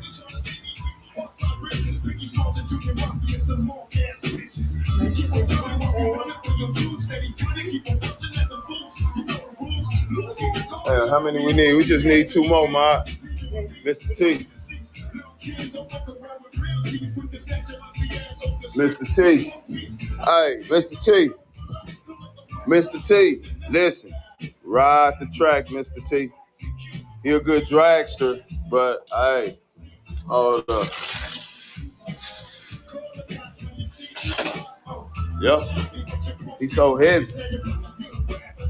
Yeah, I'm gonna turn him around. Mr. T ain't gonna be able to ride on the 4-lane. I don't wanna, cheat you out nothing. Coming to the races too, we got the 8-ball. We got the 8-ball coming in. F9 right. F9 right. Ooh, yellow truck. Boy, look at that truck there. Okay, that's how you coming, Sabrina. Well, that's beautiful. Let's see what that thing gonna do. Ooh, who y'all got, family? Lane 4. Lane 3. Look at 8-ball. 8-ball smiling with a big 8-ball on his forehead. Hey, we got the Rolls Royce in lane 2. Looking good. The white looking good. Hey, we got this Honda in lane 1. Who y'all got, chat? Who gonna come home with it? Who gonna clear the jump, the bridge, and the dip? We gonna see. We're gonna make it to that red line. Light them up. Oh. Rolls Royce is running the track. Give it up for Rolls Royce, y'all. Rolls Royce is running the track. This thing is moving. Hey, that Rolls Royce, man. Man, we got to go to the board on him, y'all. Put him in 3rd lane. He already done won in both of these lanes, so we moving him on to 3rd lane. Let's go see if he can win in that one. Ooh, he's racking up them wins. Racking up those wins. That's what I'm talking about. Green Porsche. Let's go. Green Porsche. Pull that Porsche out. Ooh. You say, bring me in that Porsche. Put me in that 911. Put them up. We got that green Porsche up. Ready to run. Super. Let's go, Super. You need a Super? I got a Super for you. I got a 711 Super. We got this type. We got these new models. It's up to you. I got a silver one too, just like this one. Well, that's super. That red super nice, boy. Hey. Put them in. Super in. Let's go. We got that super in. Let's go. New Dodge. Back for the races. Get that new Dodge a run. Come on, new Dodge. Look at that thing there. Well, I'll be have to spin it, let y'all see it. Boy, that thing is fresh. Ain't that thing look good. Who y'all got? Lane 4. Lane 3, the winner right here. Rolls Royce running the track right now. Give it up for the Rolls Royce. We got the Super in lane 2. Then we got that green Porsche 911 in lane 1. Who y'all got, Chad? Who gonna make it to that red line? Ooh, let's go. That Porsche. Porsche for the win. Give it up for that Porsche, y'all. We see you, Porsche. We see you, Porsche. Hey, that Porsche ain't playing no game. Give it up for the Porsche, y'all. Winner came in for that win. He came in for that win. Knocking the Rolls Royce out the game. Moving him over to 2nd lane. Give it up for that Porsche, y'all. He up. Ooh, that thing right there was running. 28? Okay. Hillside, you running with 28? Let's go. Hillside, number 28. When he say 28, I go over here. 28, let's go. 28 coming for the races, y'all. Sitting on them Forgiato. Boy, that thing sitting big. He back again, y'all. 28 back again. Yeah. Who else we getting up, Ma? Let's get them all in. Let's get them to racing around here. Hey, how you get in real fast? You send the cowboy hat with the mustache. We're going to get you in ASAP. You skip the line. You coming on in, fam. We're going to get you on in these races. Remember, you win 11 races. We counting your races. We counting your wins. We counting your wins for all the races, no matter who you are. We got your name wrote down with your wins. And you get to 11, I'm going to holler at you. You're gonna get you a prize. Let's go. Jeep. He said he want a Jeep. You sure you want to run a Jeep? All right, let's run a Jeep. What type of Jeep you want to run? We got wooden Jeeps. I mean, you want something with a motor? Oh, that thing pressure right there. You want to come like that? I don't know. You know, a Defender. Oh yeah, I see. He say, put me in that thing right there. He say, put me in that. Let's go, Woody. We got another Woody coming in, y'all. Give it up for Woody coming in for the races. We see you. Hey, we see you, Woody. We got Woody up in here. A15 left. A15 left. Uh-oh, Monte Carlo. Uh-oh. Monte Carlo SS coming in. Let's go. All right, here we go. Here we go. Who y'all got, family? Lane 4, lane 3, or lane 2, or lane 1. We got that 28 in lane 1. Remember, the winner is in lane 2. We got this Porsche running the track right now. Woo! We're going to clear the jump, clear the bridge, and clear the dip. Make it to that red line. Let's go. Woo, he took out. Oh. Man, 28 left y'all in the smoke. Hey, he left y'all in the dust, family. God, that thing fast. Golly. What kind of motor you got in here? Woo. Well, did y'all see that? Oh, my goodness. Put him in second lane. This thing is fast. He's beastie fast. He's scary fast. Man. Boy, he wasn't playing. Golly. Yeah. Hey, got me over here like, wow. What the world? What's in there? What type of motor in that thing? Hey, they put that Rolls Royce back in. Let's go. Put that Rolls Royce back in. Okay, I got you. Let's go. You racing one? Okay.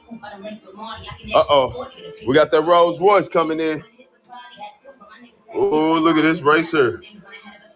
Look at that race. Then we got this coming in, Mad Max. Let's go, Mad. Uh-oh. Mad Max up here. Uh-oh. Who else we putting in, Ma? Y'all follow us over at Retro Fast Lanes, where you can race any one of these vehicles on the wall and get in your favorite vehicle, your favorite color, and come over here and jump on the track.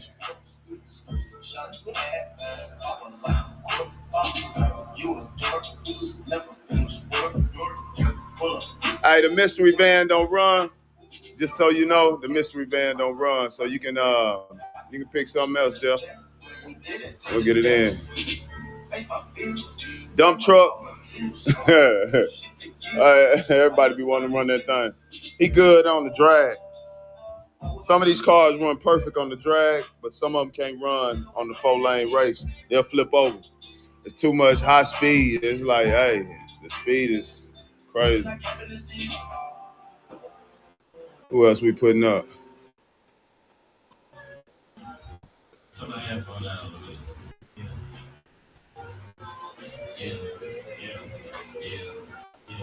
The demon. Demon coming in. Come on, demon. Demon to the races. Give it up for the yellow demon. Ooh. Hey, Sabrina say, pull out that yellow demon. Put it over there in lane 4. See what it's going to do. Who y'all got, chat? Lane 4. Lane 3. Lane 2. Or the Rolls Royce in lane 1. Uh-oh, we got 28, the winner, in lane 2, looking good. Who gonna make it to that red line? Who gonna clear that jump, the bridge, and the dip? Let's go. Light them up. Oh, somebody crashed. Oh my goodness. Everybody disqualified. Everybody got disqualified. Man, where y'all get them cars at? Did y'all go? Man, No, we need to make a stop. We're going to have to make a What in the world went on in there? Man, y'all need some new tires. All of y'all need some new tires. Man, everybody needs some new tires. Especially this one. Hold up. Welcome to Goodyear Tire, y'all. We got to change their tires real quick. Go on and put some on them real quick. Hurry up. Hurry up. We got to race. We out of here. Next up, come on, A28. Put some on them. Be gone. Let's go. Oh, dang. What in the world? All right, we had to put something on there fast, y'all. We went to Goodyear Tire real quick. Man, they over there tripping, man. Boy, they racing on slicks. Man, all right, it's cool to race on slicks, but hey, something wrong with your slicks. You got the cheap ones. Get them to Goodyears. Let's go. Y'all ready? We're gonna make it to that red line. Light them up. Oh, Rolls Royce. Knock 28 up out of there. Did y'all see that? That was an amazing race. 28, you didn't make it to the red line. Yeah, Rolls Royce for the win. Boy, that was a heck of a race there. Now that was a race. Give it up for the Rolls Royce, y'all. Give it up for the Rolls Royce. Running. Hey, that demon was on him, dog. That demon was on him. Put him on over. Put him on over in that second lane. Hey, that Rolls Royce is. That Rolls Royce is. Come on, Matt. Where Mad at? Mad didn't. Look at Mad. Mad didn't even get it to the bridge, y'all. Shout out to Mad. It's all right, Mad. Didn't make it over the bridge. Look, Tar got stuff. Bring him back. You want to run him again? Oh, you go. Okay, you got something else? Come on. Let's go. Welcome in. Hey, I ain't going to say nothing, y'all. I ain't going to say nothing. Just put it on the track. Y'all don't be saying nothing. Y'all don't be talking about this car now. All right, put him on the track, though. He said he ready to run. Man, ain't when got a wagon. Put a motor on that mother. Boy, playing, boy, they come to race. Let's go. What we getting up?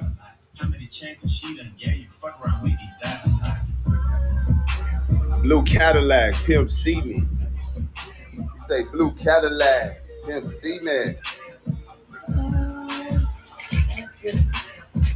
Yeah, this one is 813.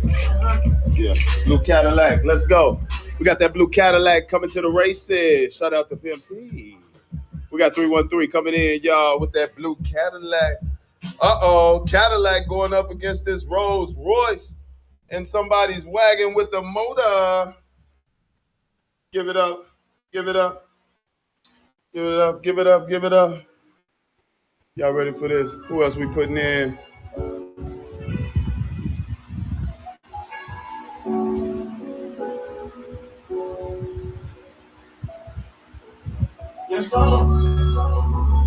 All right, remember we're going through the chat. We're just going in line, getting everybody in. So thank y'all for being patient. I really appreciate y'all. But hey, we love doing this. You hear me? Hey, he coming up. There it go. That's how you get up real fast. Sending that cowboy head with the mustache to get you in fast. Red Camaro. Red Camaro.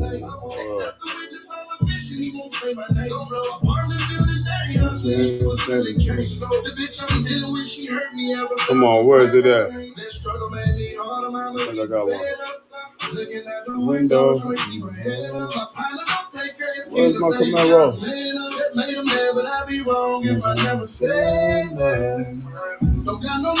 Hey, I got one for you though. It ain't red, but I got one close. Hey, yeah, he got the red wheel. We call them red bottoms. White bottoms. We call them white bottoms. Shout out to White Bottoms Camaro. Hey, that's that old school Camaro too. Say run that. He say run. Put him up there. Who y'all got, family? Who y'all got? Lane 4. We got White Bottoms. We got Pimp C Cadillac. We got that Rolls Royce in lane 2. And then we got this wagon in lane 1. Winner in lane 2, y'all. Give it up for that Rolls Royce. Is he gonna win this? We're gonna make it to that red line.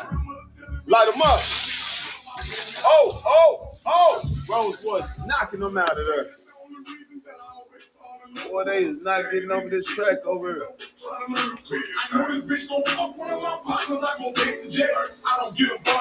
Yeah. They didn't even cross over. What the heck? Well, this is an obstacle for real, boy. This is an obstacle for real.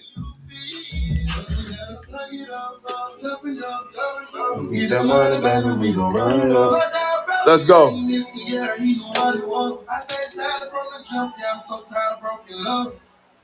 Rolls Royce up. Let's go. He said the Rolls Royce modified. Now that Rolls Royce just came out the pack like that. I was like, whoa. Hey, this thing fast too. Fresh out the pack. That damn Rolls Royce be moving. Well, what he got, a big block in it? Cream F-150. Cream F-150. Cream F-150. Hey, this Rolls Royce going crazy. Shout out to that Cream F-150 coming to the races. Lightning. Ooh. I wonder what he gonna do. Put him in lane 1. Let's go. F-150. Honda Civic. Let's go, Honda. Hey, I'm gonna give you a blue.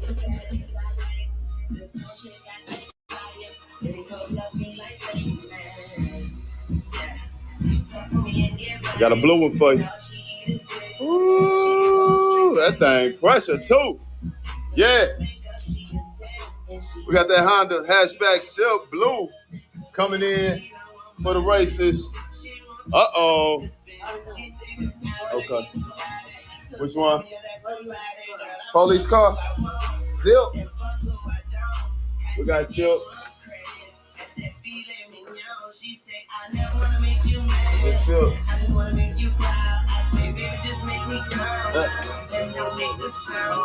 I know this silk right here. Which one? Police? Let's go. Appreciate y'all being patient, chilling. We're going in the garages too.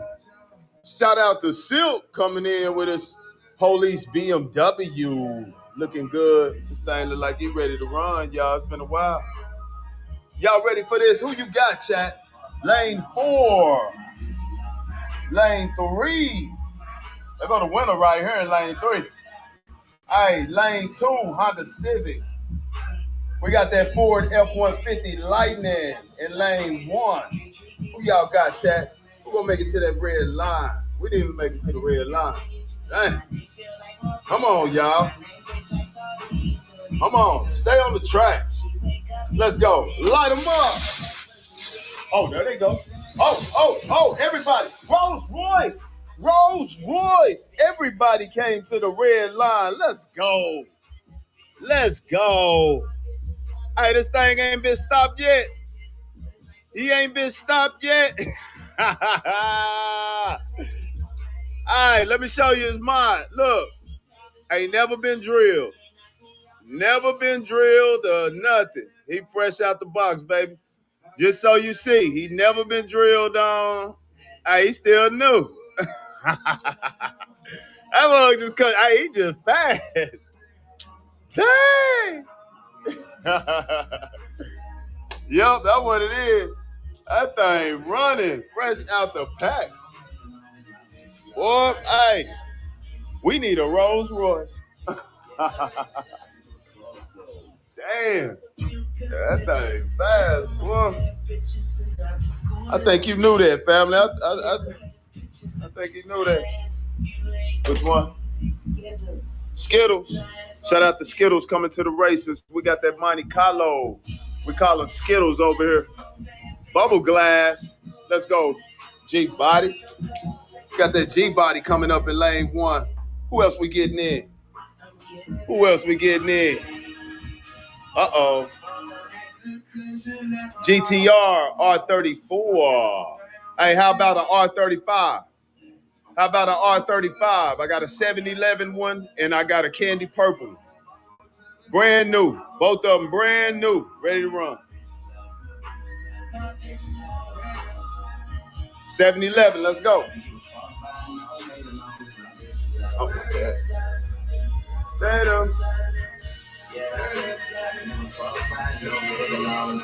Let's go. GTR coming in. 7-Eleven R35. GTR 7-Eleven. Let's go. I see you. Put him on up there. He said he want to run. Bring him in. He said bring him in. Black Dark Horse. Black Dark Horse for Silk. Silk coming in with that Black Dark Horse. Shout out to Silk, y'all. Coming in the race. Uh-oh. Y'all ready for this? We got the Rolls Royce running the track right now all the way in lane 4 now. We got that lane 3 Dark Horse Mustang. We got that GTR lane 2. Then we got that Monte Carlo Skittles in lane 1. Who y'all got, chat? We're gonna make it to that red line. Let's go. Light them up. Oh, somebody crashed out. Oh, Skittles for the win. Skittles for the win. Wow. Wow. Skittles for the win. We see you, Skittles. We see you, Skittles. Skittles, that's how you run it. Put Skittles in lane 2. Hey, Skittles. All right, Skittles, we see you. Rolls Royce. Man, he knocked that Rolls Royce off, y'all. He knocked the Rolls Royce off. Dark Horse going up. Who else we getting in? He just, yeah. You want again?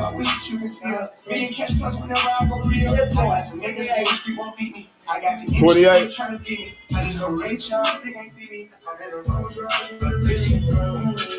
28 coming back in the races again. They say put 28. Hey, they trying to run the gas out of 28. He just got some new tires.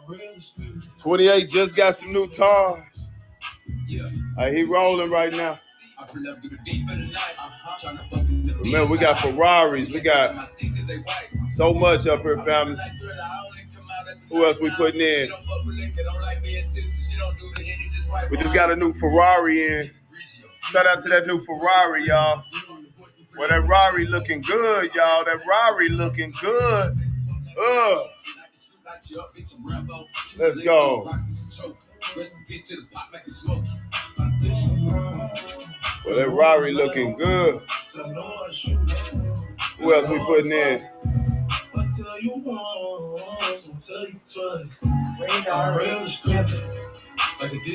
Red RX-7. He said, put me back in that red RX-7. He said, run that again. Let's go. Red RX-7 coming back for the races. That thing nice though. That RX-7 nice. I like how it look. The other Rolls Royce, ladies and gentlemen, another Rolls Royce coming in. Let's go, Rolls. Pull them on up. He one got the gold package. Give it up for that Rolls Royce. Silver front end with the blue side. Ooh, that thing is clean. Yeah, leave, boy. Ooh. Who y'all got, family? Lane 4. Lane 3. Lane 2. The winner right here. The winner in lane 2. Then we got 28 in lane 1. Uh-oh, here we go. We're going to make it to that red line. Uh-oh. Light them up. Oh, 28 ain't playing. 28 wasn't playing with nobody. 28 wasn't playing with nobody. He's back, y'all. Winning again. Give it up for 28. Kept it strong in that first lane, doing his thing. Swinging. Hey, 28 wasn't playing. Put him in second lane. Put him on the second lane. Damn, that 28 fast. They gonna run the tires off that motherfucker. Y'all see why I put new tires on it? Yeah, y'all see why I put new tires on it. Hey, they gonna run them. They gonna run them. Who else we putting in? 011 left. 011 left.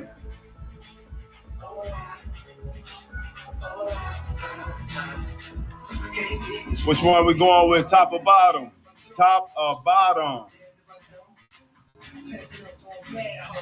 Gump, what's happening, Gump? Bottom, let's go. Lamborghini coming in. Hey, retro, purple, Lamborghini coming in for the races. See what that thing can do. Wonder if it can hold. I'm going to have to put him in third, though.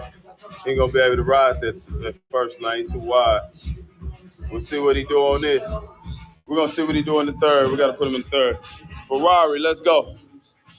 I know which Ferrari you want. Bring him in. Ferrari coming in for the races. Boy, look at that Ferrari right there. Oh, hey, supersize this and put it in all our driveways. Everybody get one.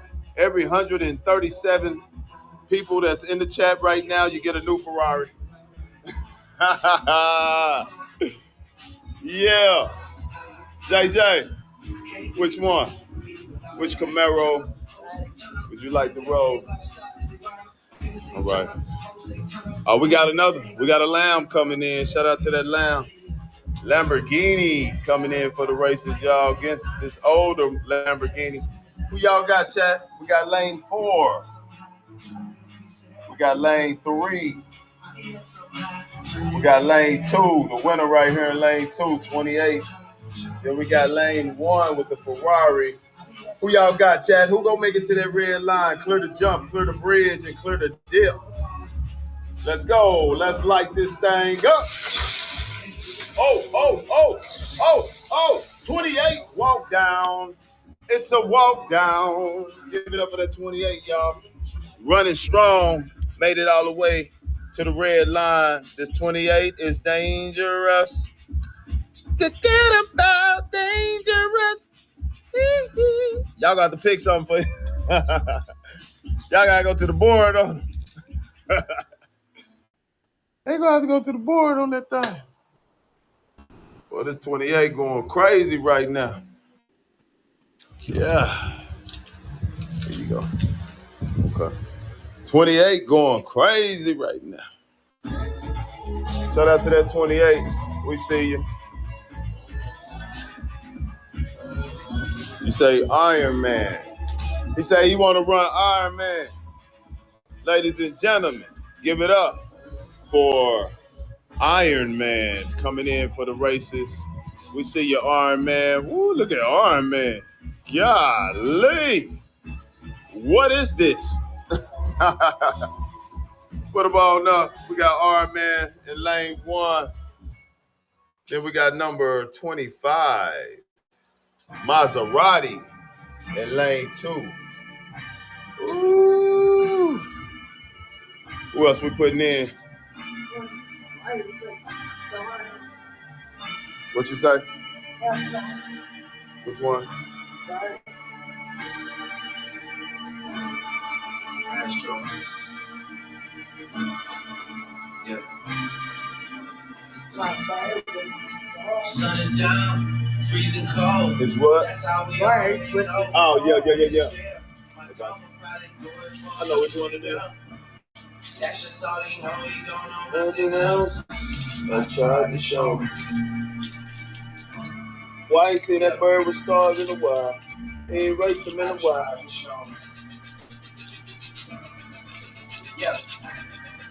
Yeah. There it is. Got it. Bird with stars coming in for Hillside. Well, look at that bird, y'all. Hey, that's a winner car right there. He won this over here. That's a beautiful. Put him up. Let's see what that bird gonna do. That bird look good. Boy, that bird funky. Give it up for him, y'all. Y'all ready for this? Who y'all got, chat? We got that Firebird in lane 4. Number 28 in lane 3, the winner right here, y'all. There go the winner. And we got number 25 in lane 2, Iron Man in lane 1. Who y'all got on this race? Ooh, who gonna make it to that red line? Light them up. Oh, somebody crashed. Oh, 28 with the slot. Boy, that dang 28. Man, that 28, y'all better watch out for him. Y'all better watch out for that 28. That 28. Golly. Give it up for 28, y'all. Running, man. Is this modded? Let me make sure this ain't modded, y'all. For real. Let's look at the bottom. Oh, no. He fresh out the bottom.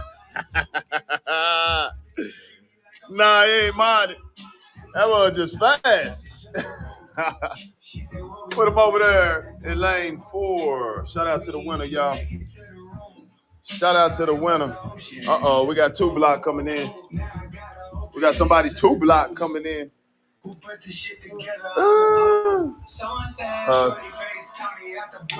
Sean said, come on, Iron Man. You was in lane 1. I thought Iron Man was for the runner. Red Hummer. You sure you want to run that red Hummer? All right. We're going to try it out. See if it fits. Red Hummer. You want to race it? Let's go. Let's go. Hey. Let's go. Hopefully you hold to the track, family. I'm gonna just be truly honest to try. Oh, Camaro with flying in my pants. Hey, turn up, chat. Let's go. Hey. Turn y'all up over there. Hey, you want that old Camaro? Let's go. Hey. Hey, let me find this Camaro. Hey, where is old Camaro? Oh, there it go. There it go. I got you. Coming in for the races. Give it up for Gump.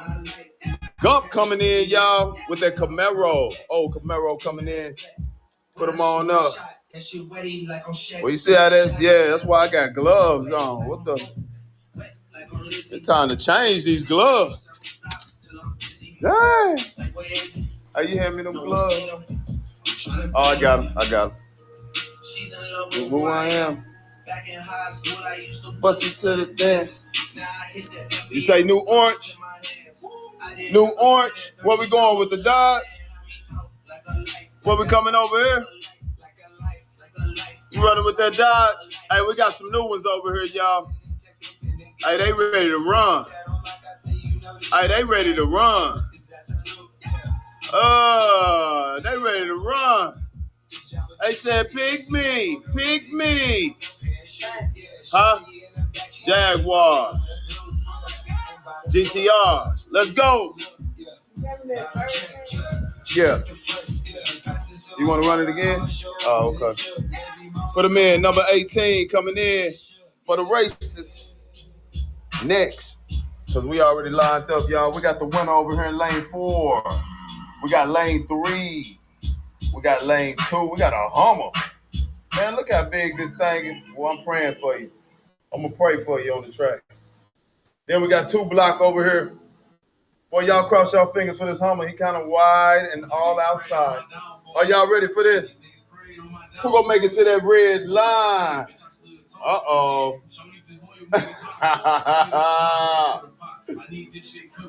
Y'all ready for this? Let's go. Oh, look at the hump.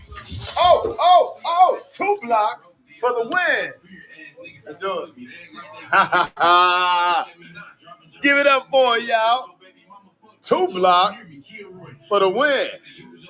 Yeah. 2 block kept it going. Hey, 2 block kept it moving. Hummer almost made it. Hummer almost made it, y'all. It almost made it. Golly.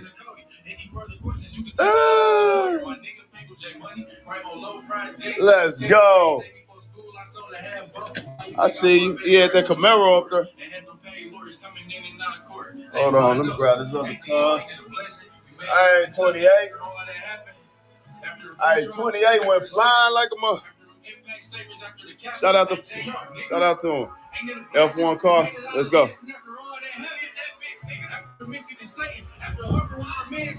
For the man, I'm putting you in that old school. On the F1, let's go. F1 up. F1 up. Black and white Rose. Road horse.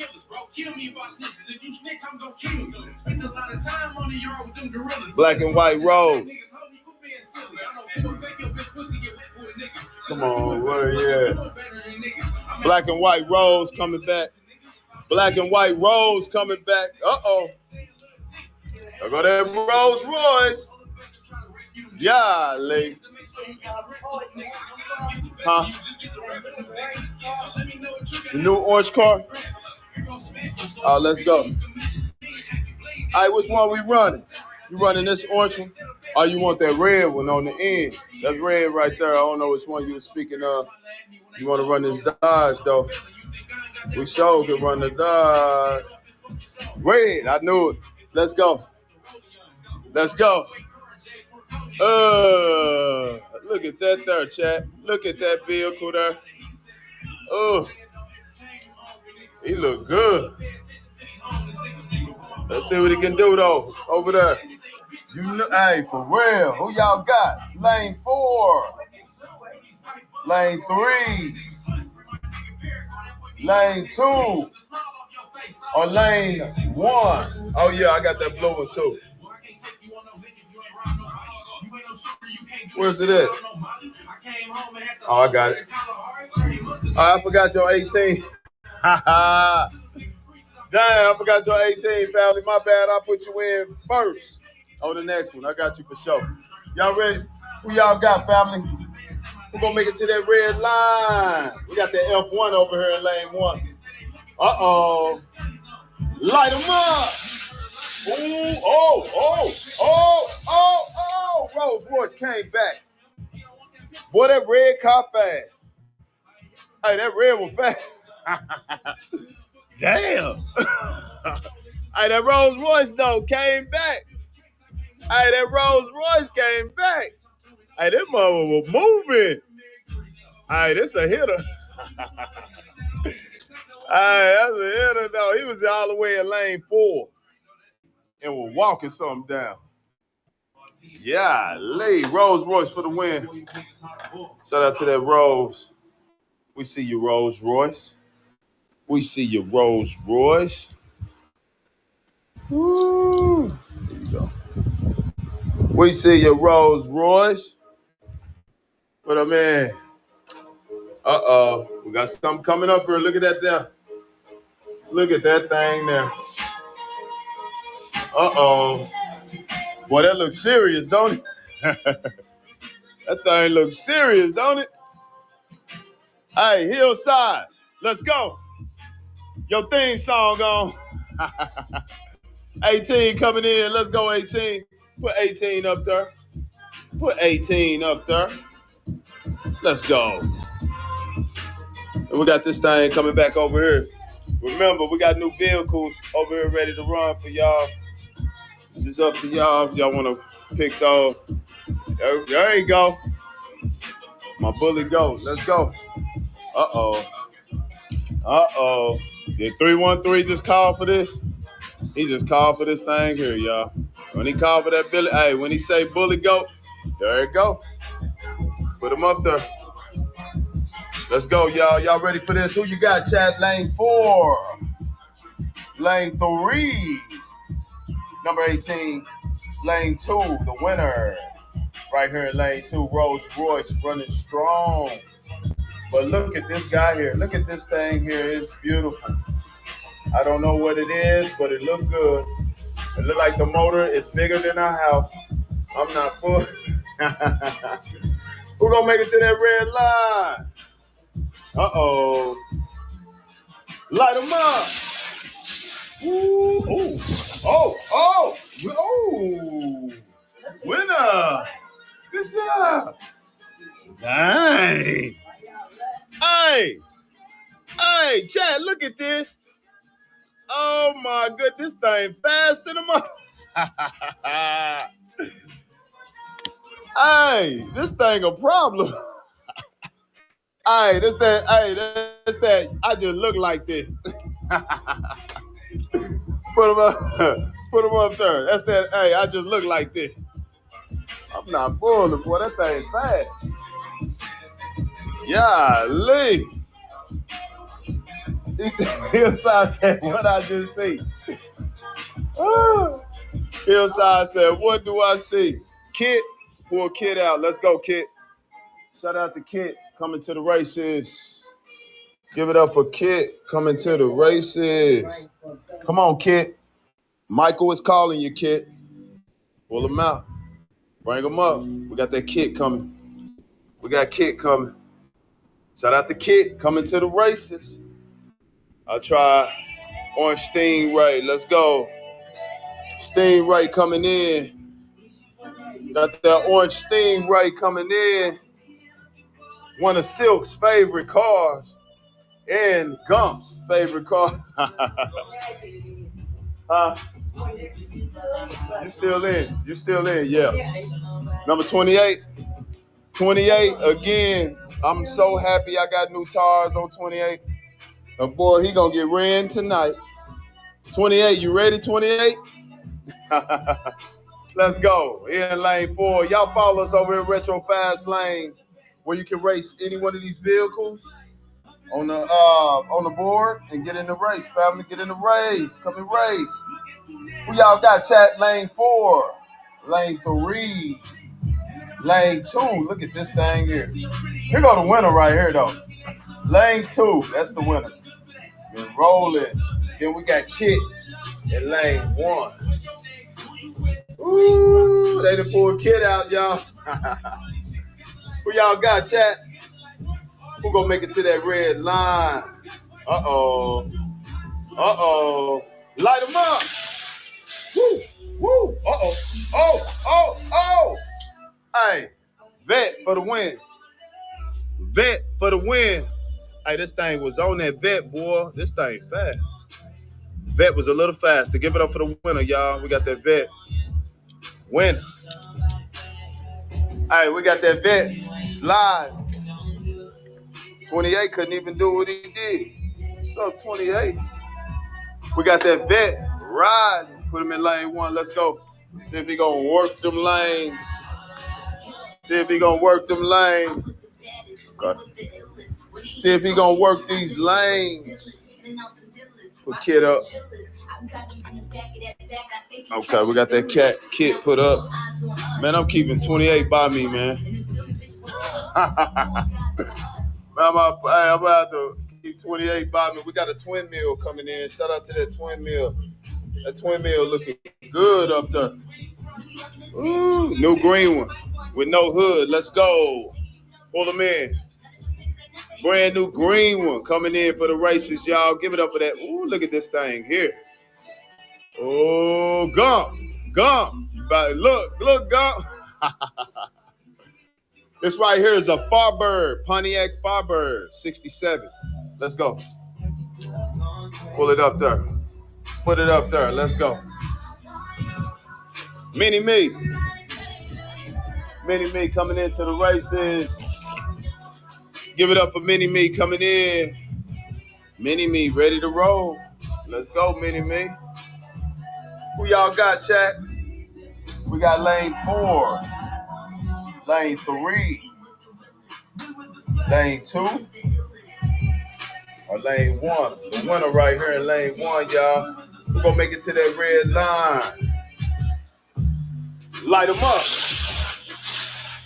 Ooh, Bet. Boy, Bet, you almost came off. Bet did that, though. Bet rolled the whole side, y'all. It was like, on to that red line, though. He made it to that red line, though. There you go. He made it to that red line. Give it up for that Bet, y'all. That was real close. Put him in lane 2. Let's get him walking. Put him in lane 2. Let's go.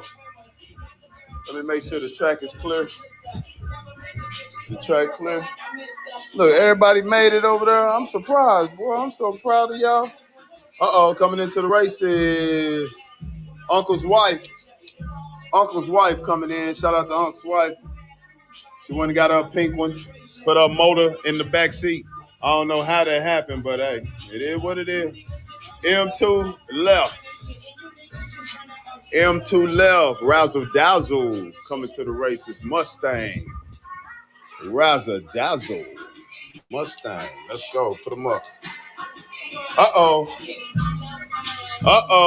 Who else we getting in? Follow us over at Retro Fast Lanes where you can run any one of these vehicles on the wall and get on the 4-lane battle. 18 on these, 15 on these, 18 on these taller ones, 15. How you pick is 2 lanes per letter. A, 3 left. B, 14 right. C, 13 left. We'll go straight to that vehicle. Let's go.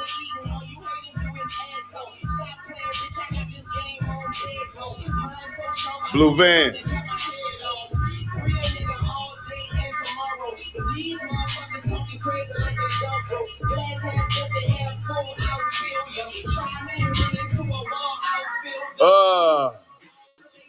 Bring them in. Bring them in. Let's go. Blue van. He say blue van. Y'all ready for this? Who y'all got, chat? Lane 4. Lane 3. Lane 2. Ooh, look at lane 2. That's the winner right there, y'all. Looking good. Look at that Bet. Lane 2 or lane 1. Wifey. That's wifey. That's Unc's wifey. They didn't go to church today. They say they coming to the track. Give it up for them, y'all. Oh, man. Boy, y'all be having me rolling. Who y'all got? Who y'all got, chat? I don't know. We're going to make it to that red line. Light them up. Damn. Hey, chat, almost. Hey, don't do that. Don't do that. Don't do that. Y'all ready? Light them up. Oh, somebody flipped. Oh, Bet. Give it up for the Bet, y'all. Staying grounded. Rolling. Give it up for that Stingray. Stingray. Running the track right now. Running the track. That Stingray is one bad mama jamma. Give it up for Give it up for him, y'all. Let's go. Moving on to the 3rd lane. Ooh, in here running something. Here you go. Okay. Oh, running things right now. And they're dangerous, y'all. Ain't the speed on them is different. What we got right here? Coming in for the races. We got that. Boy, look at this thing here. I wonder if it's a track runner, y'all. Is this purple machine a track runner? We for the C. Put him in lane 1. Let's go. Let's see what it can do. C1 right. C1 right. Put him in. Hey, turn up, chat. Turn up. Hey, turn up. Hey, hey. Man, y'all in there dancing at the house, racing Hot Wheels. Bring the new red back. Let's go. Pull him in. Woo, looking good, looking great. He coming in for the races, y'all. Woo, look at the motor on that thing. Let's go. Put him on up. Let's go. Hey, who y'all got, chat? Lane 4. Lane 3. Lane 2. Or lane 1. That purple machine. Oh. Oh, I don't know. This is going to be a good race, though. Y'all ready for this? Who going to make it to the red line? Light them up. Oh, somebody crap. Ooh, red. Oh. Man, I didn't know this thing was going to win. Give it up for the winner, y'all. He made it all the way. Perf, second place. Did your thing. You stayed grounded, stayed rolling. Wow. Y'all better watch out for him. He come to race. Woo. Hey, that's Franklin. Shout out to Franklin. Good job, Franklin. We see you. Here you go, baby. Good job, Franklin. We see you. Hey, he didn't even clear the jump. Family. We got to put him back in. You got to pick him again or something. Hey, once he stay grounded, he good, though. That thing fast. Come on, Vet. We thought you had it, Vet. Number 28 back again. Ladies and gentlemen, number 28 coming to the races. Put him on in. Let's go. Number 28 coming in for the races. Let's go. Bugatti coming in. We got a Bugatti coming in. Come on, Boo. Bugatti, what you gonna do, Bugatti? Let's go. Bugatti coming in for the races. Shout out to that Bugatti. D4 left. We got the Tesla coming for the races, y'all. Give it up for that Tesla. Looking good, looking strong. Electric vehicle. Y'all ready for this? Who y'all got? Lane 4. Lane 3, Bugatti. Or do we got number 28 in lane 2? And we got this winner right here in lane 1 looking good. Who y'all got, chat? Ooh, this is going to be a run right here. This is a hard decision. Oh, this is a hard decision. Y'all ready for this? Light them up. Ooh, he took out. Oh, he gone. 28, man. 28. Damn, 28 dangerous, y'all. Dang. Boy, this thing fast as lightning. Whoa. Yeah, Lee. Number 28, y'all. Give it up for number 28. We see you, 28. Put him in lane 1. 28 back, y'all. 28 back. Okay, 28, we see you. We see you, 28. D4 right. Pontiac G6. Pontiac G6 coming in. Let's go. That's a pretty G6. Let's see what that G6 gonna do. We got this one coming in as well. Let's get it. Put them up there. Let's go. We got an F1 up there too. Well, this gonna be a race. Who next up?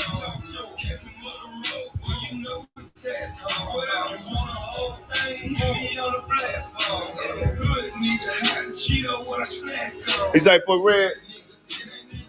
We'll put him in on the next one so we get you in the right lane. That thing need to be in another type of lane. He always in that 4. But hey, he running that 4 too. Blue and gray. Firebird, second from bottom.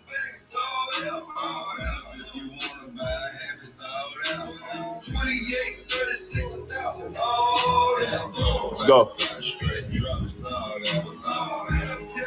For the man, let's go. Y'all ready for this? Who y'all got, family? We got lane 4, lane 3, lane 2, and lane 1. Uh-oh. We got 28, the winner right here. Is that G6 gonna run him? Is that G6 gonna run him? But we got this F right here. Boy, that thing look crazy. Uh-oh. We got that bird in here. Y'all ready for this? Oh, yeah, we got you, family. We're gonna make it to that red line. Light them up. Oh, 28. Hey, that G6 fast. Damn, that G6 moving, boy. Hey, he almost caught that 28. 28 the winner. This thing was on his tail. Give it up for that G6, y'all. He was running. Give it up for number 28. Number 28 again. Put him in lane 2. Let's go. Make sure y'all there. Oh, okay. Who else we getting in? H8 Right. H8 Right.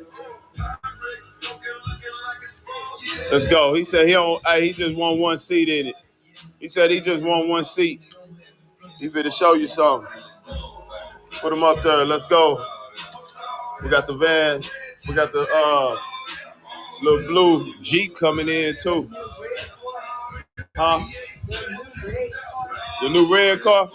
Oh yeah, let me put him in. I'm gonna switch lanes with him too. We're gonna switch lanes with him. Put him in. We're gonna work you in third. We got you in, boy. Let's go. Who y'all got, family, on this race? We got number 4. We got number 3. Number 2. Or number 1. Which lane you running with? We got 28. The winner right here in lane 2. Running the track right now. Who gonna stop that 28? Who gonna stop that 28? 28 ain't playing no games. He getting closer to his 11 wins. Are y'all ready for this? Light them up. Ooh. Oh, 28 for the win. Ooh, they came in late in them up. 28 for the win. Hey, these two here. Hey, he a problem. He a problem too. Them things running. Golly. Hey, he was on 28, but golly. Put him in third lane. Let's go. Move him all the way to third lane. Let's go. Come on, Red. You gonna get you one, Red. You gonna get one. You gonna get you one. He said, I'm gonna get me one. All right, them two. Okay, I'll get yours in a minute. All right, let's go. Next up, we got Cadillac coming in for Silk. Oh, it's 313. Yeah. 313 got that Cadillac coming in. Hey, and then we got Skyline Hillside coming in. I see you. We got a Skyline GTR in this thing. What else? I3 Right, Sabrina. All right, Sabrina, I'll get you in next. Then. Got your dog. That love. Hold on, y'all. Put this charge in. The law. That law. Yeah, now we ready. I3 Right. I3 Right. Okay. You going with the L code?